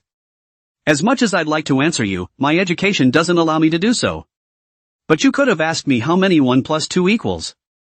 Bai Xiang nodded, then spoke. One last question then. Is there any way we can become an air force? Dale had an odd look on his face, looking up and down at Bai Xiang. Thomas, you didn't get blown silly, did you? How do we become the Air Force? Do you know how to fly an airplane? I know you want to get back at the evil fat Goering who chased you from Dunkirk, all the way to here to blow up. But unfortunately, we're not the Air Force, and we don't have the means to be. Better to look forward to the day when the Federation hits Berlin and catches that bastard, and the Reichsfuhrer, with their own hands, and torture them severely then. Bai Xiang shook his head and opened his mouth. Well, it can't be even. But I have a way to become an Air Force and give them a taste of being bombed too. Dale had a question mark on his face. Huh? Bai Xiang extended his hand. You lend me your gun. Dale, somewhat confused, handed over the gun he was carrying. The most new small novel in 6-9 book bar first post. What are you doing? Click. Bai Xiang skillfully pulled the bolt and loaded the gun, a maneuver that gave Dale a start. Hello? Thomas, are you going to do it? Bang! With a thud, Bai Xiang's body slowly fell to the ground. Only Dale, frozen in place, was left behind. O. M. G. Thomas? However, there was no response in the still air. There was only the corpse of the NPC played by Bai Xiang, and the half bag of bread he clutched in his hand. Inside the live feed. Bai Xiang's operation gave the water friends in the live broadcast room a shock. Anchor crazy? Nima. This game is so abusive, it's driving people crazy. I can't call the police though. This drama makes me sad too, but the anchor seems to be a bigger problem. It's broken, it's crazy. Is it possible that the anchor is trying to reincarnate? The ringing of Bai Xiang's voice. Don't worry, brothers. I'm fine. It's just that this identity can't be the Air Force, so I'll reopen the game and try. Didn't someone already become an airman? I'll see if I can randomize it. Pop-ups floated across the live feed. No, you're really going to bomb Berlin. Support the anchor and take revenge. Revenge. Bombing Berlin isn't exciting enough, just bomb the Reichstag. That empire must be going crazy? Anchor, don't get on top of it, it's just a plot. That's right, other people have been blown up in the game, and the game is just outrageous. On Bai Xiang's side of the game interface, the opening button appeared. Yeah, it's just a plot. The screen slowly lit up after Bai Xiang selected the opening. The sound of the train moving came to his ears, and all he could see in his eyes were soldiers. Apparently this was the opening to the soldiers of the Federal Army who were on their way to wherever they were assembling, only this identity was apparently not a pilot either. Bai Xiang looked at the absence of guns on his body, his eyes scanned the surrounding area. The speeding train was traveling through the valley, took a deep breath, and inside he kept reading, "This is just a game, this is just a game." Opened the window and jumped out without anyone around him reacting. Boo! Reopening. There was silence in the live room. Bad, anchor playing on the head crazy? It'll be on the shelves by the end of the month. Punch. End of chapter. Chapter 53. The Imperial Camp's Air Force begging for monthly tickets to catch up on readings. End of the month shelf explosion. Bai Xiang is constantly manipulating his character to commit suicide in the livestream in an attempt to convert to Air Force status. To the water friends are looking numb, this is the plot to play on the head. Even if a waterbender warned them, they simply couldn't stop them. And Bai Xiang's operation. It also topped the video of the episode, as well as Polaris. Hashtag what does Zhao Ming look like? Hashtag. Hashtag the most anti-war storyline of the game. Hashtag. Hashtag what will war bring? Hashtag. Hashtag the smallness and fragility of life under war. Hashtag hashtag. This hot search looked staggering to Zhao Ming. Shouldn't it promote the anti-war ideology of the episode? What do you bunch of internet gamers want to know what the owner of a game company looks like? If we release the love knife, what kind of excitement will it be? The video of the episode, which sparked the discussion, continues. And there are a few players who love cheats and have already started gathering information online. Organized a map. Almost none of the ports and industrial towns in the southern part of the British Commonwealth, including many of the sailing fleets, were spared by the indiscriminate Imperial bombardment, which caused incalculable damage. The harbor where that video of Bai Xiang is located is just one of them. The number of people who died in the ports that were bombarded in this way was something that some players tried to count, but realized that it was impossible to do so because there were too many deaths. Battle of Britain. The name lets you know right away that this updated multiplayer online episode is focused on air combat. But it's not what the players thought it would be. Players imagine an air battle where everyone is at the controls of an airplane, soaring through the sky, shooting back and forth between you and me, and finally deciding the winner, succeeding in shooting down the enemy plane or being shot down by the enemy plane. This includes many other games where air combat is like this. However, the Battle of Britain air battle was a lesson to the players. Real war, real air combat. The vast majority of those injured and killed were innocent people. That's 1,200 airplanes in the entire Union. There are 100,000 players, which is not that many airplanes to fly. Many players' identities are estimated to be only convertible in ordinary soldiers or ordinary people by the end of this time-limited plot, and as for why they are converted, 80% of them are blown up. The powerlessness of ordinary people in the face of war. When many players experience it firsthand, it cuts through. It's just now that the drama has just begun, and it's still going to fester for a while. And compare that to the misery of the airstrikes on the federal side. The players on the side of the Imperial camp were calm and unperturbed. Players are staying in Paris to go through their daily routine, waiting for orders from the Empire's top brass, only to be delayed, obviously a copy, but the two sides are in very different states. The only people who were busy were the players randomized to Air Force status. After all, the core is also air combat. The Empire has twice as many fighters and bombers as the Federation side, and twice as many players who can gain status. 70% of the live rooms within Sky Shark Live that had Air Force perspectives were players from the Empire's camp. At this point, a room named Imperial Air Ace, Battle Record 2103 Small Town. Inside the live feed, Anchor Weezer was painting his fighter with patterns, and pop-ups were constantly swiping in the broadcast room. The anchor has no heart. Won't your conscience hurt when you bombard those towns? Dude, it's the Imperial camp, you said it would hurt.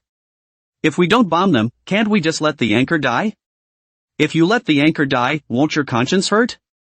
To each his own, okay, and the ones in the Federation camp don't come over and make trouble.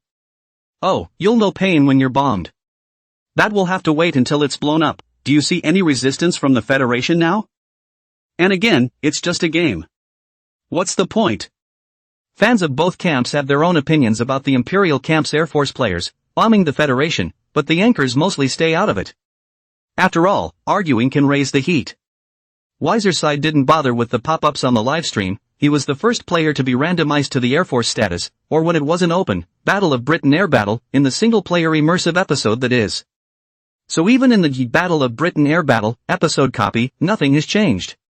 16 of those 21 kills were Federal aircraft he shot down in the single-player immersion episode, and the remaining 5 were Federal aircraft shot down in missions over the last few days.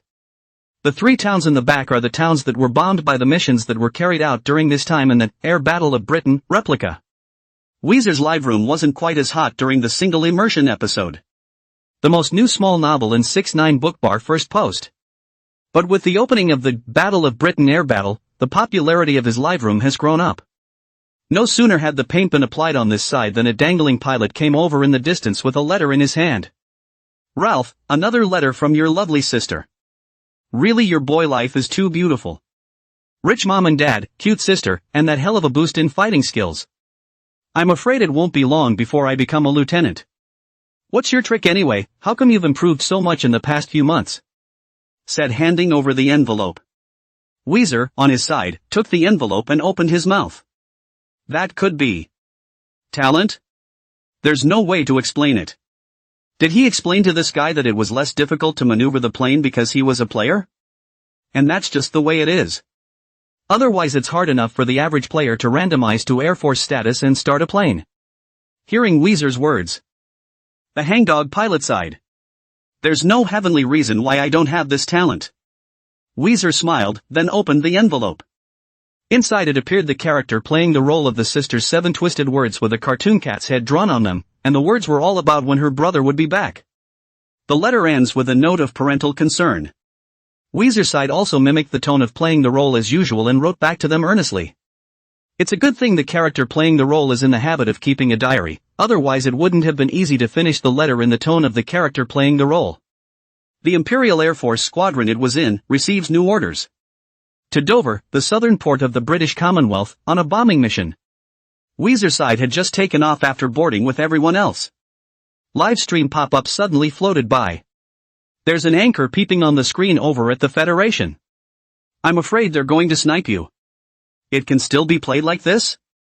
How the hell did this happen? Wait, I'm going to peek at the screen too. End of chapter.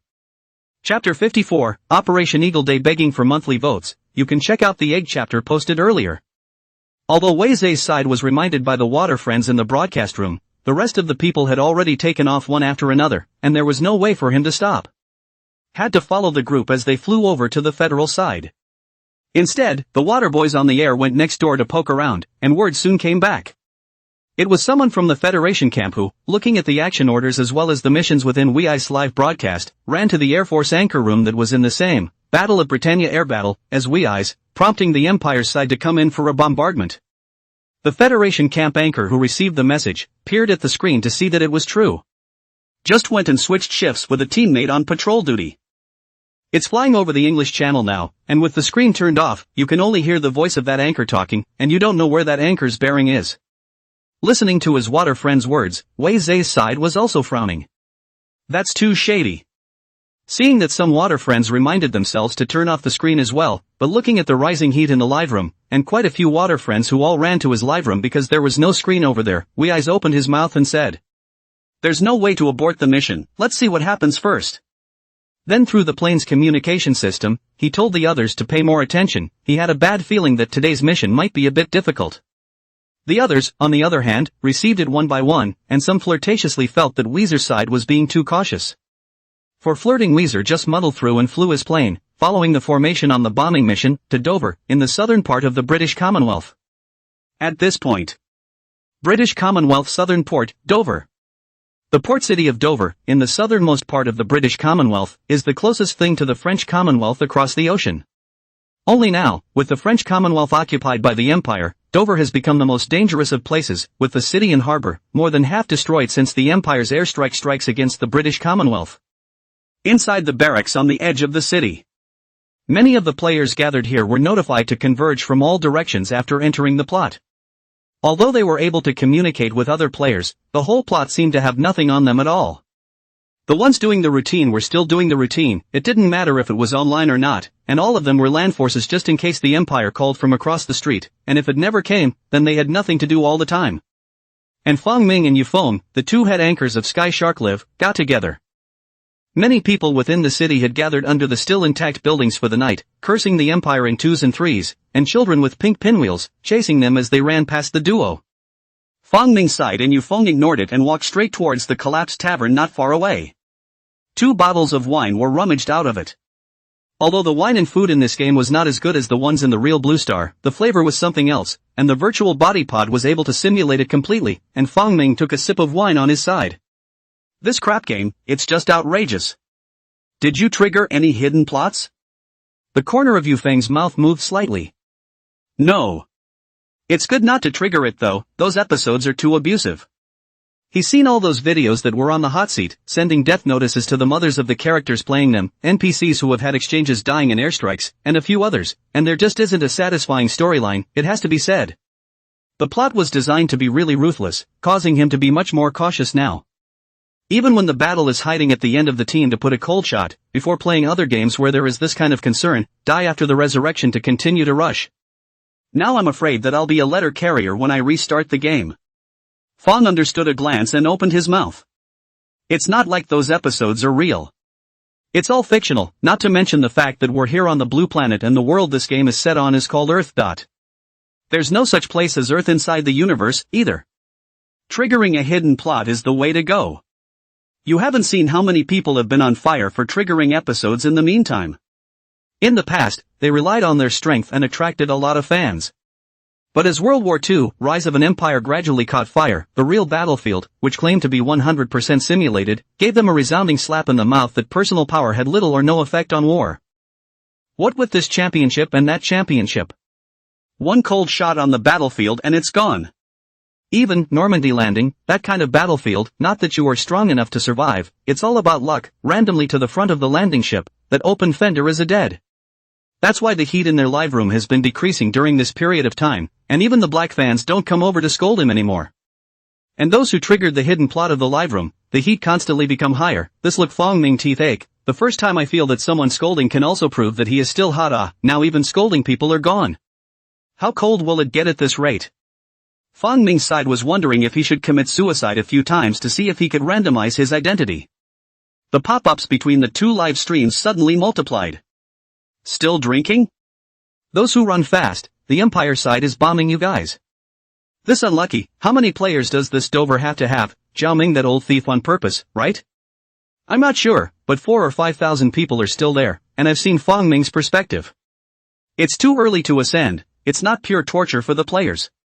Die laughing, these two don't know what's going on yet. Fong Ming and Yufeng looked at each other with a confused expression. What's the situation? Hastily pulling up the live broadcast pop-ups, he realized that in this Air Battle of Britain copy of theirs, there were anchors on the side of the Imperial camp who identified themselves as Air Force and received orders to bombard Dover. Dover is only an ocean away from the French border and is already almost here. Looking at this message, Fong Ming's scalp tingled. Nuts, right? The city is ing bombed and it's going to be bombed again? Buzz. The most new small novel in 6ix9ine book bar first post. There was a buzzing in the sky, followed by the sharp whine of bombs falling. Fong Ming and Yufeng's faces changed drastically. The two immediately dropped their bottles and ran towards the barracks at the edge of town. On Yufeng's side, however, he stopped violently to look at the rear. Fong Ming felt puzzled and followed suit, while Yufeng was looking at the people who had gathered not far away hiding under the building. Hurry! Before the word run could be uttered, a black dot landed in the center of the lighted crowd. Lights. Some were still looking at the sky in confusion, some had already reacted with their eyes full of panic and wanted to get up, while the children who were chasing and playing around had stopped, holding windmills in their hands and looking towards Yufeng's side in confusion. This moment was framed in the eyes of Yufeng and Fong Ming. Boom! Huge flames rose, and the energy from the explosion instantly destroyed the framed image. Under the adrenaline rush, the image of that human body being torn apart and vaporized by energy played as if in slow motion in the eyes of the two. Then there was a huge energy impact, and their bodies flew out uncontrollably. Boom! Boom! Boom! Boom! A series of explosions rang in his ears, followed by a ringing in his ears, and he could no longer feel any sound, only the violent vibrations and the suffocating heat. The screen within the duo's live feed went black. The bombardment that suddenly rose up made Fong Ming and Yufeng and the two of them were also unable to return to their senses for a long time. The immersive feeling and the slow images under the adrenaline rush were stimulating the nerves of the two of them. Until 20 minutes later. Slow down some. The screen in the live room also began to slowly light up, and the duo found that they were able to manipulate their bodies, only for pain to come from all parts of their bodies. Maneuvering their bodies and struggling to get up, Fong Ming and Yufeng realized that the sky had already dawned. But the city that had been so familiar yesterday had now become completely unfamiliar. Some of the buildings that were originally still standing in the city were all gone, and there were ruins and wreckage everywhere, and the air was thick with the smell of smoke, and burning flames and thick black smoke filled the entire city. Fong Ming stood still and looked around. There were several airplanes lying in the distance, Imperial and Federation, and it looked like there had been an air battle over this last night, only it wasn't clear what the outcome had been. The pain in his leg called out, hurting Fong Ming as he kept taking deep breaths. Really outrageous this game. Hiss. I broke my leg? Fong Ming looked down at his leg, it was already stained red with blood, but there was no time to care, the whole city was silent, only the sound of flames burning. Can this still be alive? And next to him, without speaking, Yufeng slowly bent down and picked up something that was only a skeleton of an iron rod, with a screw nailed to the top end, showing that it should be the skeleton of a windmill. At this point, the buzzing in the sky resounded again. Fong Ming's face suddenly changed, trying to run away. Yufeng looked up to the sky as a row of small black dots fell. Boom! After the explosion, a broken windmill skeleton, lying quietly on the ground. Due to the bait-and-switch tactics of Reichsfuhrer Göring, the British Commonwealth Air Force was delayed in luring out the vital forces of the British Commonwealth Air Force. The Empire began an all-out attack, launching Operation Eagle Day, targeting the Federation's ports, airfields, aircraft manufacturing plants, industrial towns, command centers, and other key locations and began bombing them with full force. On August 13, 1,485 sorties were flown. On August 15, 1,786 aircraft were deployed. On August 16, aircraft were dispatched. I'm begging for your vote. End of chapter. Chapter 55, Air War Turning Point of Trek Bombing, begging for monthly votes and catch-up reading. Due to Zhao Ming's arrangement, except for some daily players, the vast majority of the remaining players are gathered in harbors, industrial towns, or southern cities under various orders or missions. This led to the Eagle Days operation under the Empire. There would be no such thing as not getting bombed, and it's even possible that just after being bombed and reopened, the airstrike falls again. Players cut their teeth on the powerlessness of the individual in the midst of war. That desperate wait to die, the fear of watching the bombs fall, the inability to run and hide no matter how hard you try, followed by an explosion that hits and the screen goes black. There's no such thing as a big kill, there's no such thing as an army of thousands. One order from the Imperial Marshal and a city in the Federation is blown to rubble, killing countless people. There was quite a bit of video recorded on the side of the Federation camp players. Ruined cities, crying people, compared to single-player immersive drama to see the impact of the war scene for their own. At this time the multiplayer online copies of the players to communicate with each other, on the contrary, is more resonant. Players have been communicating with each other and found that these days, except for some in remote places to do the daily, almost no one escaped the bombing. This discovery. Emotional value plus 1884. Emotional value plus 1515. Emotional value plus. Directly to Zhao Ming's side, he ruthlessly contributed a wave of emotional value. With the contribution of these emotional values, Zhao Ming's side did make some hidden plots for the multiplayer collaborative plot mode. When Battle of Britain Air Battle is over, it will be released. And the discussion about the plot of the game was almost lopsided at this point, mainly because the players in the Federation camp were bombed so badly. On the contrary, on the side of the Empire camp, except for the loss of airplanes, there was almost no other loss. There are already quite a few people questioning the game's fit and how the Empire can be so strong. There was a flurry of 8 Zhao Ming. Zhao Ming looked at the timeline in the game, and it was almost time for this turning point in the air war, so he didn't bother. At this point, Sky Shark Live. Inside Weiser's livestream. The title of the live broadcast, at this point, had changed to Imperial Squadron Leader, Battle Record 32017 Town. The sniping over the Federation city of Dover a few days ago hadn't shot him down, but instead had given him a couple of kills and a promotion to Squadron Leader, while the Federation anchor had lost his Air Force status. The high intensity of the bombing missions also changed the number of towns he bombed, from 3 to 17. With such a record, it also attracts a lot of traffic. It hung at the top of Sky Shark Live for days on end. We eyes also didn't expect that he would one day be on fire like this because of his character identity in the game. Another daily letter. Mimicking the tone of the playing character's diary, he finished writing back to his family and sister, then went out and mailed it, and when he returned to his quarters, he found that the dried fruit the family had brought with them had already been opened by his crew. One of them looked to Weezer. "Captain, this tastes really good. Where did you buy it?" Weezer's side spoke up. "The family mail." Grabbed a few dried fruits as well and threw them in his mouth. "No varieties that I've seen at Blue Star, but the flavor is pretty good. It's just a shame you can only try it in-game. There is no such thing as reality press." The dangling member of the team from before spoke up. "Right, Captain. I see the other squadrons got another mission. Did our squadron get it?" Weezer raised an eyebrow and glanced at the weather outside.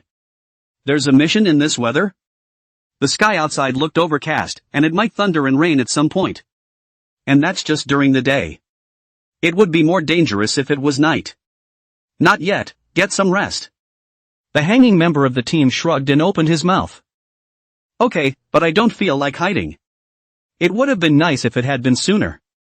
Going bombing every night doesn't let anyone get a good night's sleep." The words just fell. A messenger then walked in and looked to Weezer. "Lieutenant Ralph, here are the orders for your squad's upcoming mission."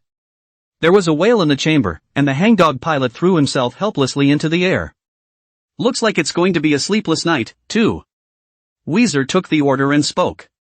"I know." The messenger then walked out, and Weezer took the mission orders and spoke. "Get ready. The bombing mission continues at night." The players could only nod their heads. Yes. And a group of waterbenders in the broadcast room counted the number of times this had happened. The most new small novel in 6ix9ine Bookbar first post. Since it was a massively multiplayer online copy that couldn't skip days or 10 days like it could when it was a single-player immersive storyline, We Eyes had been live for more than 8 hours so far today, and only 2 days and nights had passed within the game. But this is the 4th mission carried out. The equivalent of bombing cities in the British Commonwealth twice a day. Calculated, Anchor this week, are almost fried opposite 20 times ah. It's 18 times after this bombing. It's blown up for the federal side, and some people have reopened it 4 times in one day. I'll be damned. That's too much to carry, isn't it? It can't be helped, Jiaoming the dog thief, everyone will be placed near the bombing zone after the reopening. MD is so inappropriate. But luckily, I'm in the Empire's camp, ha ha ha ha ha. After posting the mission, the night came quickly. Weiser got into his own bomber and watched the formation in front of him gradually take off, and was a little surprised. How come so many? It's not a very good day. What was that air marshal thinking?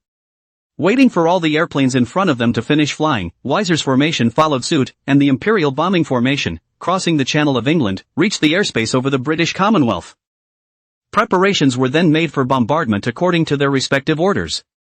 The already dark night was tough to find targets below because of the dense clouds in the sky, and on Weiser's side of the formation, 2 planes were soon lost because of the dark clouds.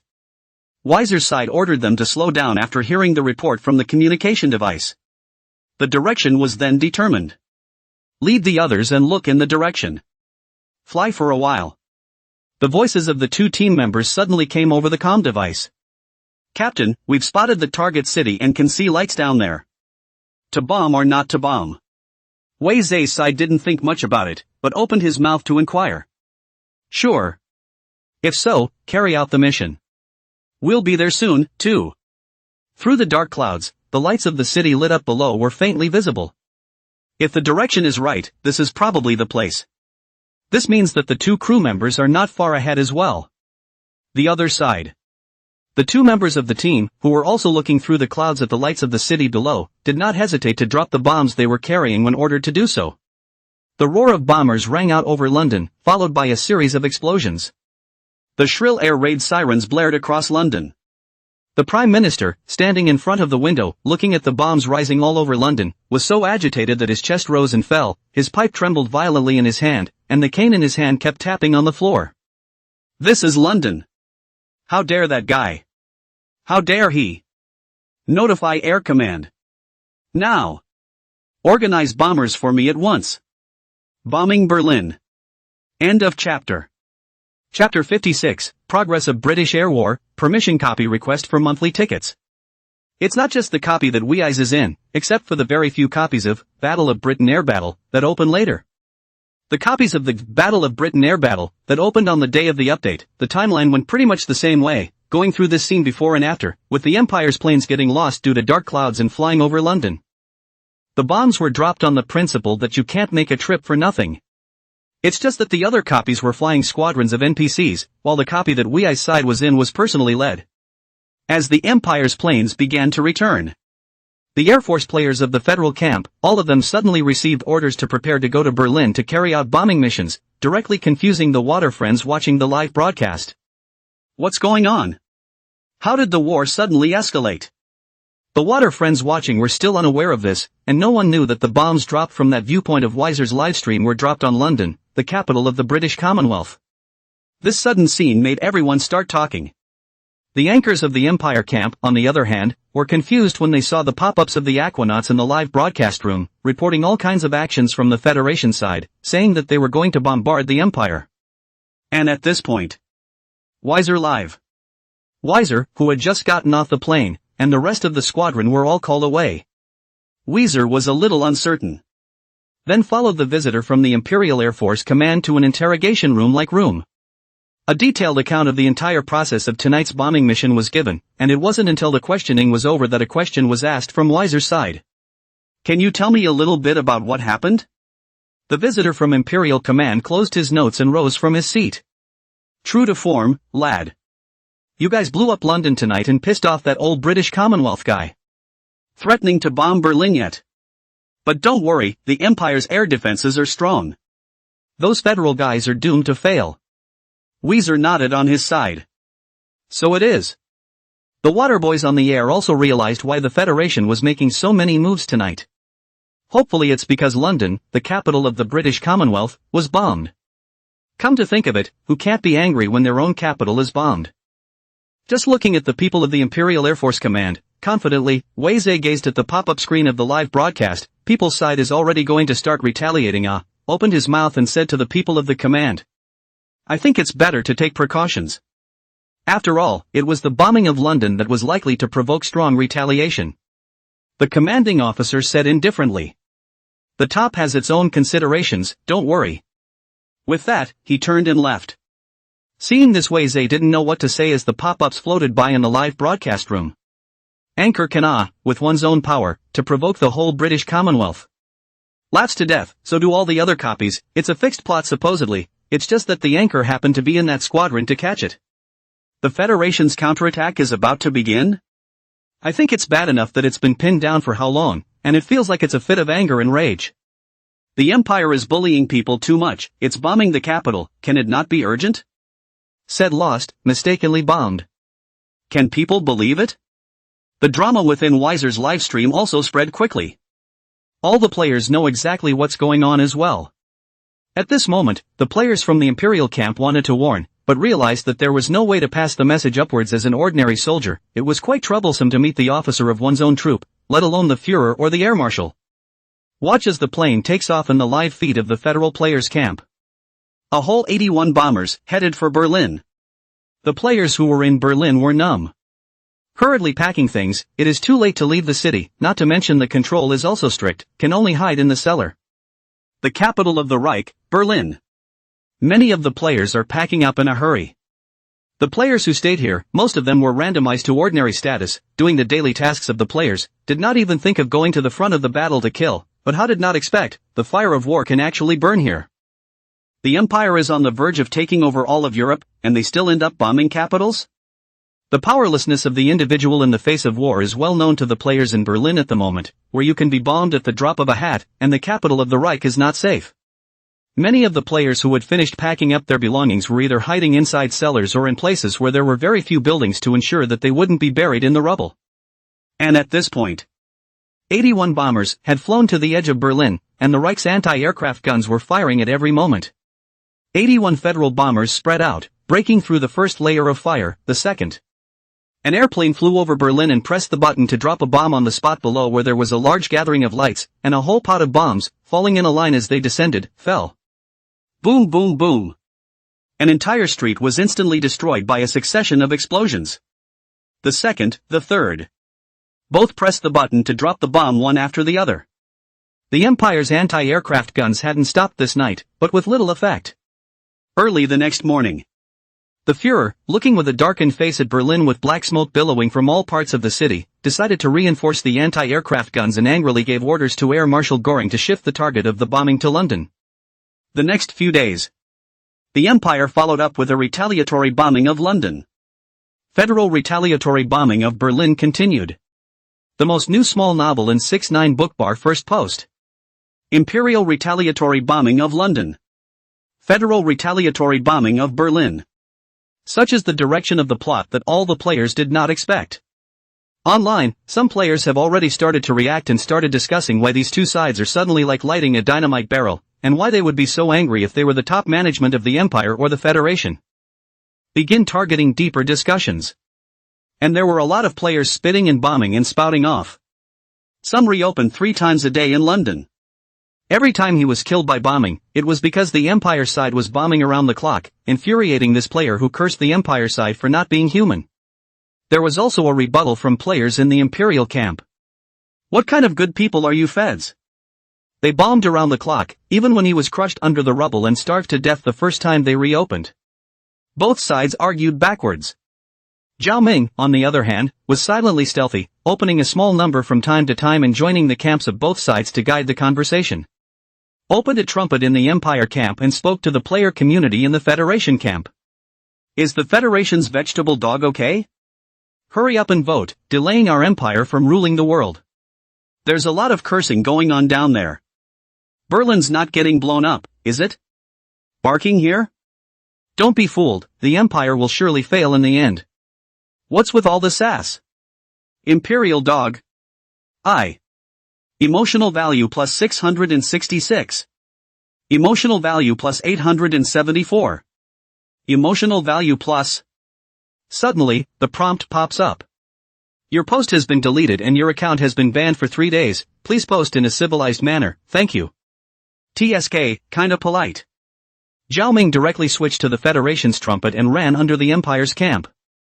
How's the Reich's boiling stuff? Does Berlin feel good to be bombed?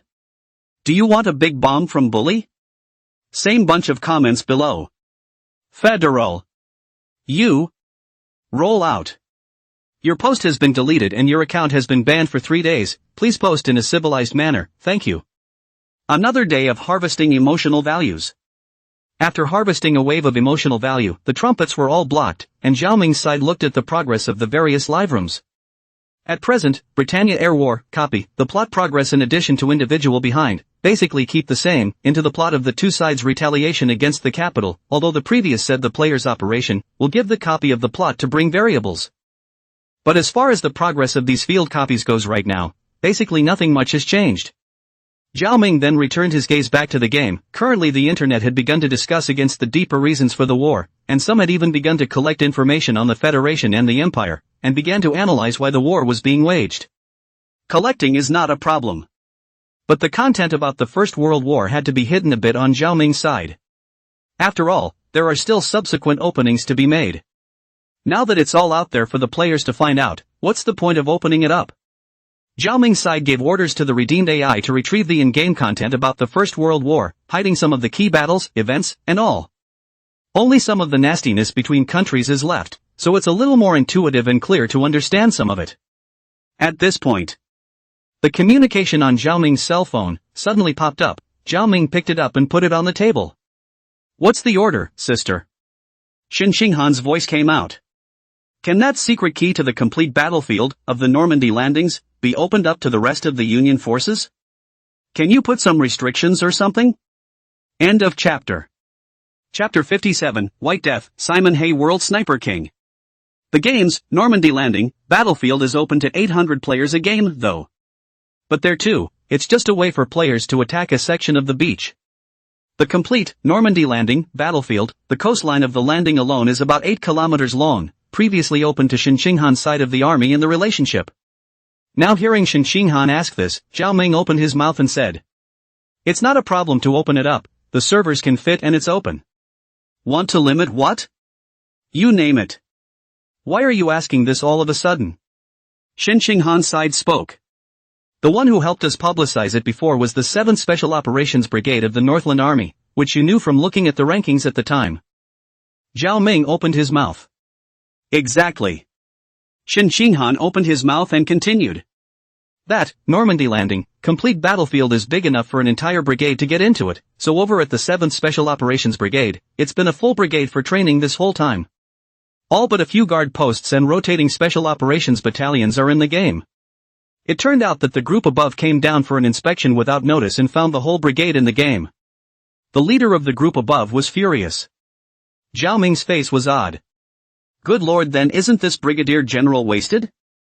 The corner of Shin Ching-han's mouth on the other side of the phone moved slightly. That's not true. But an internal review is still rare. The leaders of the rear group of armies, who also experienced the full battlefield of the Normandy landings, were satisfied with the realism and gruesomeness of it, and felt that it was good to exercise the will of the soldiers. But there were too many people in the opening to play one brigade at a time, so I was contacted to ask if I could modify it. Like limiting the number of people, choosing where to land or something. Zhao Ming opened his mouth on his side. That's no problem. I'll add a few more options if we limit the number of people, and as for choosing a landing site, just add an opening map and let them choose there when the time comes. Right. I recently made some hidden copies of the multiplayer collaborative drama mode. These hidden copies aren't open yet. You can ask the Northland Army side if they want to be the first internal users. This is compared to a massive battle like the Normandy landings. The multiplayer collaborative drama mode is more suited to squad, company, and battalion level numbers, and should suit them well. Shin Ching-han's side thought about it and opened his mouth. No problem. I'll let them know. How do I need to get in? Zhao Ming's side spoke up. You tell them to have a random person with the rank of second lieutenant, turn on a multiplayer collaborative drama mode, and when setting the rune password, enter JX Polar Star 0031. It's time to enter the hidden copy of codename JX0031, White Death, and the room will expand to 300 people with it. Shin Ching-han's side spoke up. Okay, I get it. The number after that number, doesn't that stand for the back copy? Input 0001 will go into the other? Zhao Ming said with a smile. That one is per normal, yes. But I don't have time to do it, so it's only 0031, White Death, at the moment. 0042, Fortress 62. 0079, Upper Class DOS. 0087, Warbear Wojciech. These copies. Among them, there's only the copy of 0031, White Death, that's suitable for training. Fortress 62 is still the plot of the Normandy landing. This is something they probably won't want to experience. The remaining two aren't combat drama oriented, so I guess they wouldn't want to experience it. This one, White Death, is enough to torture a ham. Let them play for a while. Shin Ching-han raised an eyebrow. You're so juicy. Spill the beans. Yeah, no problem. The pair then hung up. Shin Ching-han's side went to tell his fourth uncle Shin Yen about this. Zhao Ming, on the other hand, put down his cell phone. Inform them. Zhao Ming shook his head. MD, what rotten familiar routine, the first daughter of a high official of a big family in the Federation? Forget it, whatever. What's it got to do with me being a gamer? It's not his turn to play the game. It's not like he has any enemies, oh no. There's one. Zhao Ming thought of this and called the company's customer service, Ji Shui. Has Ruined Future 2100 come out with any new content lately? Ika Setsu's side said. Don't worry boss, we're all watching. As soon as they come out with something new, immediately give a copy. Zhao Ming nodded and opened his mouth. The most new small novel in 6ix9ine Bookbar first post. Okay, keep an eye on it. How much money Cyberstar makes is up to you. You guys go along with what they're offering in Kryptonite, just don't make it so expensive, and sell it for a small profit. A smile appeared on Ikkyu's face. Yes boss. Zhao Ming waved his hand, and Ji Shui's side retreated. The other side. Dasha Federation, North. Songul Tundra. 3rd Armored Group Army, 7th Special Operations Brigade. Brigade Commander Shin Yen hung up the phone with a smile on his face, and then had the Special 1st Battalion assembled. Ready to get into game training. Xinyan's side has been the first to lie into the virtual somatosensory cabin, entered the Second World War, Rise of the Empire input key to open the room, and pulled the commander of the Special 1st Battalion under his command. Then he began to think about the hidden plot that Shen Xinghan had said. It's not like the federal officials and military haven't done it before for games that simulate war. But how can I put it, it's so stereotypical that if a war can be won, it must be won, and if it fails, it must fail. There are a lot of outrageous storylines within a game like World War II, Rise of an Empire that simply can't be made or even thought of. Like the Dunkirk retreat, like bypassing the Maginot Line, like the Confederation and Imperial tops bombing each other's capitals. These plots are done officially. How can Dunkirk have a great retreat? It has to be total annihilation, and even if the Maginot Line can be bypassed, the French Confederation will block them. But in favor of this game, this retreats, that goes around. At a cursory glance, it seems outrageous, but when you look at it more closely, there is some reasonableness in the outrageousness. And it's because of that. That's why you can better appreciate the uncertainty of war, and that's also the reason Xinyan has been training with this game, partnering with Xinghan. That kid, how the hell did his head grow? How do you come up with these plots? Xinyan's side was thinking. There were enough people in the room, all of whom had been pulled in by Lu Feng, the commander of the Special 1st Battalion. Xinyan then ordered the opening. The image in front of me flickered and a few large words appeared in the center of the screen. White Reaper. The 300 people in the room then all appeared on the white snow. Surrounded by snow-covered barracks, the cold simulation of air brought a hint of familiarity to the group of soldiers who had been stationed in the north for years, looking down at the clothes they were wearing. It's the Soviet Union. Apparently this hidden plot has them as soldiers of the Soviet Union, and this place is a troop camp that holds 300 people. In front of everyone's eyes, a prompt appeared. Please eliminate the Finnish soldier Simon Hay, 01. This prompt gave the crowd a frown. An enemy? Are you kidding me? There are 300 of them here, and that's not equal in strength. Xinyan's side was not careless. His eyes first swept over the surroundings, then raised his hand to point towards the barracks side. Go a few people, organize the tents and the weaponry, and look for some useful information. Look at the current weapons. Bang! Xinyan was instantly shot in the head, and his body smashed solidly on the snow. 299 300. Blood stained the white snow on the ground, and everyone was confused by this sudden scene. Lu Feng, the battalion commander of the Special 1st Battalion, had a buzz in his brain. Brigadier General. Bang! I'm begging for your vote. End of chapter. Chapter 58, Simon Hay 30,000. Bloodflowers bloomed on Battalion Commander Lu Feng's temple. The bullet went through his temple and out the other side, and Liu Feng's body fell straight to the ground. 298 300. In just a few breaths. Xinyan, who was the brigade commander, and Lu Feng, who was the battalion commander, were killed one after another. Everyone's head was confused, while Feng Hui, the commander of the 1st Company of the Special Operations Battalion over here, reacted and lifted his gun to shoot according to the bullet that penetrated Lu Feng's head. 9 o'clock. Fire suppression. Receiving the order, the others quickly grabbed their guns and fired furiously at 9 o'clock. And there was not a single movement in the direction that was being suppressed by fire. Feng Hui, along with a few other company commanders, led the men to drag the bodies of Brigade Commander Xinyan and Battalion Commander Lu Feng inside the camp's rooms. It was only at this point that the crowd's thumping hearts calmed down a bit. Just looking at the bodies of Xinyan and Lu Feng, the crowd was still in a trance, and Qin Su, the commander of the 2nd Company. What about this? The brigadier is dead? No, not dead. It's a game. Yeah, it's a game. Qin Su inwardly breathed a sigh of relief, while Feng Hui sighed, spoke in a deep voice. Let's put the brigade and battalion commanders' bodies here first. There's a top sniper across the street. It must have sensed something from the action just now and shot decisively. We are in the light, the enemy is in the dark. Let's start by getting everyone back in their rooms and organizing their weaponry. The remaining few also nodded, and then gave orders toward the outside, which caused the soldiers outside to stop firing and hug their way inside the various barracks. Soon, the weaponry in each barracks was tallied. In addition to the rifles or submachine guns that the people had brought with them, there were also 3 mortars with 40 rounds of artillery, 3 heavy machine guns, 11 light machine guns, and a variety of grenades, smoke bombs, and so on, totaling more than 200 pieces. After tallying up these weapons and equipment, Feng Hui discussed with a few other people before anything could be done. Bang! Another shot rang out. A. Fong Hui's face changed and he shouted out to the outside. Which room? What's going on? A soldier shouted from the barracks diagonally across the street. Our squad leader was trying to open the window a little bit to see what was going on outside and got shot in the hand. That squad leader's voice rang out. Company commander, I'm fine.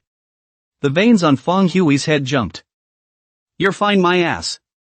Got a short fuse? At a time like this, you're still so careless?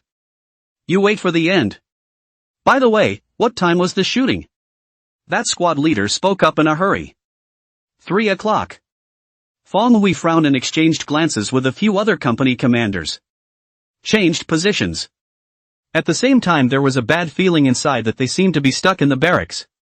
Thinking about this, the faces of several people were a bit ugly. Gotta figure out a way to get out. And at this point, inside the third perspective, Shen Yan watched the discussion of several people and was so angry that his brain buzzed. Thinking up? Get a mortar and give me a blast at 3 o'clock, huh? Aren't we going to go on a fire suppression and search while there are more people now, waiting for that guy to slowly wear us down? 2 dead people scared like that? How do you usually train? There are no major frictions in the major federations, but minor frictions at the borders are constant. The 7th Special Operations Brigade is stationed on the border with the Slavic Energy Federation A, usually with the opposite side of those guys touched who also do not serve who, a one wailing, as a result of the death of 2 people now on the performance of this way, simply Shen Yan gas dead. Next to him, Lu Feng was a bit embarrassed and opened his mouth to defend himself. Brigadier, after all, we both just got killed.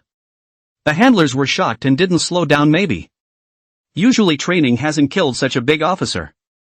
The brigade commander was killed in the opening round. That's a surprise to anyone. Thanks to the fact that this was a game, the people below were able to calm down a bit, or they would have panicked by now. Hearing Lu Feng's words, Shen Yan turned his head, his eyes glared, and he went up and kicked. You think I didn't talk about you? Didn't I just get my head blown off? What are you yelling about? Direct exposure of the target. There's not a single one in control of the big picture right now. You watch. If you're so squeamish, you won't be able to get away with any of it in the end. Lu Feng's side was also a bit aggravated. You're the one who ordered the exposure. There's just no use talking about it now. Both were in third view and could only watch what was happening in the camp, but couldn't command anyone. Time within the game is quickly coming to night. There was not the slightest light in the entire camp. It took the cover of the night for the crowd inside the barracks to make a move. One by one, they leaned out of their barracks to gather together and hide behind cover. Then the barracks began to gradually light up and there were figures walking around. Fong Hui, Shin Su and the others outside the barracks nervously held their breath, waiting for the opposite side to make a move. However, I was holding my breath, but I didn't hear any gunshots. Gone? The thought flashed through his mind, leaving the crowd a bit stunned. But again, not sure. The most new small novel in 6-9 book bar first post. After all, the mission is clearly written. Please eliminate the Finnish soldier Simon Hay, 01. If this guy takes one shot and runs off to hide a few kilometers or so away, this mission wouldn't be accomplished at all. This NPC, Simon Hay, shouldn't be able to leave and must be hiding somewhere. It just doesn't come out. Feeling the temperature of over 30 degrees below zero made Fong Hui suspect that the guy had already gone back or wouldn't come out at night. After all, at this temperature, it's freezing out there all night. Seeing that the temperature was getting lower and lower, Fong Hui could only order that some of the people go back first, and after that, take turns to stand guard outside, and blow the alert whistle as soon as there was any abnormality. A night of silence. It was just a little bit brighter when the next morning within the game rolled around. Bang! Bang! 2 shots rang out, waking the entire camp. The 2 sentries hiding in the shadows were then killed by a single shot. 296-300. The bodies were dragged back inside the barracks, everyone was silent, as if they were caught in a deadlock, going out individually and being sniped, hugging together and being sniped as well. Fong Hui's side was frowning. Organize a manpower search as a class. However, a 5-kilometer radius has been searched and there's no trace. It was as if a ghost that wasn't even there that night. 285-300. The next day. 276-300. 172-300. Time flies within the game and soon a week has passed. And the room. Xinyan in the third viewpoint also watched for more than 20 hours, from the beginning of the anger to the present silence. The mentality of the Special Operations Battalion soldiers within the game had been broken, even for him, who was watching from the third viewpoint. For a full week, all the snow within a few kilometers was trampled solid, and froze without finding where the enemy was, and the casualties were getting bigger and bigger every day. It even got to the point where sometimes there were 20 or 30 casualties a day. It was possible to tell that the opposite side had figured them out, had stopped being careful, and treated them like weak prey to be slaughtered. But there is nothing that can be done about it. The hunt continues. It was as if the camp had become a prison, and as soon as one went out of the camp, one's life would be taken away by the white death hidden in the snow. And not out of the camp. The barracks have been turned into a morgue, half man, half body. 151 300. 82 300. 11 300. Time passes within the game day by day, and by the end of the day, the remaining 11 have given up. Fang Hui's eyes were filled with determination as he carried his submachine gun loaded with ammunition and led the others out of the barracks. Bang! Gunshots rang out, and Fang Hui's head jerked to the side. Raising his submachine gun in a certain direction, he tried to pull the trigger. Snap! Blood bloomed in the head, and there was no dodging it. The remaining 10 men rushed that way recklessly, taking their submachine guns in hand to suppress fire, but had no idea where the enemy was. The opposite side fired methodically. 1 shot, 2 shots. No trace of the enemy was found until the last man had rushed up the hill. After the heat of the moment, there was endless fear. 1 300. The extreme fear of the unknown filled his body as he looked at the prompted numbers and was the only one left alive. The soldier took the submachine gun in his hand and tried to aim it at his head. There was a sudden sound of a bolt being pulled on the ground next to him. The soldier subconsciously turned his head to look.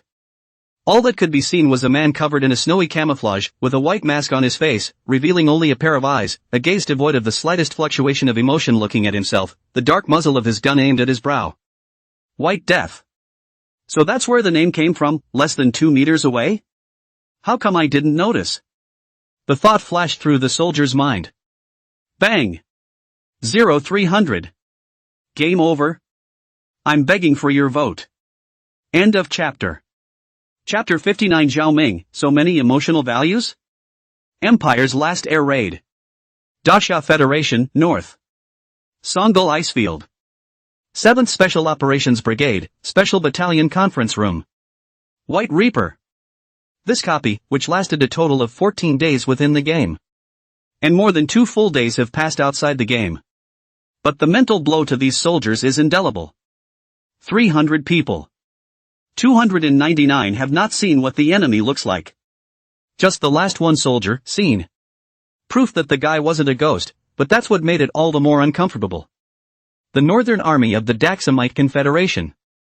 Special operations elites who are constantly stationed in the Northland dealing with snow and ice. In a snowy map. Being killed by an NPC with a sniper rifle killed 300 people, and even in the end the one soldier wouldn't have been able to find out where people were if they weren't actively exposed. It's not that no one doubts the plausibility of this copy, and that NPC. Shen Yan had suspected as much. But Zhao Ming's side sent a video to Shen Qinghan, and after Shen Qinghan read it, he told Shen Yan after it was completely reasonable. Shen Yan was silent. There was no way Shen Qinghan could have lied to him, or said this after watching the video given from Zhao Ming's side.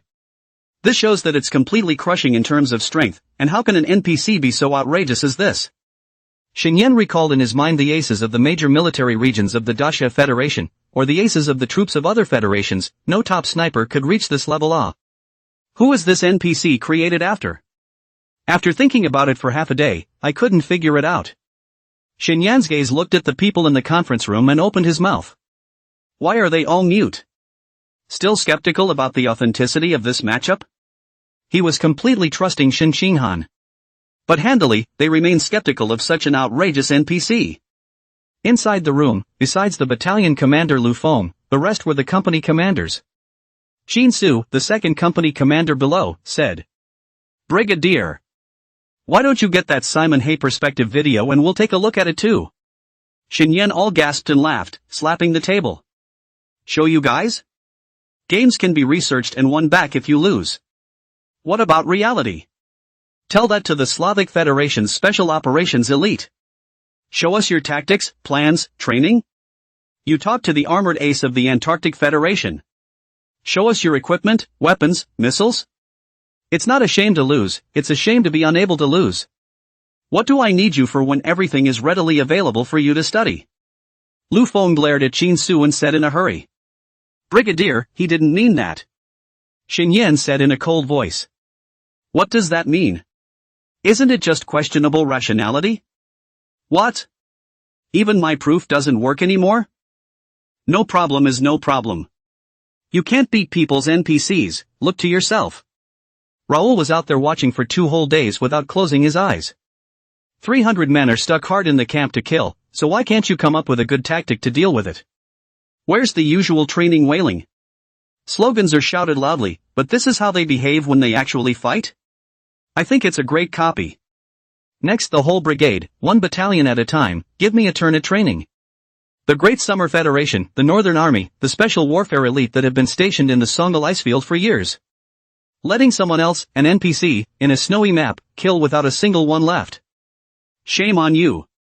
All of you practice, and find a chance to teach the Maoists over in the Slavic Federation a lesson. The friction between the 6 federations is at best a localized conflict.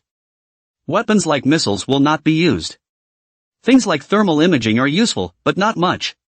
With the technology of the major federation, it has long developed anti-thermal imaging camouflage suits, and with various restraints, the main thing is still to look at the fighting strength of the border troops. The 7th Special Forces Brigade side then often had friction with the Slavic Energy Federation side. So this, White Death, copy, in Xinyan's opinion, is a ready-made practice ground. Don't expect everyone to practice to the extent of that NPC, as long as there are individuals who can reach half of his ground, it's already very anticlimactic, when the time comes to clean up those guys. Crushed by strength, they have to hold back any opinions. At Xinyan's request, the 7th Special Operations Brigade, the entire brigade began to study up to respond to the tactics. And the Special 1st Battalion after 2 days of rest. Gathering the best of the tactics discussed by the entire brigade, the 1st Battalion, as the 1st Battalion, entered the game again. The most new small novel in 6-9 book bar first post. Inside the game room. Lu Feng was talking about the next tactic to deal with it. Wait a minute to enter the copy. All men immediately hold their guns at 9 o'clock for suppressive fire. The men of the 3rd Company go inside the barracks and take out all the weapons and equipment. The men of the 2nd Company. Company I. After explaining the tactics, Lu Feng's side saw that everyone was ready and opened the game directly. The image flickered in the eyes of the crowd. White Reaper. A few large letters slowly lit up, and then the image came into view. But it left the crowd confused. Bang! A soldier on the edge, shot in the head. 299-300. Lu Feng bellowed. Take cover. Everyone found trees close by and hid behind them. That's right, it's trees.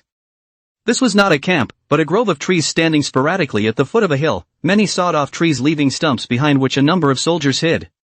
Lu Feng, Feng Hui and the others had countless moments rising in their minds. 2 days of studying camp maps, terrain, tactics.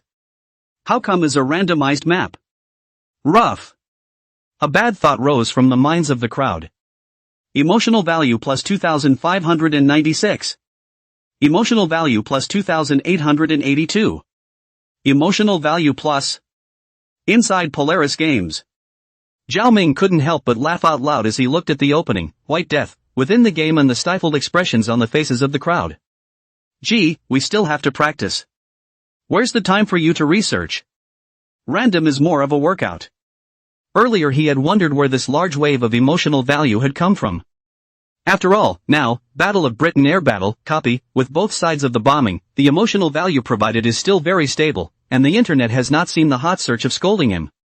This sudden burst of emotional value is now finding its way out. Looking at the extra emotional value, Zhao Ming's side first exchanged the terrain, weather, equipment of both sides, and other details of the Blood Battle Century from the Earth database. These renderings came out so that Xinxinghan's side could contact the Northern Army. Look for one side to play as Republican soldiers ordered to run to Sanchori to stop American troops, and the other side to play as the American Free Federation, with mechanized troops heading to Sanchori to prepare for a retreat, on both sides of the Dacia Confederation. But Zhao Ming estimated that the blocking might be enough to make it work. After all, the original historical limit like that only managed to fasten the enemy for 5 minutes. Attempting this replica for the first time, how could the people of the Dacia Federation have thought that they would have to run 145 miles a moment through the night to reach the blocking site? Get it out first and let them try it. When the abuse is almost over.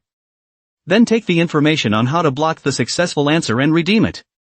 But right now, White Death, this copy of the Northland Army is not finished playing yet. Wait for the end of the Battle of Britain air battle, and then hand it over to Shen Xinghan so that she can tell the Northland Army.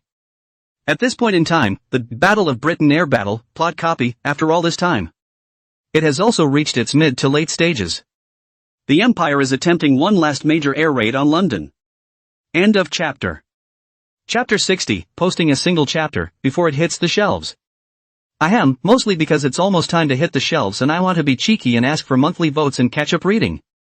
As of today, it's been exactly 1 month since I posted the book. A lot of bookworms in the comments section are saying that the updates are slow, so it's good to know that it's going to be on the shelves at the end of the month. Brothers in quite a week will be almost, after the shelves will certainly burst more every day. Then chat about the follow-up.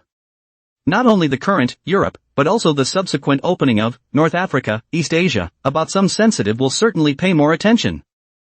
Then there are copies of the national wars, Stalingrad, Moscow, Ardennes, Siege of Kiev, without the word battle and so on. The above is only the second one, and the subsequent ones are, First World, Modern Times, 2022, and other large independent games.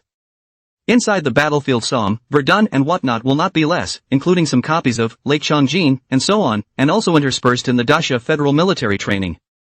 Because there are so many, it would definitely be a long write-up. So, don't hold back your votes. Hit them hard. I'll work on it when it hits the shelves. And then there was.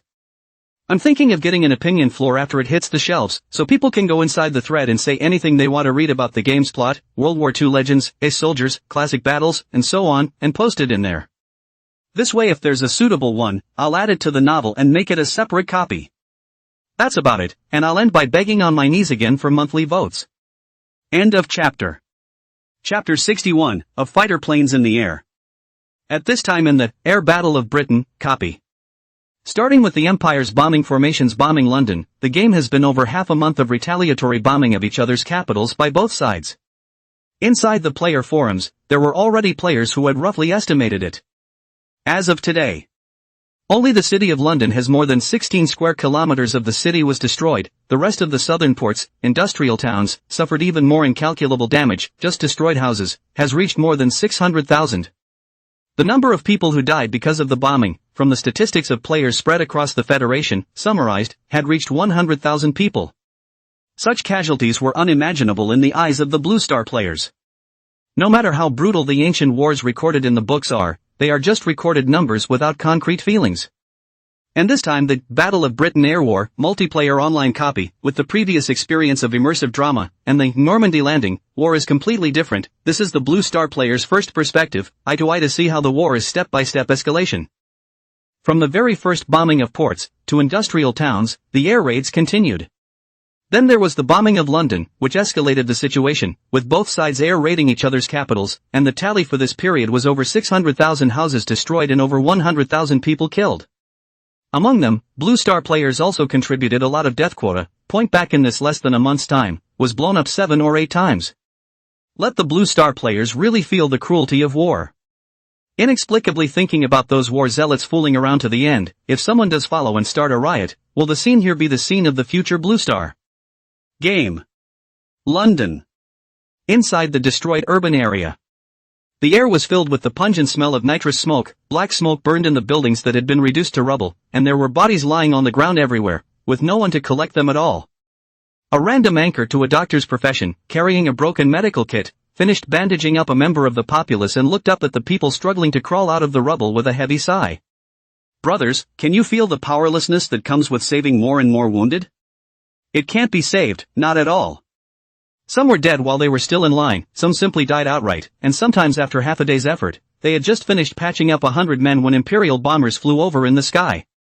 In the twinkling of an eye you have added 2,000 or 3,000 more wounded, and scorched corpses all over the ground. What a way to go!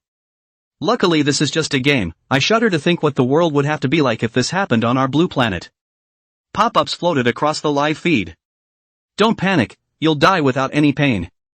Upstairs is right, the reason this game is so miserable is because technology isn't developed, so many people can't live and can't die, and it looks miserable. According to our Blue Star's technology, the Federation can just throw in whatever they want to obliterate the city, and you walk away without any pain at all. Yeah, that's why the 6 federations are restraining each other.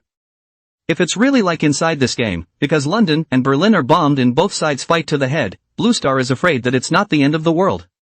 And at this point, the doctor-identified anchor looked again to the next injured person.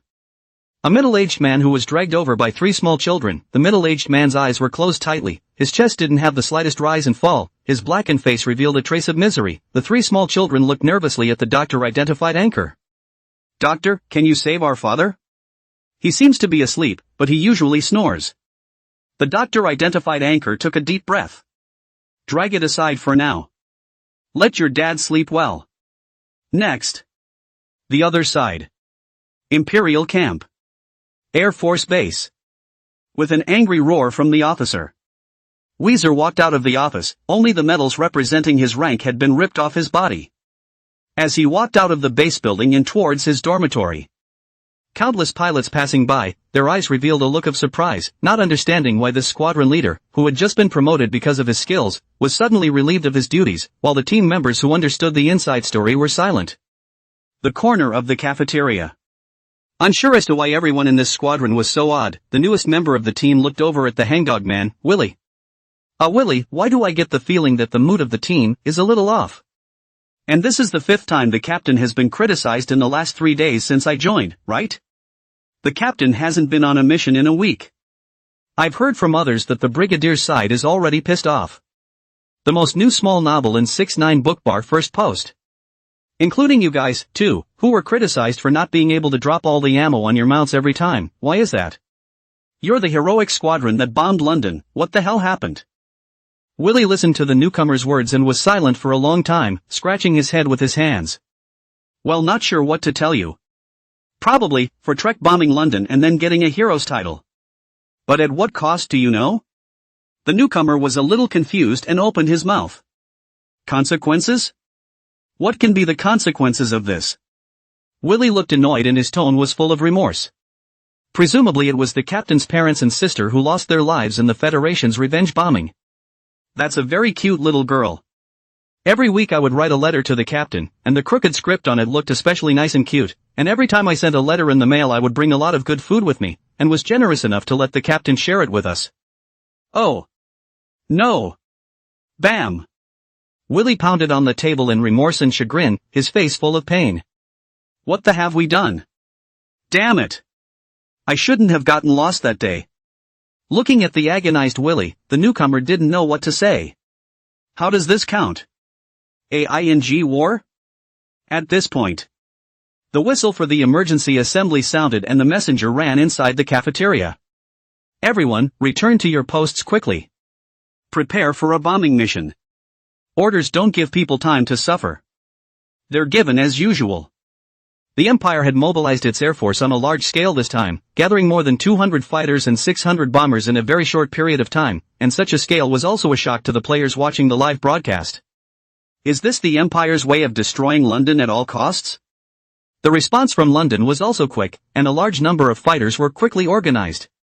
But in half the numbers of the Empire. Thousands of fighters from both sides combined had all lifted off, heading towards a certain place. This sudden scene within the game, the news quickly spread, so that many players who were at work secretly opened the Sky Shark live broadcast in the phone, in the 2 camps of the anchor perspective to switch back and forth. Seeing the 2 sides getting closer in perspective. End of chapter. Chapter 62. Overrate yourself, no change in the ending. In the live view on the Federation side, 19 flying squadrons of more than 300 Federation fighters took off successively to meet the Imperial bombing formations coming across the sea. In the skies above Britannia, both fleets tore through the clouds in a steep collision. Just for a moment. Both sides opened fire, machine gun bullets forming a curtain of bullets across the sky. A Federation anchor flew a Spitfire fighter through the clouds before swooping straight down, mounted machine guns aimed at the Imperial fighters as the chains of machine gun fire swung through. instantly churning up the tail fins of two Imperial fighters. Pieces of the fuselage burned with flames and streaked across the sky like meteors as the two Imperial fighters plummeted diagonally downward with thick black smoke billowing from their tails. The Federal anchor, who was piloting the fighter jet, was not yet ready to have a look of joy on his face. Ta-da! The sound of machine gun bullets hitting the fuselage rang out the next second. Click! The glass in the cockpit shattered as a barrage of machine gun bullets penetrated, blowing several large holes in the chest of the Federation's Air Force anchor, blood pouring from his mouth. Attempting to maneuver the plane a bit more, it was a blackout. Straight back to the game.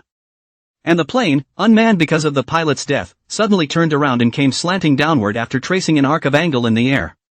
Ground. The Blue Star players who were watching the big battle in the sky still had excited looks on their faces when they saw many airplanes crashing down with black smoke. But as those planes got closer and closer, the look of excitement on their faces gradually turned to panic, and they fled the area in a panic. Boom! Boom! Boom! An airplane, falling from the sky with black smoke, smashed into the ground. Not only its own explosion, but also that mounted bombs, incendiary bombs. Thick black smoke soon covered the sky. The clouds in the sky were cut into chunks by the fighters, and the densely packed airplanes could no longer tell who was who. The downed Imperial bombers, unable to escape themselves, recklessly dropped their mounted incendiary bombs, which rained down in the air and spread out on the ground, setting large areas of land ablaze. The sky. Weiser maneuvered the bomber and flew over Britannia, but never pressed the button to drop the bomb. Ta-da! The sound of being swept by machine gun bullets came from the fuselage. Click! The shattering of the glass of the cabin, one of Weiser's arms was instantly knocked off, also hitting him in the shoulder and neck. Breathing had begun to become difficult as the bomber he was piloting began to plummet downwards diagonally. Ground. The anchor, who was broadcasting this apocalyptic scene live, watches as yet another Imperial plane comes crashing down. Another one, that's the first one, too many to count. I have to change the ground. Ha! Turned around? Crashed toward the river. Rumble. Bombers, loaded with ammunition, landed in the Thames, and huge fireballs rose. Weiser's live feed was plunged into blackness. If you retreat to the game area of Skyshark Live, you will find that the anchors who were hot during this period of time because of their Air Force status, at this time, the live room went black one after another. Except for Weiser, who gave up on himself. Other anchors who had shot down a number of enemy planes over the course of these days couldn't muster a bit of skill in such an air combat collision. One enemy plane had just been swept away, followed by bullets pouring in from several enemy planes.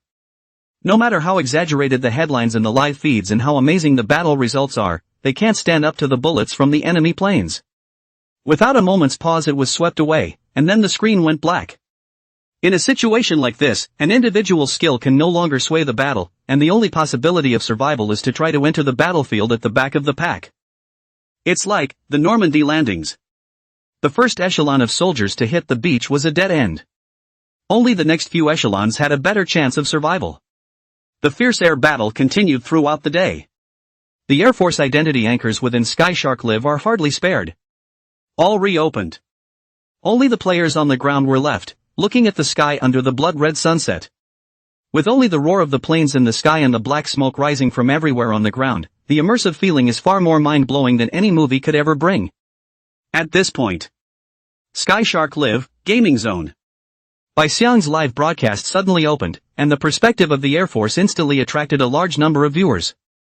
Some of the hardcore fans who rushed into the livestream were full of questions. After disappearing for so many days, it's finally on? Air Force perspective? How many times has this guy died and finally got randomized? Good guy, disappeared for half a month, finally became an Air Force A. That's not right. How come the anchor didn't participate in the air battle? This direction. You're gonna ing bomb Berlin?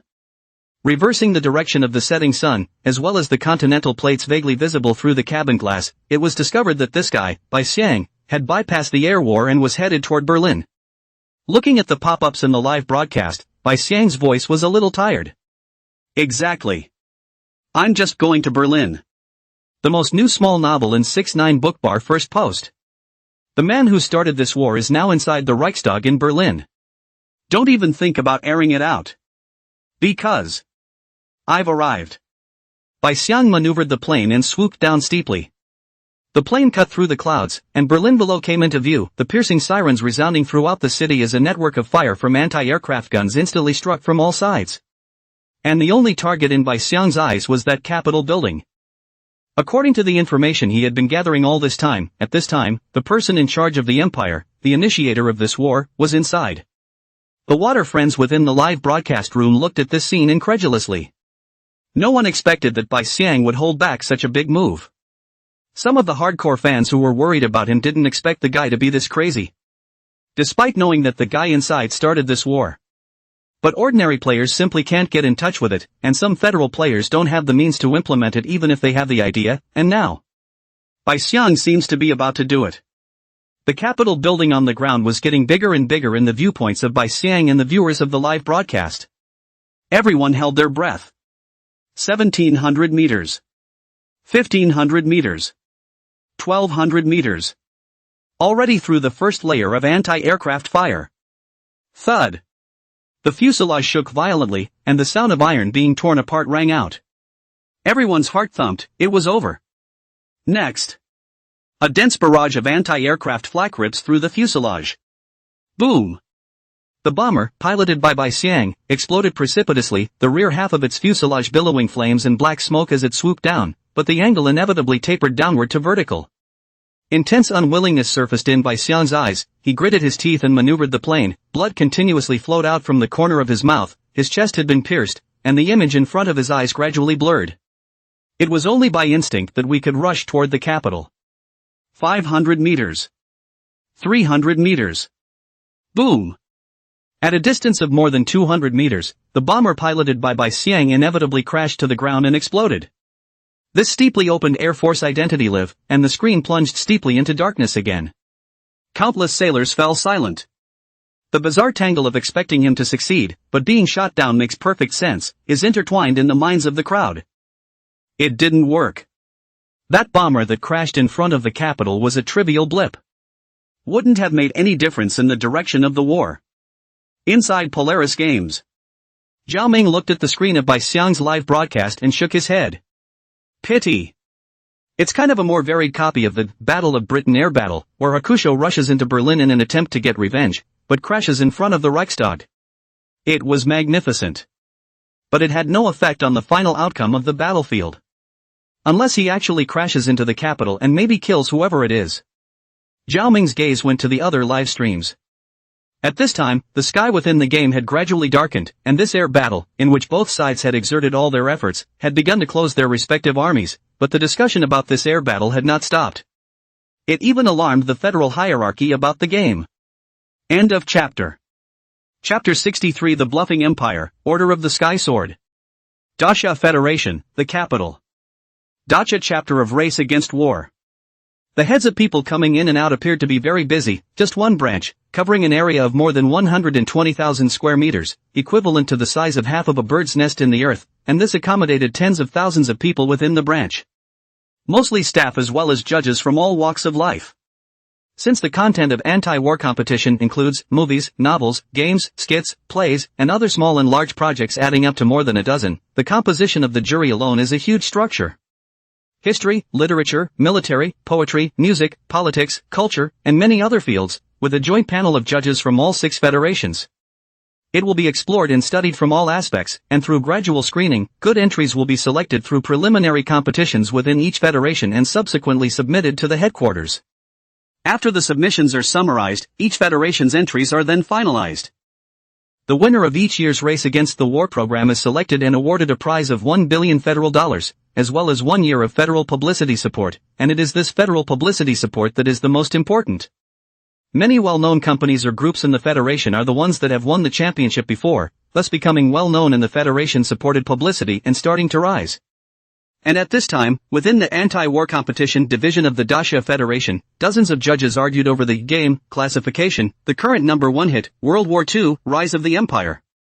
It's easy to discuss it compared to some movies, novels, and plays with a single setting. And World War II, Rise of Empires is a game that encompasses so many things in its background, military, cultural, ideological, war, etc. This led to the involvement of judges from many fields. The crowd was mixed. About the game's Earth's vast background and worldview, Lin Chang, the historian of the Blue Planet, was intensely interested. Although these histories of Earth in the game are fictional, Lin Chang, who had experienced the immersive plot, faced the other judges and praised the game. The world background of this game is huge, while even some of the NPCs have their own lives. It is obvious that the author has worked hard on this. I have experienced the immersive storyline of this game. Everyone has their own story. It's as if it's not a single NPC, but a living, breathing human being with a full life experience. And each country has a different history. The history can be traced in the game. Classical architecture, precious artifacts, all can find history from them. The game is perfected to such an extent that I think nominations can be made. And the heat of the game itself is enough to nominate it for the paper. The rest of the judges also started discussing, but Sure Jun, the judge of military science, frowned. You can't just look at one side. The background of this game, the details, it's really well done. But the producer of the game apparently doesn't know how wars are fought, and I've also inquired about it, and the producer of this game is nothing more than a college graduate. There are a lot of battles in the game that have big holes in them. Take for example the Dunkirk retreat in the game, where hundreds of thousands of Imperial troops surrounded Dunkirk, and the closest Imperial troops were only a dozen kilometers away from Dunkirk. At this time the Führer of the Reich ordered a halt to the offensive, allowing the more than 300,000 people besieged at Dunkirk to be successfully evacuated within a few days' time. It's hard to imagine that this is an order that could be given by a Führer in control of an empire, and this kind of intelligence is clearly not worthy of the empire that swept across Europe in the game. It was completely stopped by the producers of the game for the sake of the plot. Hard. Maybe from a historical perspective, a detailed perspective, it's kind of a good game. But from a military point of view, this game is too whimsical, and if it's judged against other Federation games, I'm afraid it won't make people think that this is the only level we have in the Dacia Federation. Unless the author revises it, it's clear that such an unorthodox plot can't be taken out. Historian Lin Chang, on the other hand, spoke up. Common sense? Humans just have to have pie-in-the-sky ideas to make sense. You don't think it's possible, but it happens to happen. You can't just look at it from a military point of view. If you relate it to the context of the whole world, the considerations of the Reichsführer, maybe the plot of the game, he just makes sense? Sure Jun, the judge of military science, spoke up. You're being forceful. That episode of the Dunkirk retreat, where even a small child in command wouldn't have let over 300,000 people go, is just nonsense. Is this game plot going to be taken out and disgraced if it's not modified? Historian Lin Chang shook his head. Arguing is fruitless. I still have reservations about the nomination. A nomination vote was then given to World War II, Rise of an Empire, while Shi Jun's side was a straight-up vote against it. The rest of the judges looked at each other in disbelief and quickly cast their respective votes.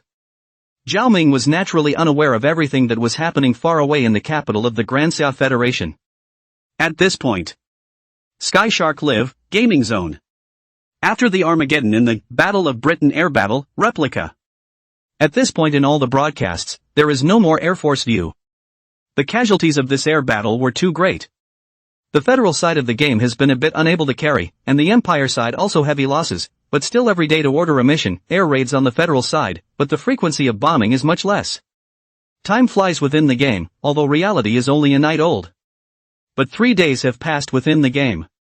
The bombardment of the Empire continued and all players who were in the game saw the newspapers. Newspaper. The Reichsführer claimed that the Imperial bombardment would continue and would not end until the Federation was completely destroyed. However, the most new small novel in 6-9 book bar first post. Just a number of players, looking at the in-game newspaper. The players and anchors who were in the game all received the alert. Copy ends. This is followed by the screen fading to black and returning to the main game screen. Inside Weiser's livestream. The immersive plot mode on the main interface has lost the word limited time in front of it and returned to the normal single-player immersive plot. This image was a sight to behold for many waterbenders. No?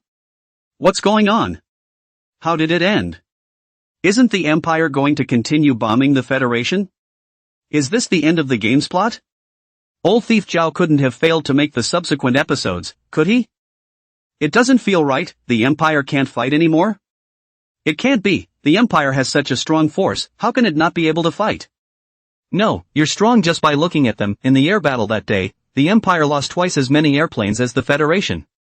I'm afraid we'll run out of Imperial Air Force if we keep this up, and let's not forget there's a Soviet Union, right next to the Empire. So, the words in that newspaper are a lie? Many players were still discussing the game's plot when the Führer's bluff was in operation. The screen inside the live broadcast room popped up with the words, "Settlement in progress." A few seconds later, a brass-colored medallion with two swords crossed on it appeared in front of Wei's eyes, as well as the eyes of the live streamers. Sword in the Sky Medal. Note, this Medal of Honor is awarded to you for shooting down 78 federal fighters in the Battle of Britannia air battle, dubbed the Sword of the Sky by the enemy. Medal effect, promote to captain of the Imperial camp when worn, not valid when choosing the Federation camp. Great shot down, unlocked shot down enemy aircraft CG collection. The aquanauts in the live room were in a daze. How come it's not there when I settled? Hiss, promotion to captain after wearing it? This effect can be Are we playing the same game? Why don't I have one? It seems to be unique to Air Force status. It seems like the Air Force anchor medals are different in the other broadcasts. This is exclusively made? At this point, inside the live feed, another medal popped up. Battle of Britain Air Medal. End of chapter. Chapter 64, Unlocking the Battle of France, exclusive plot. Compared to the slightly simpler Sword in the Sky medal, the exterior of the Britannia Air War medal looks gorgeous. The main body is a feathered wing forged in blue and black enamel, with the silhouette of a silver fighter embedded in the center, the wings and tail flames gilded on the grain, and the background intertwined with radar ripples and a dense anti-aircraft barrage. Battle of Britain Air Medal. This was the largest and longest air battle of World War II, and the Federation's determined resistance, which shattered the Empire's Sea Lion plan, was the first loss in the momentum of the Empire's offensive. During the campaign, the total number of Imperial aircraft sorties was about 46,000, with a daily average of more than 1,000 sorties, and a cumulative total of about 70,000 tons of bombs. Incendiary bombs were dropped, while the total number of Confederation aircraft sorties was about 35,000, with an average life expectancy of only 87 hours left in fighters, and a survival rate of pilots of less than 40%. It caused the destruction of about 1 million buildings on the Commonwealth mainland, 86,000 casualties among the population, 75% of central London was reduced to rubble, and 70% of the southern ports were destroyed. Its intensity of air combat and tactical innovations are seen as the prototype of modern information-based warfare. Note, this multiplayer collaborative plot mode, which is limited to one opening per year, can only be obtained as an airman. Note, fly a fighter bomber, shoot down 5 Imperial Federal fighters, and complete a mission issued by Imperial Federal Command for 10 consecutive days. Requirements, 5-5 shoot down or 10-10 mission. Note, the sky is not afraid of the iron wings, and the soul of the heroes will always hold the dome of the sky. Wearing this medal gives you Air Force status in the immersive drama mode. Looking at the introduction and effect of the medal, the water friends in the live broadcast room were shocked. Active Air Force status? Isn't that blowing up whoever you want? This is not doing whatever you want? So I played a game for nothing? Why didn't I get randomized to Air Force status? Don't panic, there's next year. Convinced, who didn't think there was such a thing?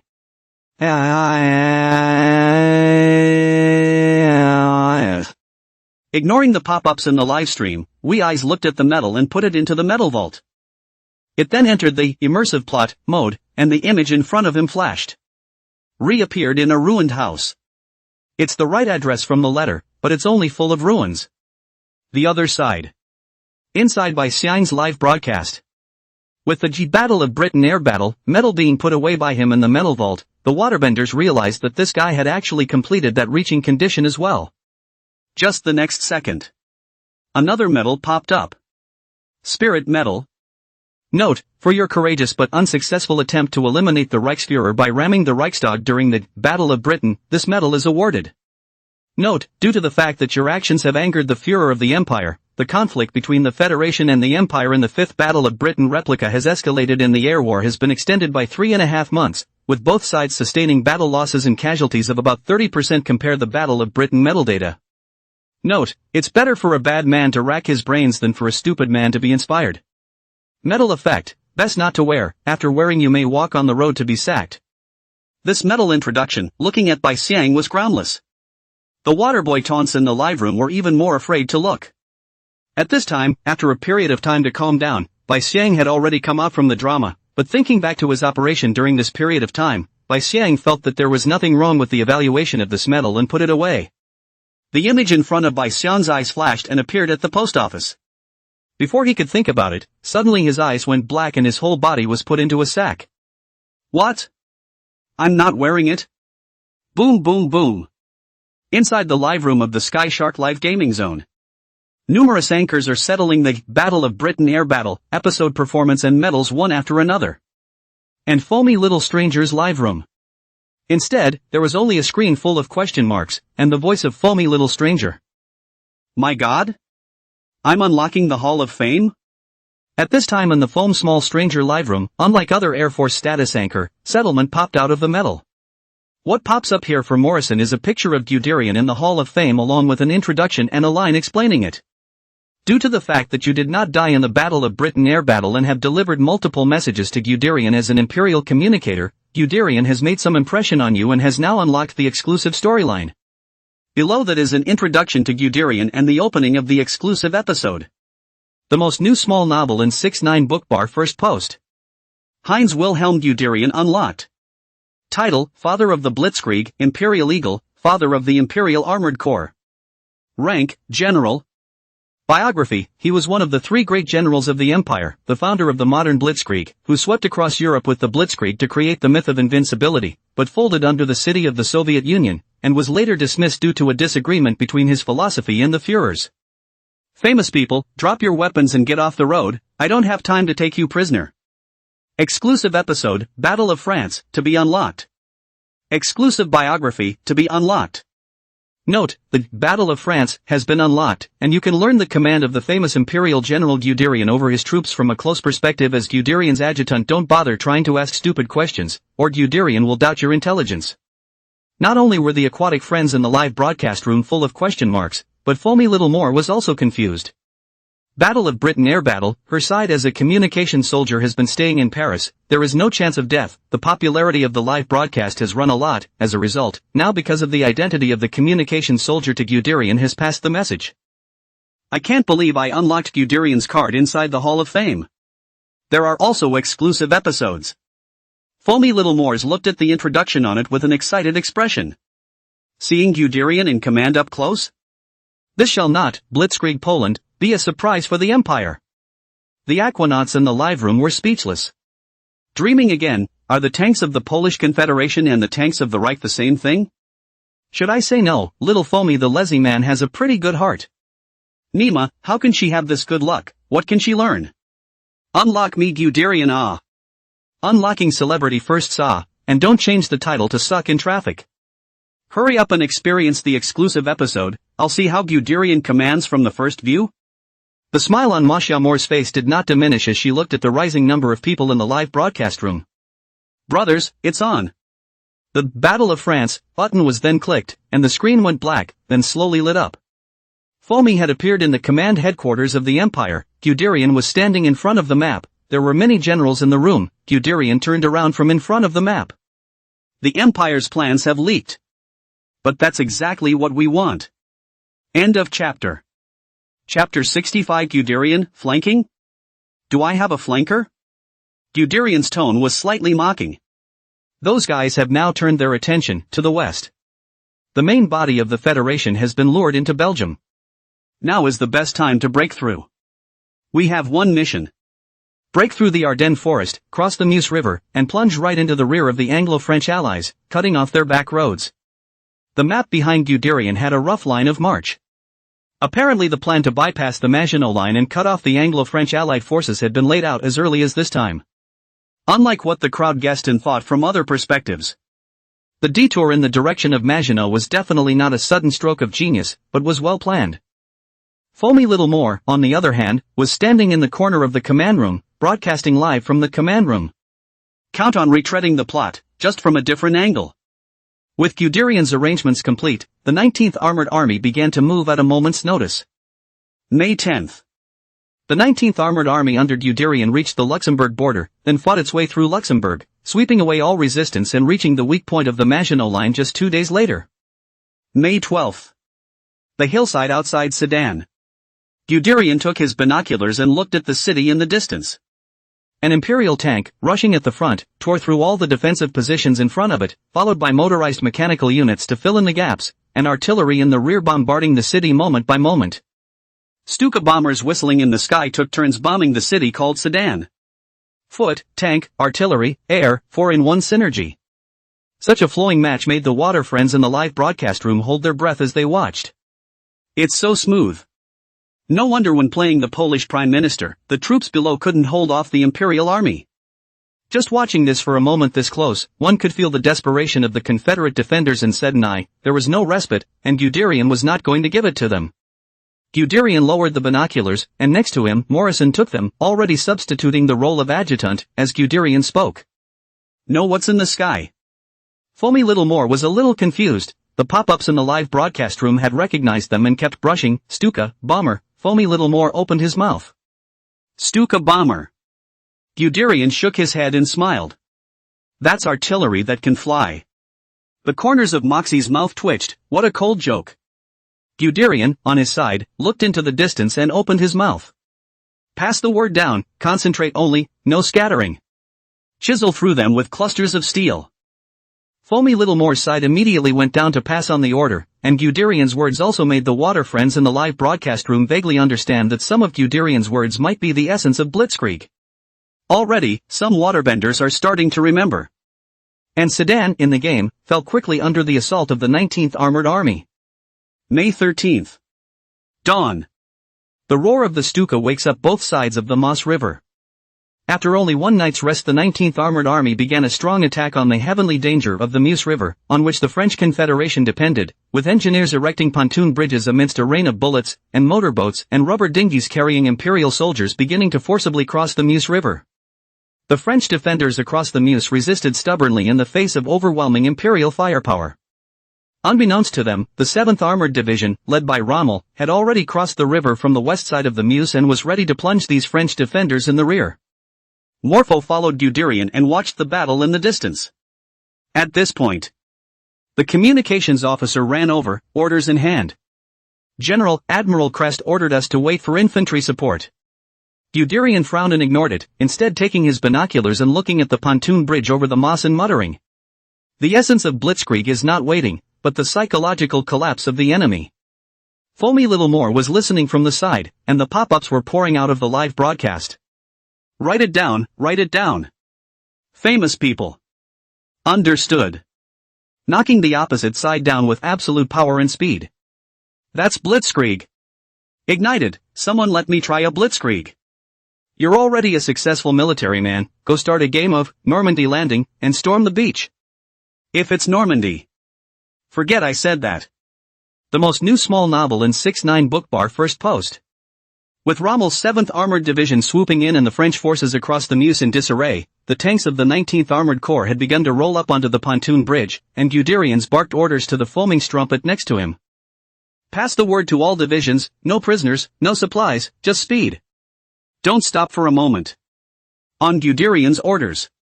After forcing its way across the Meuse River, the Empire's 19th Armored Army surged westward without a moment's pause, with Army Group A behind it already far behind, and the length of the front stretched out to the point of frightening the Empire's top brass. May 14th.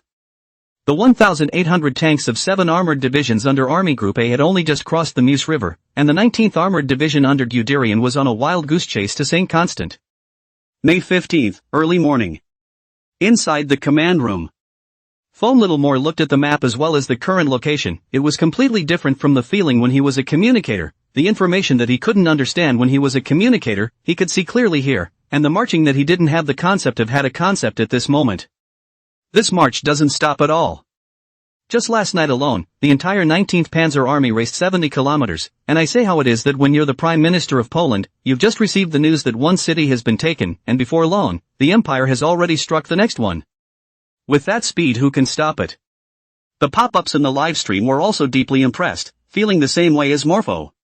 When Foamy Little Stranger was a communicator on air, the Rush was skipping episodes so he had no concept of it, but now that he was in command, he finally understood the horrors of this kind of command and marching, and that's still the reason why the map of France is bigger than that of Poland. But even then it was about to reach St. Constant, just over a day after crossing the Meuse. And the troops of Imperial Army Group A had only just crossed the Meuse River. No wonder then that the Empire ordered Guderian to stop his advance, the battle lines were drawn too long. Was thinking. Outside came the sound of hurried footsteps. Guderian had already walked into the command room, followed by many generals. Looking at the interior of the phone show, Mo also just glanced at it, his eyes moved to the map. At this point, outside, a communications officer ran in, panic on his face. "General, this is a message from Admiral Crest." Guderian took it, and Morrison stepped aside to read it, recognizing the contents of the message on it. "Stop your advance immediately. Your flank is completely exposed." You can imagine from the tone of voice how angry and anxious the person on the other side of the telegram was. Without waiting to explain the content to the waterbenders in the broadcast room, Guderian ordered as he shredded the message with a furrowed brow. "Flanking? That's something only the enemy should worry about. Order all divisions to advance westward at full speed." End of chapter. Chapter 66, Masha Mori, I feel like I will, but then I don't. Smacking his lips on his side, Mormor waited until Guderian went out to inspect the battle before explaining the contents of the message he had just sent to his water friends. Hissing, write it down, write it down. No, what are you memorizing? What did you learn? Why don't I get it? It's that Guderian quote, flanking? It's the enemy who should be worried about that. Blitzkrieg is a constant assault that can be viewed as attacking the opponent's exposed flanks with each point of advance, so it should be the enemy who is worried. To attack instead of defend, so that the enemy will be disorganized? I'm a believer now, it's a real learning experience. However, messages from the Imperial command, sent at regular intervals urging Guderian to halt the advance, and Guderian taking the phone and arguing with reason, which bought him 24 hours to advance. Yet 24 hours was not enough to reach St. Constantine. May 17th. 24 hours had passed and the 19th Armored Army under Guderian still had not stopped advancing. The higher-ups in Imperial command had gotten angry and kept ordering Guderian to stop. These are familiar storylines to Foamy Littlemore and the live streamers. Because when Foamy Littlemore was a communication soldier in that episode, it was that he constantly received messages and urges from the side of the Imperial command. Looking at the communication soldier coming over and over again, Foamy Littlemore's complexion was odd. On account of. Without the comms officer saying a word, she knew what the messages were about. All of them were urging Guderian to stop the march. Glancing at the time, Foamy estimated that it was almost time. Not for a moment. Guderian then gave the order to leave a few men behind to set up a temporary military command. He then took the 19th Armored Corps himself and headed to St. Cantan for a battle reconnaissance and soon encountered enemy forces, which in turn alerted the federal defenders of St. Cantan. A day of pounding. Like a heavy hammer, Guderian's armored clusters smashed through the St. Constantine lines and plunged right into the city center as the defending St. Constantine defenders began to retreat. Inside the command post, Guderian gave orders to the divisions. Don't stop, give me death to their rout. Punched the gas in the direction of the gunfire. With such a high-intensity burst, even Foamy Shalmore and the water friends in the live broadcast room were confused, and the details that they hadn't noticed before were reacted to at this time. Hasty march, strong attack, hasty pursuit, it's like a moment. How do Imperial soldiers hold up with this intensity of marching? Drugs? Looking at the doubts on the pop-up screens in the live broadcast room, Mormor asked tentatively. General, won't you give the soldiers a break? Guderian gave her a look. Rest? To rest now is to give the French Confederation a chance to reconstruct its defenses. The tank is just the conductor, the mental breakdown is the lightning. Make their retreat, their pursuit a strategic collapse so we have time to rest. Night. Command of the Federal Army at St. Constantine. Guderian led the way in, and as Morpho looked around, looking at the mess that was all over the place that he hadn't been able to clean up in time because of the retreat, Guderian walked over to the large map that hung in the center. Then he laughed out loud and turned to look at the crowd. Look what I found. Raising his hand, he tapped the markings on that large map. The French map, still marked where we were 3 days ago. Laughter spread throughout the command. That night, the 19th Armored Corps after a short break. Another hasty march began on May 19th to the next city, Amiens. Just one day. May 20th. The 19th Armored Corps captures Amiens, followed by Abouville. Arrival in the English Channel. Dunkirk is close at hand, yet. The Reichsführer's orders were conveyed. Let this general who dared to contradict the top of the Imperial command countless times, gazing at the map that started from the Ardennes forest to the current English Channel, curving between the route like the shape of lightning, fell silent. And on Morpho's side, it was from Guderian's dispute with the Imperial command. A vague understanding of why the Reichsfuhrer had ordered the pursuit to cease. The armored group's tactics of surprise were not accepted by the top generals of the traditionalists, and the Air Force side had assurances from Göring that it would be used to crush the Federation to complete the siege. Plus 300,000 plus people is not a small number, and if all of them were killed it might anger the Federation, leading to a backlash. The Imperial side is now trying to smooth out the 300,000 or so people. And the radical armored units, forced in place by pressure from many sides. This kind of completes the plot. No wonder the Dunkirk retreat will be successful. Together with the Empire internal is not ironclad, the army side of the traditionalist generals backstabbing, even if the Air Force side of the Marshal also swore to guarantee. Guderian, no matter what, was only a military commander, and this Air Marshal and Reichsfuhrer could only stop in his tracks unwillingly. Guderian in front of the map turned slowly. Under the surreptitious gaze of Morpho, Guderian walked over to his seat and sat down, pulling out his laptop. After a few seconds, start moving your pen to write it down. The use of blitzkrieg is not in the number of enemy troops annihilated, but in the crushing of the enemy's will with speed. Snap. Notebook closed. The image in the eyes of Mormor, who was watching from the side, gradually darkened. Plot ends.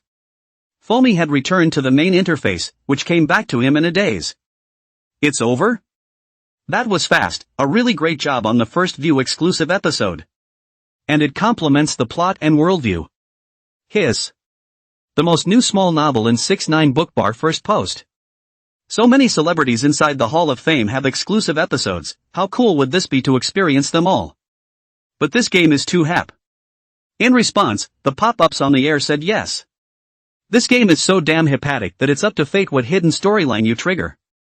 So far, there is also only Foam Sha more this one lucky, unlocked the plot of Guderian, want to unlock all of them, afraid of the whole network players to play a few years in order to get together. After sputtering a bit, Morpho hemmed and hawed. Guys, check out the Blitzkrieg core I put together. With it, Blitzkrieg Empire is not a dream. Foamy pulled up the folder, all of the footage recorded during the game. Blitzkrieg core. Concentration, not fragmentation. Step on the gas in the direction of the gunfire. Tanks tear up positions, motorized infantry fills in the gaps, artillery spots, Stukas are flying artillery. Let the enemy worry about the flanks. The essence of Blitzkrieg is not waiting, but the psychological collapse of the enemy. It's all about speed. So fast that the enemy doesn't get a chance to breathe. No prisoners, no supplies, just speed. Flanking? Full speed ahead. Each short quote is a bit of a heady read. Still. Foamy felt strange after her hot blood. How so? It feels like a hot mess, like I understand something, but my mind seems empty. There was a moment of silence in the broadcast room, then pop-up surged. So you are too? MD, so everyone feels the same way. Laughing my ass off, like I get it, like I don't, feel like I have to watch the video a couple more times. It turns out that everyone is like that, so I'm relieved. Scared the hell out of me, I thought you were all geniuses, thank goodness you weren't. These words are summarized essence, who see the same hot blood, want to really know, but also to practice. Practice? Where to practice? There's no war in the 6 federations. This does not have to be, is not there a game of empire battles, casually find a go-ho-ho chant, and, Blitzkrieg Poland, copy soon open it, when commanding the army, this time. I will. Ignited. I'm going to go find an empire struggle type game. Seeing this, Morse opened the Hall of Fame again and found Guderian's picture. Want to experience another How is there still a cooldown? Looking at Guderian's introduction, the countdown behind, Battle of France, actually had a cooldown? Then there's nothing to be done. But Foamy Moore noticed an extra module above the Hall of Fame. Tactical Library. Foamy was a little confused. Guys, do you have this? Not even just before I got into the game, right? Foamy little stranger glanced at the video. Indeed not. Are the modules unlocked after experiencing the exclusive episodes? Morpho clicked in. What came into view was a card that was lit up and labeled, Blitzkrieg, while the rest of the cards were densely arranged, but they were all dark gray and didn't look activated. End of chapter. Chapter 67 National Tactics in Earth. Not only that, but there's a icon. Seeing this, Fomi Xiaomore clicked on the S-card, and an introduction about the tactical library popped up immediately. The tactical library contains records of modern war tactics in Earth, beginning with World War I, through World War II, the global Cold War, and some of the theoretical concepts of future warfare. Tactical ratings, C, B, A, S, SS, SSS. Tactic Level C, the most basic tactical unit, relying on simple equipment or manpower to perform standardized tasks without complex synergies or technological support, with the most basic resource and manpower consumption. Level D tactics, require multi-service synergy or mechanized equipment support, have a certain technical threshold and flexibility, have not subverted the logic of war, but can play a key role in local wars. Level A tactics, highly specialized training or high-technology equipment, precision strikes or information warfare at the core of critical missions that can determine the course of a war. S-level tactics, directly affecting the overall situation of the war or the fate of the country, requiring large-scale investment of resources, and having a strategic deterrent or destructive effect. SS-level tactics, subverting the logic of traditional warfare, relying on cutting-edge technology, and reconfiguring the shape of combat. SSS-level tactics, the core of asymmetric warfare, the philosophical theory of tactics, combining historical continuity and modern adaptability, with a huge impact on the world's thinking on warfare, the ultimate form of tactical thinking. Fomi Littlemore couldn't help but be surprised, giving the live feed a look at the introductions. My God? What a detailed grading. I can understand the first ones, but these latter ones are too outrageous. S-rated tactics and it affects the nation's fortunes? It's a bit outrageous. And SSS ranked tactics, straight into the ultimate form of tactical thought? Why does this feel so sci-fi? Does this really exist? The water friends in the live room also had question marks on their faces. 6 what tactics are affecting the country's fortunes? Outrageous, outrageous. This thing is a bit overcomposed, isn't it, with all the tactical thinking? What level of blitzkrieg must it be? You tap those dark gray cards to see if you can pop up the introductions. Go check it out. The card introductions below. Looking at the pop-ups urging, Morpho opened her mouth.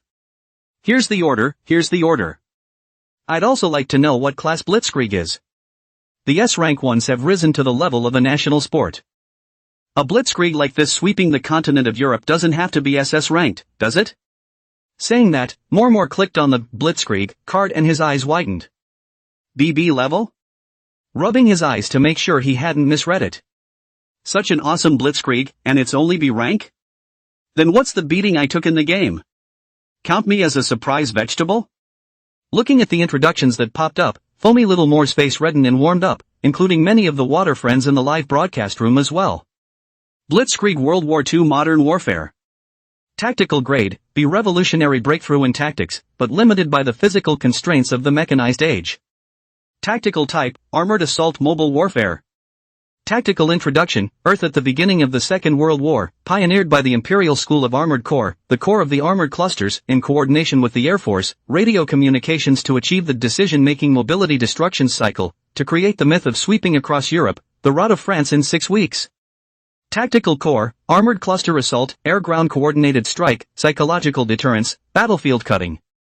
Famous quotes, speed is truth, and he who hesitates will lose. Guderian.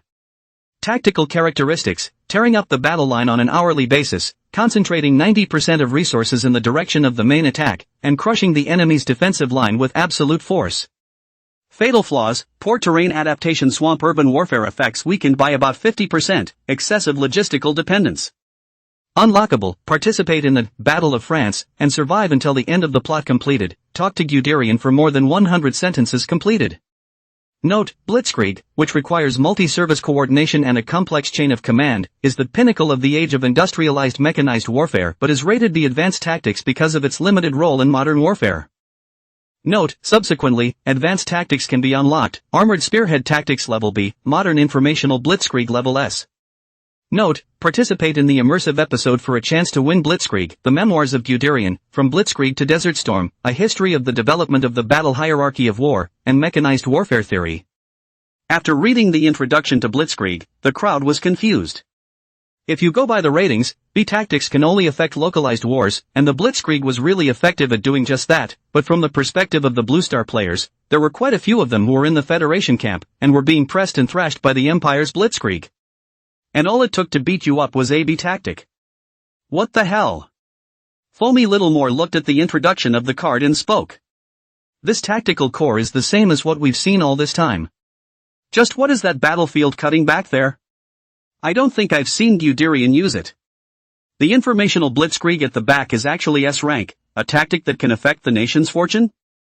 And Blitzkrieg, the memoirs of Guderian on the introduction, From Blitzkrieg to Desert Storm, a history of the development of the battle hierarchy of war are books? No way, there are actually books? Can a photonic supercomputer write this stuff? Nope. The photon supercomputing cluster can indeed be written, but can it really be read? Don't you have to write the overall architecture and stuff yourself? Foamy Littlemore looked at those books and smacked his lips. The most new small novel in 6ix9ine book bar first post. And the pop-ups in the broadcast room were talking to themselves. It looks fine, but the more I think about it, the weirder it gets. How can I be so good at this?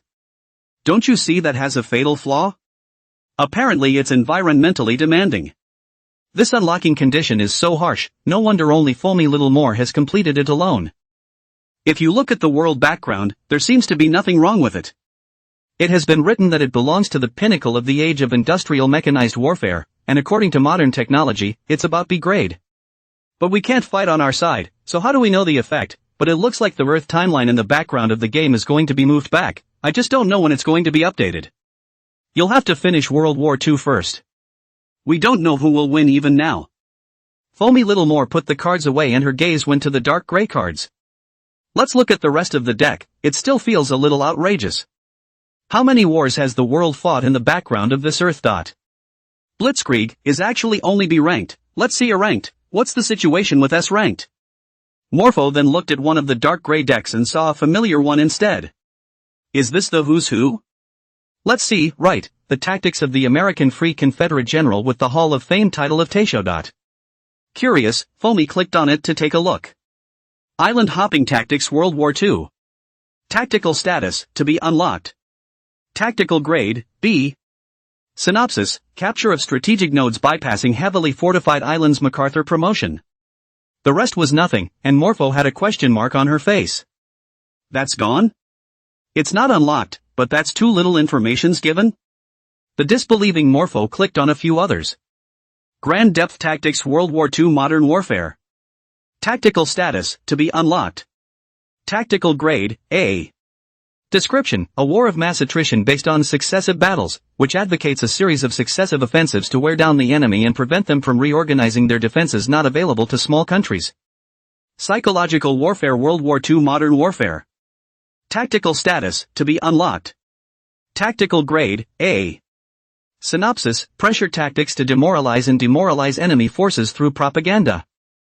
Nuclear Tactical Strike World War II Modern Warfare. Tactical Status, to be unlocked. Tactical Grade, S. Synopsis, a tactic that was only used once on Earth, but brought about far-reaching deterrent effects, and later, under the impetus of the Earth United Nations P5 countries, began to promote a global denuclearization campaign, with the intention of gradually eliminating all nuclear weapons from the world, and guarding world peace. End of chapter. Chapter 68 SS Level Tactical Theory. Morpho clicked on tactic after tactic, but there was only the synopsis, nothing about the specifics. Putting a screenshot of the card that he had just clicked on into the live broadcast, Foamy Littlemore looked at the card and said, The World War II Modern Warfare after the name of this tactic is supposed to represent where it can be used, for example, that island hopping tactic is only World War II, suggesting that it doesn't work well in modern warfare? The water users in the live broadcast room felt the same way, but that, nuclear strike tactics, sparked quite a bit of discussion. What kind of tactic was used only once on Earth? You don't have to think about this one, you won't see it on the blue planet, with the word nuclear and that introduction. It should be a weapon made of nuclear fission, but nuclear fission has long been eliminated. You can look at it in some disaster movies, some of them have simulated the effect of nuclear fission. I know that one. You'll mutate and get superpowers after blowing it up, right? Mutated my ass, straight up karma. You guys are getting off track. If it's this thing, it can really affect the nation's fortune. In terms of World War II, that technology, dropping a nuclear weapon over there, no one can stop it. Good lord, it's such a national fortune. It's a direct destruction. This Earth technology, how a little cutthroated. Look at the plot of the game inside. Many places with electricity are not popularized it, can actually get out of the nuclear weapons? Foamy Littlemore looked at the discussion in the live broadcast room with some plausible understanding. She wasn't a professional, but she knew about the existence of nuclear, but she remembered that it was used in power plants, right? Something about a controllable nucleus. I don't remember much. How can this thing be related to a weapon? However, so many people watching the live broadcast, so many people in the professional discussion, Foam Shamor also cannot be exposed to their own do not know anything, lightly coughed, opened his mouth and said, "Guys, let's look at the other cards." Then tap a tactical deck. Global Rapid Strike Tactics Modern Warfare P5 Countries. Tactical status, to be unlocked. Tactical grade, S. Description: the operational capability to strike any target on the globe with precision within 1 hour using hypersonic weapon speed Mach 5 with meter-level accuracy to destroy deep underground, mobile or high-value targets, which is possessed only by the P5 countries. Drone Swarming Tactics Modern Warfare. Tactical status, to be unlocked. Tactical grade, SS. Synopsis: the most basic is a tactic consisting of thousands of drone swarms with no upper limit, which breaks through the traditional command hierarchy and paralyzes the enemy's high-value strategic targets, e.g., aircraft carriers, by executing a saturation attack, subverting the traditional mode of warfare with a factory assembly line product. One by one, the tactical decks, as well as the profiles, were clicked on under the maneuvers of the foamy little stranger. While a lot of the content isn't there, just reading the synopsis gives you an idea of how good these tactics are. Compared to all these, nuclear strike tactics, global rapid strike, drone swarms, and whatnot, it seems reasonable that Blitzkrieg is rated B. And the drone one, that's really outrageous. Isn't that just factory assembly line production stuff? Cheap tens, expensive thousands and tens of thousands of dollars is about right. This stuff can cash out aircraft carriers? The Earth tech in the game can build nuclear weapons and can't defend against drones? It's only logical that this thing should have a countermeasure. How do you let a drone strike an aircraft carrier? The other tactics Foam Shamor and live water friends understand, it is this drone tactics, feel a little refreshing 3 views, but can be rated as SS level, should have his reasoning. I don't know if we'll see any subsequent episodes. That said, still don't know the boss of Polaris Games, Zhao Ming, what does he look like? Giving so much synopsis and not a bit of substance, hooking people so much that they want to read it but can't see it, really hates it. Foamy Littlemore sighed and his water friends gritted their teeth at the thought. And Foamy Littlemore Live has also rushed to the hot search. The main reason is that the Battle of Britain Air Battle has just ended, and players are showing off the medals they've earned, and it turns out that some people have already unlocked the Hall of Fame, and experienced the hidden immersive episodes of the first speed pass through France. Add in the hidden tactical arsenal unlocked later on and the heat explodes right off the bat. At this point. Dasha Federation, the capital. The most new small novel in 6ix9ine Bookbar first post. The race against the War Division, for the preliminary round of voting judging, is winding down for another week, and World War II, Rise of an Empire has unsurprisingly managed to advance. There are people who are against it. But they can't help that the game is so hot. There is simply no reason to turn it down. At this time, inside the jury. Games area, due to the different games reviewed. With the exception of games like World War II, Rise of an Empire, which has a huge worldview and requires the organization of dozens of people reviewing in various fields, other games don't use that many. And an adventure game reviewed at this time would not have the presence of military scientist Shijun. On the contrary, the historian Lin Chang, for this game Monuments Scene, put forward some suggestions, let the staff notify the author to modify after. Lin Chang then picked up his cell phone and quickly found the video of Mo Shama experiencing the hidden plot. Edited down some of those video clips of why the Reich stopped its advance and the situation it was facing at the time, as well as some footage of tank units not fighting well in that kind of field and Guderian arguing his case. Lin Chang's site opened his Federal Headlines account and attached the edited video. At Shijun talks about military, don't stand on the third perspective, war is a continuation of politics, that is, it will be filled with too much uncertainty, according to the situation in the plot. Do you still think that there is a problem that the Dunkirk retreat can be successful? And added hashtag World War II, the Rise of Empires. Send. End of chapter. Chapter 69, Tank Cluster, Urban Alley Battle. Lin Chang sent it out on his side, and it didn't take long for it to be discovered by World War II, Rise of an Empire players. After all, inside the topic square, suddenly appeared a historian, how to see how to feel abrupt, players this side of the unknown, but there are no the inside story of the comments below to explain. Thanks for the invitation, people in the capital, transparent judges. A lot of you may not be sure what's going on, but it's actually that when Race Against the War internally voted for World War II, Rise of an Empire, Shijun voted against it. The reasoning is that many of the game's wars have no logic and could never work in reality, and the makers know absolutely nothing about the military, and taking them out to compare them to those of the other federations would surely bring shame to the Great Summer Federation. On Lin Cheng's side, he countered that one needs to look at the context of the situation, and that perhaps the Dunkirk retreat was justified if one were to put oneself in the situation. Neither side convinced anyone, but in the end, World War II, Rise of an Empire made it through the initial jury vote. As I watched the video, it was Polaris Games' side that gave the context of the time, wasn't it? So, after this comment was replied to, World War II, Rise of an Empire players exploded. How the hell can you stand it? What do you mean, you don't know anything about the military? Shame on the Dasha Federation? Talking like you know what you're talking about? Blue Star hasn't fought a war in years. Where did you get that reputation as a military expert? Still not self-appointed? How dare you mock others when you're at this level yourself? Players of the Second World War, Rise of an Empire swarmed into Shijun's account. Shijun speaks of the military, and left messages charging in. What's wrong with you? You're advancing yourself in military maneuvers? You think you're a military expert? Laughing, I looked up the dude's war record as he got his start in playing military chess projection and commentary for brawl games. 6. So this reputation as a military expert came from playing games?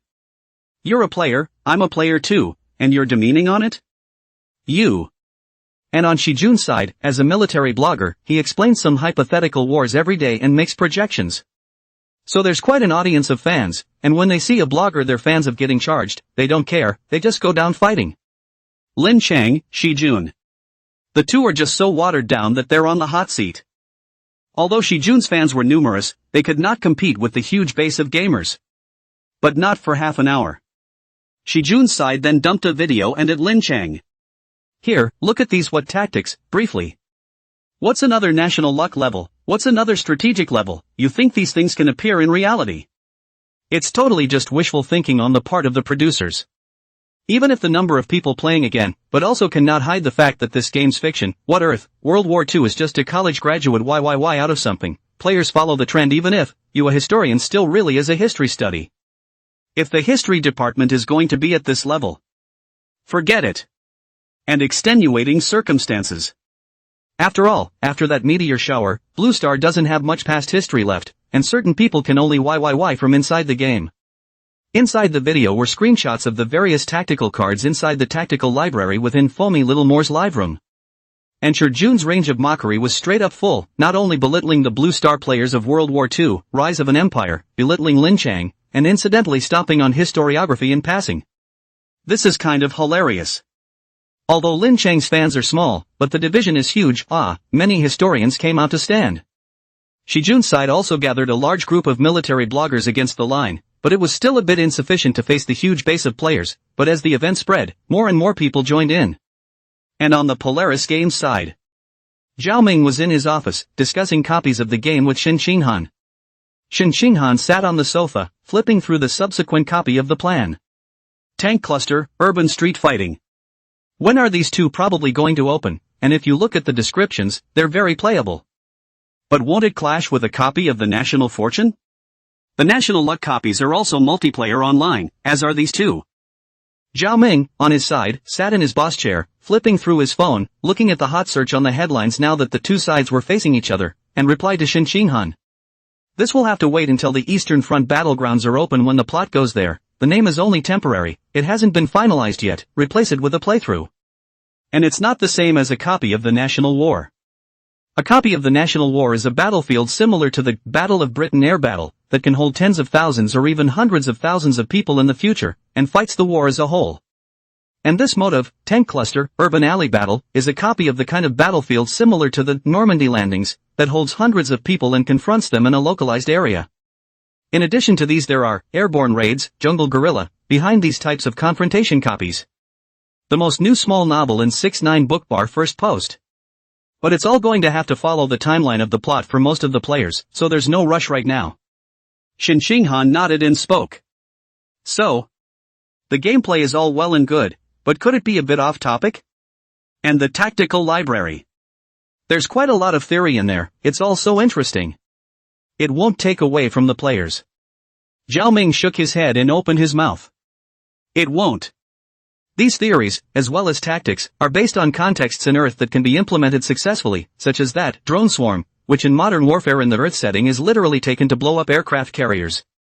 Or the 24/7 non-stop attack kind. But on the Blue Star. With the technology Blue Star has now, do you think a drone could get close to some sensitive areas?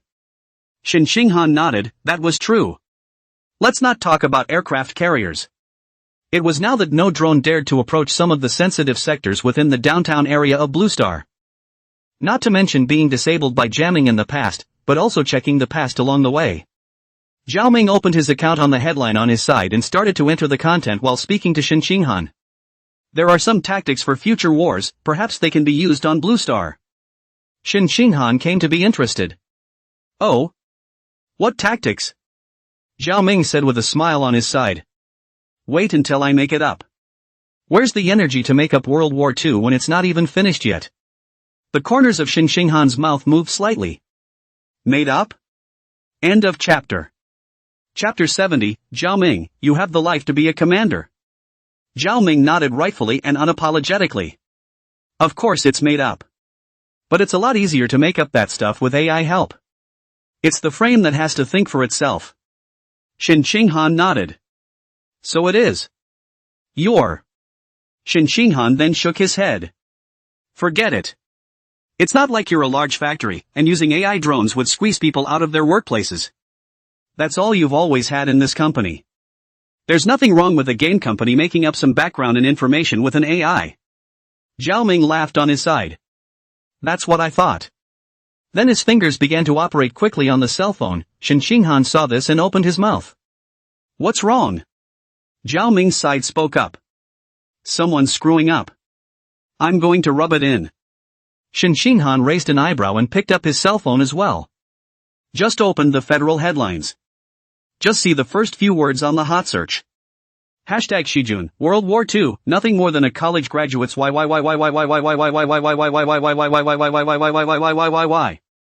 Hashtag. Hashtag Lincoln Chang shouts out Shijun, military experts who can only talk on paper are sad. Hashtag. Hashtag Shijun shakes his head, historians are at the level of one word. Hashtag bloggers in the military field come down with a collective charge hashtag. Shin Shinghan looked oddly surprised, a historian, a military expert, how to quarrel because of this game. As I clicked in to check it out, I gradually came to understand the ins and outs. I didn't realize it was because of the vendetta that was made over giving the game, World War II, Rise of an Empire, a preliminary vote. At this point, a message suddenly popped up on Shin Shinghan's cell phone. Polaris Games Zhao Ming, the national war copy, Blitzkrieg Poland, will be opened in 4 days on Dawn Day, the day of the long holiday, when a new carrier system will be opened, reenacting the confrontation between Poland and the Empire all over again. During this time everyone has studied the troop levels, layouts, and routes used by the Empire during its Blitzkrieg on Poland, plus the latest, Blitzkrieg, experience episodes. I'm sure you'll be able to handle it, right? I'm looking forward to the success of a player. At Shijun Speak Military, if this military expert is interested, you can study the Yi Blitzkrieg, to think of ways to cope with the replica on the day of the line, look forward to your expression. P.S. I can give you special permission to become the commander of the Polish Army Group, commanding from the front line, and real-time access to the photonic supercomputer monitoring to ensure your peace of mind. Dawn Day is a minor holiday on the Blue Planet, timed to commemorate the time when the first sun shone down on the Blue Planet, which was covered by dark clouds and dust after that original meteor shower. Coupled with the fact that it was a small holiday, enough time for players to immerse themselves in the game for a long period of time, this was also the reason why Zhao Ming had set some of the national war copies to be opened on a holiday. With the release of this message from Zhao Ming as well as 8, players rushed under Zhao Ming's headline account as if they were sharks who smelled something fishy, and there were also quite a few fans of bloggers in the military field who followed suit. 6666, Frontline Commander, right? Old Thief Xiao is really afraid that he won't die. Ha ha ha ha ha, people are military experts, in case they have a way to fend off the empire, not me, I'm going to be prime minister. Funny, a college graduate who dares to taunt Big Brother Shijun? Laughing dead do not understand the military field of the gold on that broken, blitzkrieg, I can crack, casually digging a little trench empire is not confused At Shijun Talks Military, support Big Brother Shijun and punch him in the face live on the same day. It's really stupid that what tactical library inside themselves have written out the fatal flaws, cannot cope with the swamp and urban warfare, logistical dependence is too high, I directly cut off your logistics you do not confused What's the point of bothering with these kids, they're all students, what can they know? Do you understand? Come on, start a Normandy landing, I'll be the Imperial Guard, see if I don't beat the sure out of you. You're damn bad, ha ha ha ha ha. At Shijun Talks Military, talk, Jowl Thief ate you. Tells a joke about a guy who plays military chess projection and goes to fight Guderian. Military chess exercise that's a real intellectual competition, Guderian is just a virtual NPC, treating fiction as reality, you're the real joke, aren't you? Within the comments section under Zhao Ming's headline account, fans on both sides taunted each other, each supporting their boss. The most new small novel in 6ix9ine book bar first post. Although this group of players one by one Jowl Thief screamed, but in the face of the opposite side of the taunts, that is really on the military fan over there is also a little less than the force, but still support Shijun, and constantly with the players against the line. Dasha Federation, the capital. In the race against the war division, Shijun sat in the judge's seat and looked at Zhao Ming's statement on his cell phone with an ugly face. Jumper. Should have really pulled some strings in the first place and voted for this crappy game, now that it's in the papers, there's no room for him to maneuver. But as the heat came on, he watched his account go crazy with followers this afternoon. Shijun face looks much better, also not false Zhao Ming, a college graduate know what, directly operating account replied. Wasn't going to bother. But can't help it if someone is really shameless and tries to touch me? And don't look at your own weight. There's no need for photonic supercomputing or anything, I'm still a little confident in my level of skill for the day that model you're talking about goes live. Everyone will see for themselves. At Polaris Games Zhao Ming, at Lin Chang, at History. Lin, Shijun a breath of dozens of people ate, in addition to Zhao Ming the rest were mostly historians who stood up to Lin Chang, as well as some game bloggers. Zhao Ming's side replied in less than 2 minutes. At Shijun Talks Military, okay roger, but photon supercomputing cluster monitoring is still needed lest I be called a cheater then. See you at the Dawn Festival in 4 days. The players behind the screen looked odd as they watched Zhao Ming speak in a conspiratorial manner. This old thief Zhao is also too confident, afraid that Shijun said he was cheating then not to change the method that Shijun will definitely lose? Good old yin and yang. Players rushed to the bottom of its microblog, posting, 6,666. And Shijun sighed. Looking at Zhao Ming's statement, he sneered and directly opened his fan group chat. It didn't even have to be something he had to think about on his own. The fans inside have already started all sorts of tricks, what digging trenches, burying mines, using artillery and airplanes to saturate strikes. This is not a sure win. End of chapter. Chapter 71 Open, Blitzkrieg Poland, Clueless Big Head Soldier Players. Polaris Games. Inside the office. Shin Xinghan looked at Zhao Ming, who was sitting in the boss chair with the corners of his mouth slightly curled, and then looked at Zhao Ming's conspiratorial speech on the cell phone. It is hard to imagine that these two are one person only. It seems no one knows what Zhao Ming looks like until now, right? Shin Xinghan inexplicably thought for a moment, then realized. It's true. Shin Xinghan shook his head on this side and got up to walk outside. You get busy, call me if you need anything. Zhao Ming didn't raise his head on this side. Okay. Shin Xinghan was somewhat speechless and turned his head. You be normal. I don't know, I thought I was in the yin-yang. Zhao Ming coughed lightly, put down his cell phone, and said with a straight face. Okay, sister. Made a gesture of invitation. Shin Xinghan blankly glanced at Zhao Ming, and then walked out with her long legs taut. And the players on this side of the game who have just finished the Battle of Britain air battle, are not yet finished. It's about to charge into a new battlefield. Except no one told them they weren't going to be Prime Minister this time. 4 days later. Skyshark Live, Gaming Zone. Fong Ming Live. There were only a few minutes left until the 10 o'clock update on the Polaris Games official website announcement. Fang Ming waited in the room on his side and did not team up with other anchors like Yu Feng. The other half of the live room was occupied by Shi Jun's live room. He also wanted to see how godly this military expert was. Guys, the game will be updated soon. Watch how Blitzkrieg Empire, is finished. I've studied all of this other foamy little Moore's live room footage thoroughly, and now the highs and lows count as Blitzkrieg, Junior Master. The pop-ups on the live feed taunted. You're already the 173rd, Blitzkrieg, Junior Division on Sky Shark Live. So low-key? It's not like Fong Dog's character. Ha ha ha ha ha, the real master, isn't he hanging out in the live room? Laughing to death? You mean that Shi Jun? Yeah, the whole internet is watching this guru, how to crack, Blitzkrieg, but if you can be called a military expert, you should have some strength, so don't roll over this time, old thief Xiao. He's got a load of power, he's just a military chess projectionist, I'll go on me. You're going to lose anyway, right? Ha ha ha ha ha ha, get me. Fang Ming's side didn't care about the taunts and opened his mouth. When people are called experts, they must be at the level of experts. But if he's playing the commander, doesn't that mean the Polish Prime Minister is a native NPC? The native NPC Prime Minister in the background resisted for 36 days, I think. It's better than a lot of players. But don't worry, I'll be Prime Minister this time, and I'll damn well stick to. No, Blitzkrieg Empire. The group mocked in the live stream. Laughs, misses the point, doesn't it? You're lucky if you can last 30 days. Blitz Poland, it's better to watch the master. It's starting. Was saying.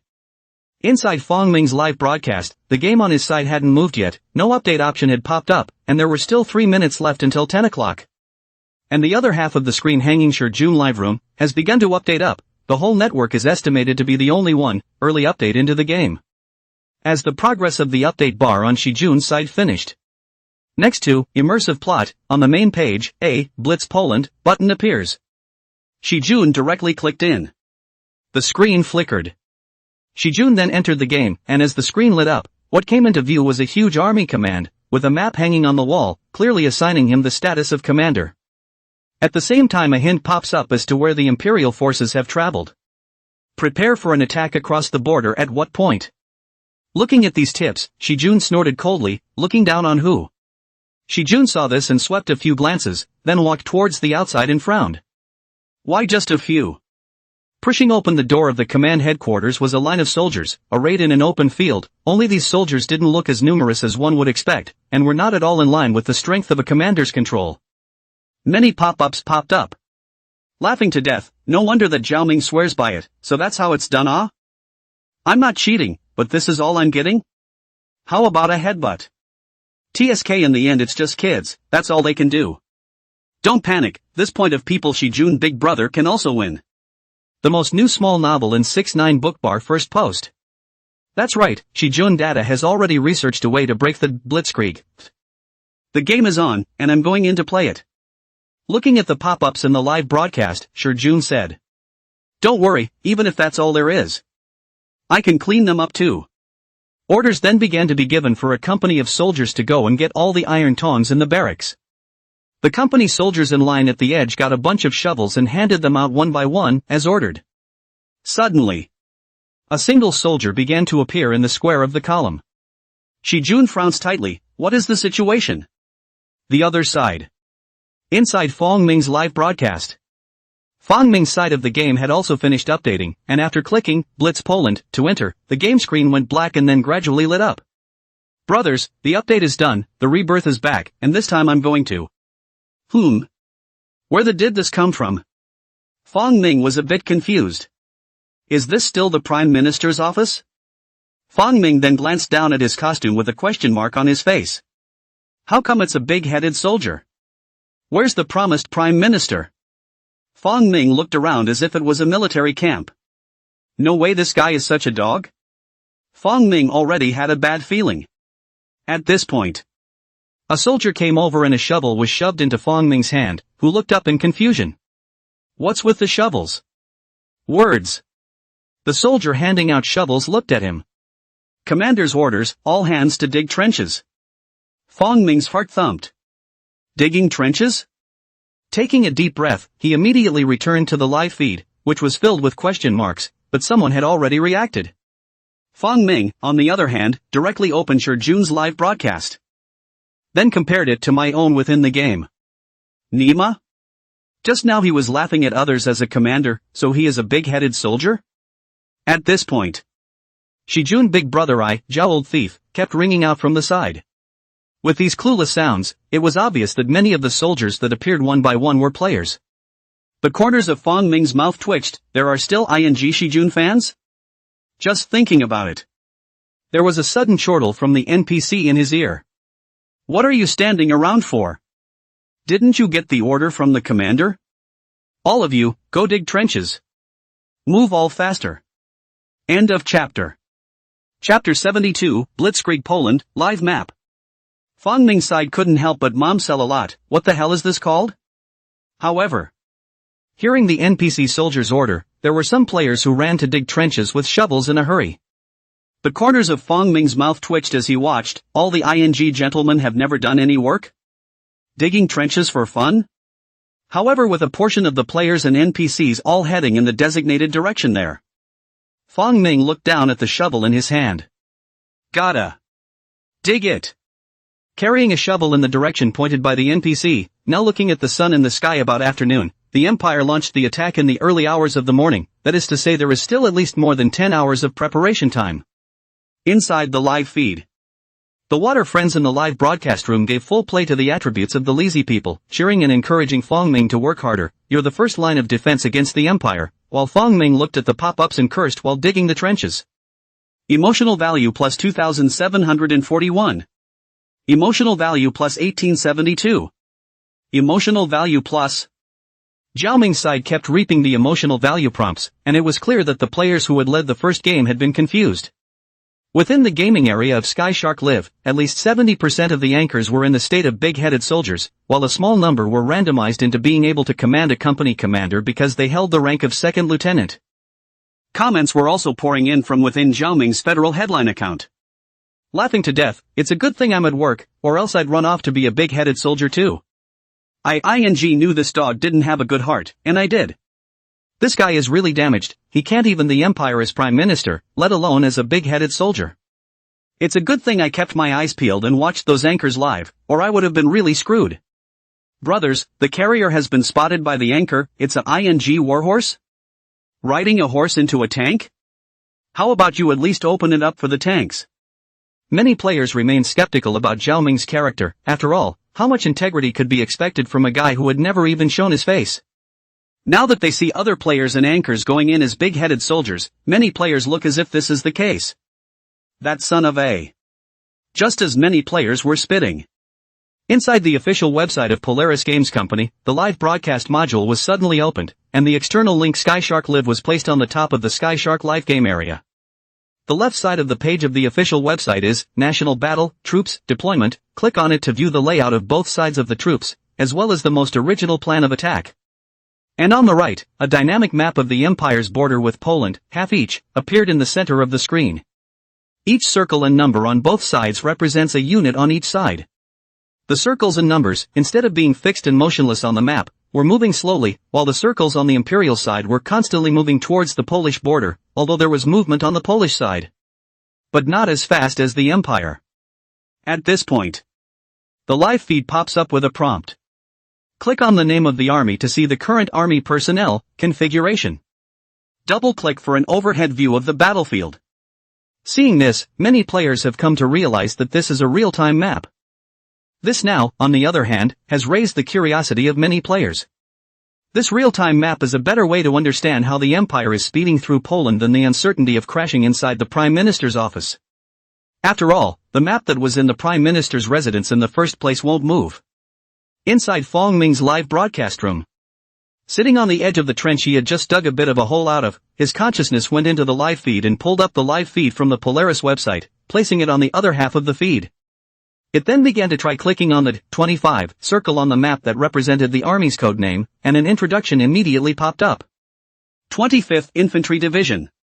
Forces, 29th, 56th, 60th Infantry Regiments, 25th Artillery Regiment not equipped with artillery. Troop strength, 16,824 2,274 players. Attached to Poznan Army Group. Commander, Shijun. Me? Not only is there an introduction, but how many players are in this division, and it's still under Shijun's command. Fong Ming double-clicked to zoom in on that infantry division.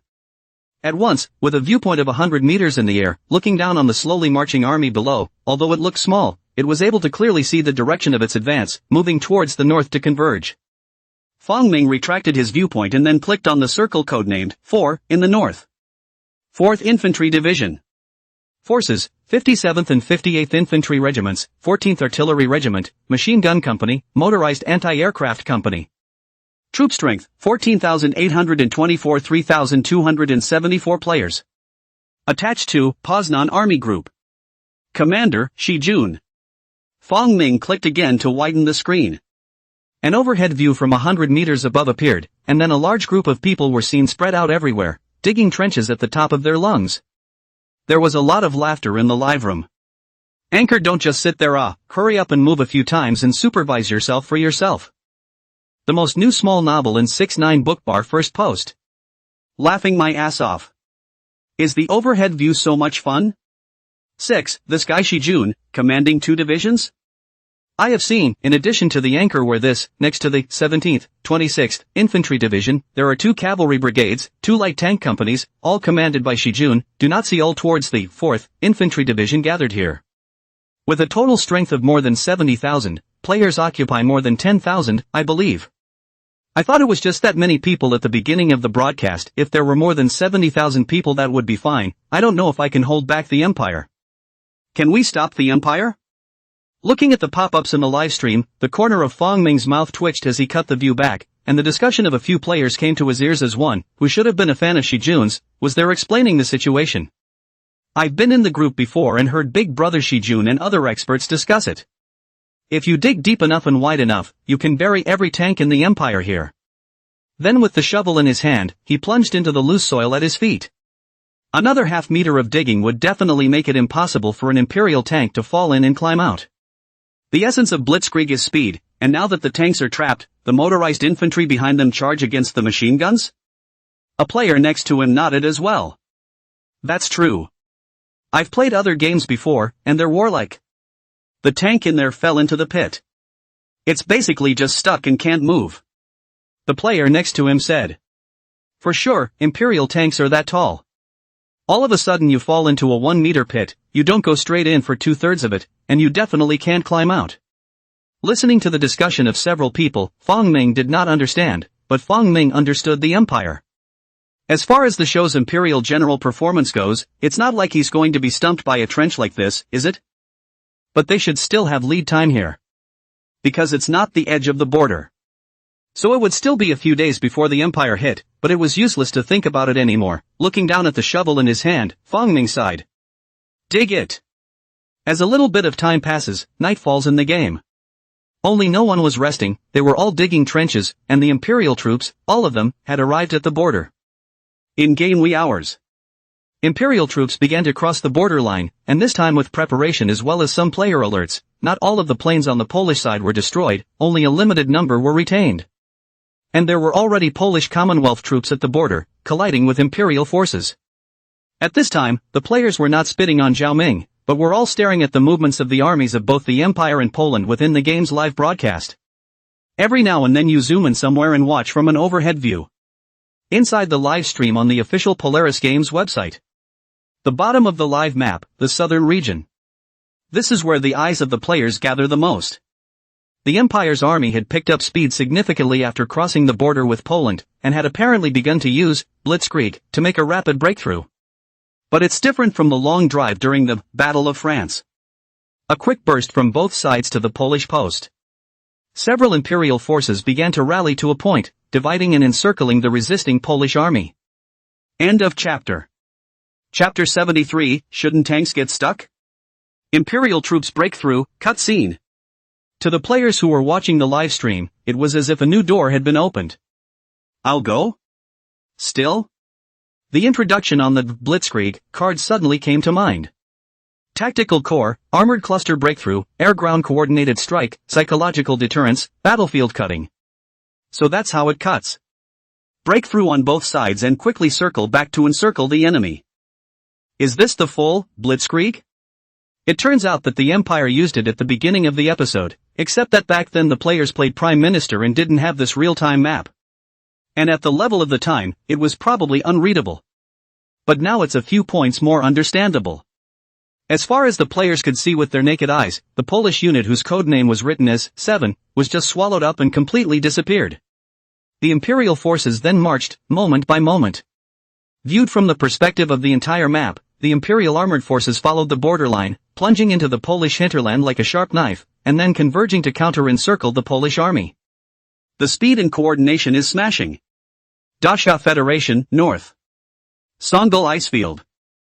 3rd Armored Army, 7th Special Operations Brigade, inside the brigade command post. Brigade Commander Xingyan was also watching the live broadcast.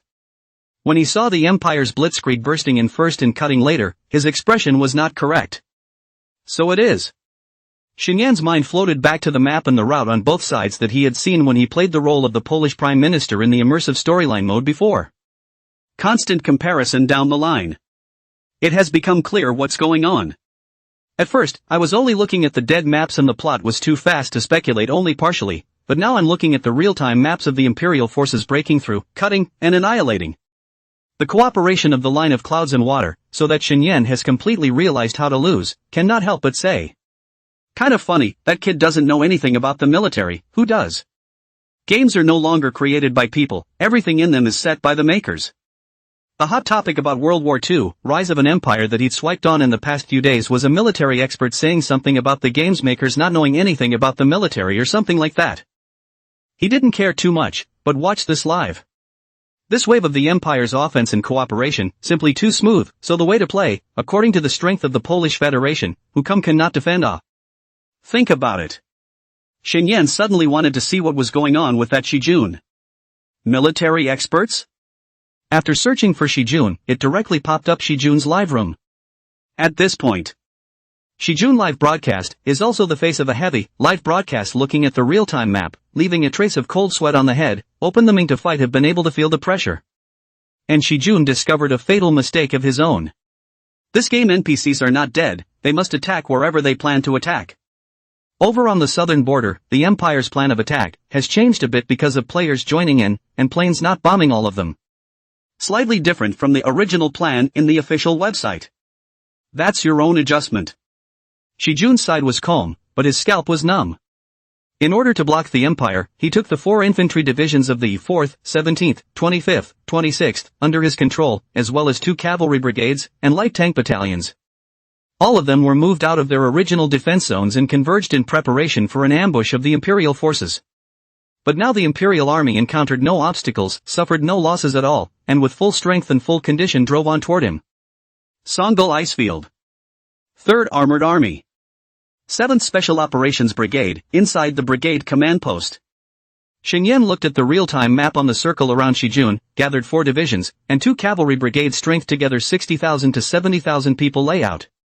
There is also the state of that western border without any defense. The Imperial army did not encounter any resistance at all, and drove straight into the territory of Poland. Xingyan's whole person was dumbfounded. You call that a ING expert? It's a traitor, isn't it? That troop layout is outrageous. 60 to 70,000 men piled up in one area just to ambush the Imperial army. There was absolutely no depth to speak of, one dumpling and it was all over. Xingyan looked at the rest of the place layout again. The color of the god was getting weird. What the hell is this? You could have put anti-armor mines in those trenches, or if not, bombs. Just dig a hole. And all in a straight line.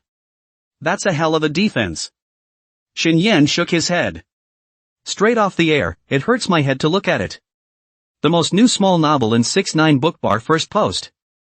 As for Shijun's side within the game, he was calm and collected on the surface, but in reality, he had already begged for help in the group, thinking of making up for the mistakes in the layout. It's just that the Imperial army, without resistance, attacked too quickly. A night of reality passed quickly as well. The next day. In the morning, Sky Shark Live. Inside Fong Ming's live broadcast. Fong Ming was hiding behind a mound of dirt on a hillside, cradling his gun in his hands, while his consciousness sank into the live broadcast, looking at the real-time map within the official Polaris website. The more you look at them, the more numb they get. How can this be played so fast? No defense? Looking at the map of Poland, which has almost completely fallen in the south, and in the upper left corner, the 4, 26, 25, 17, that will soon be wrapped up in a dumpling. Yes, it's the division he's in, and it's getting closer and closer, and there's no telling when we'll run into each other. It's not ing wasted?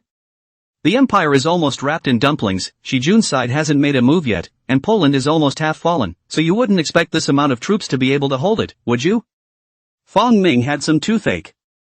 At this point, the excited voices of other players suddenly came to his ears. It's an Imperial tank? Coming through, going into the trench trap.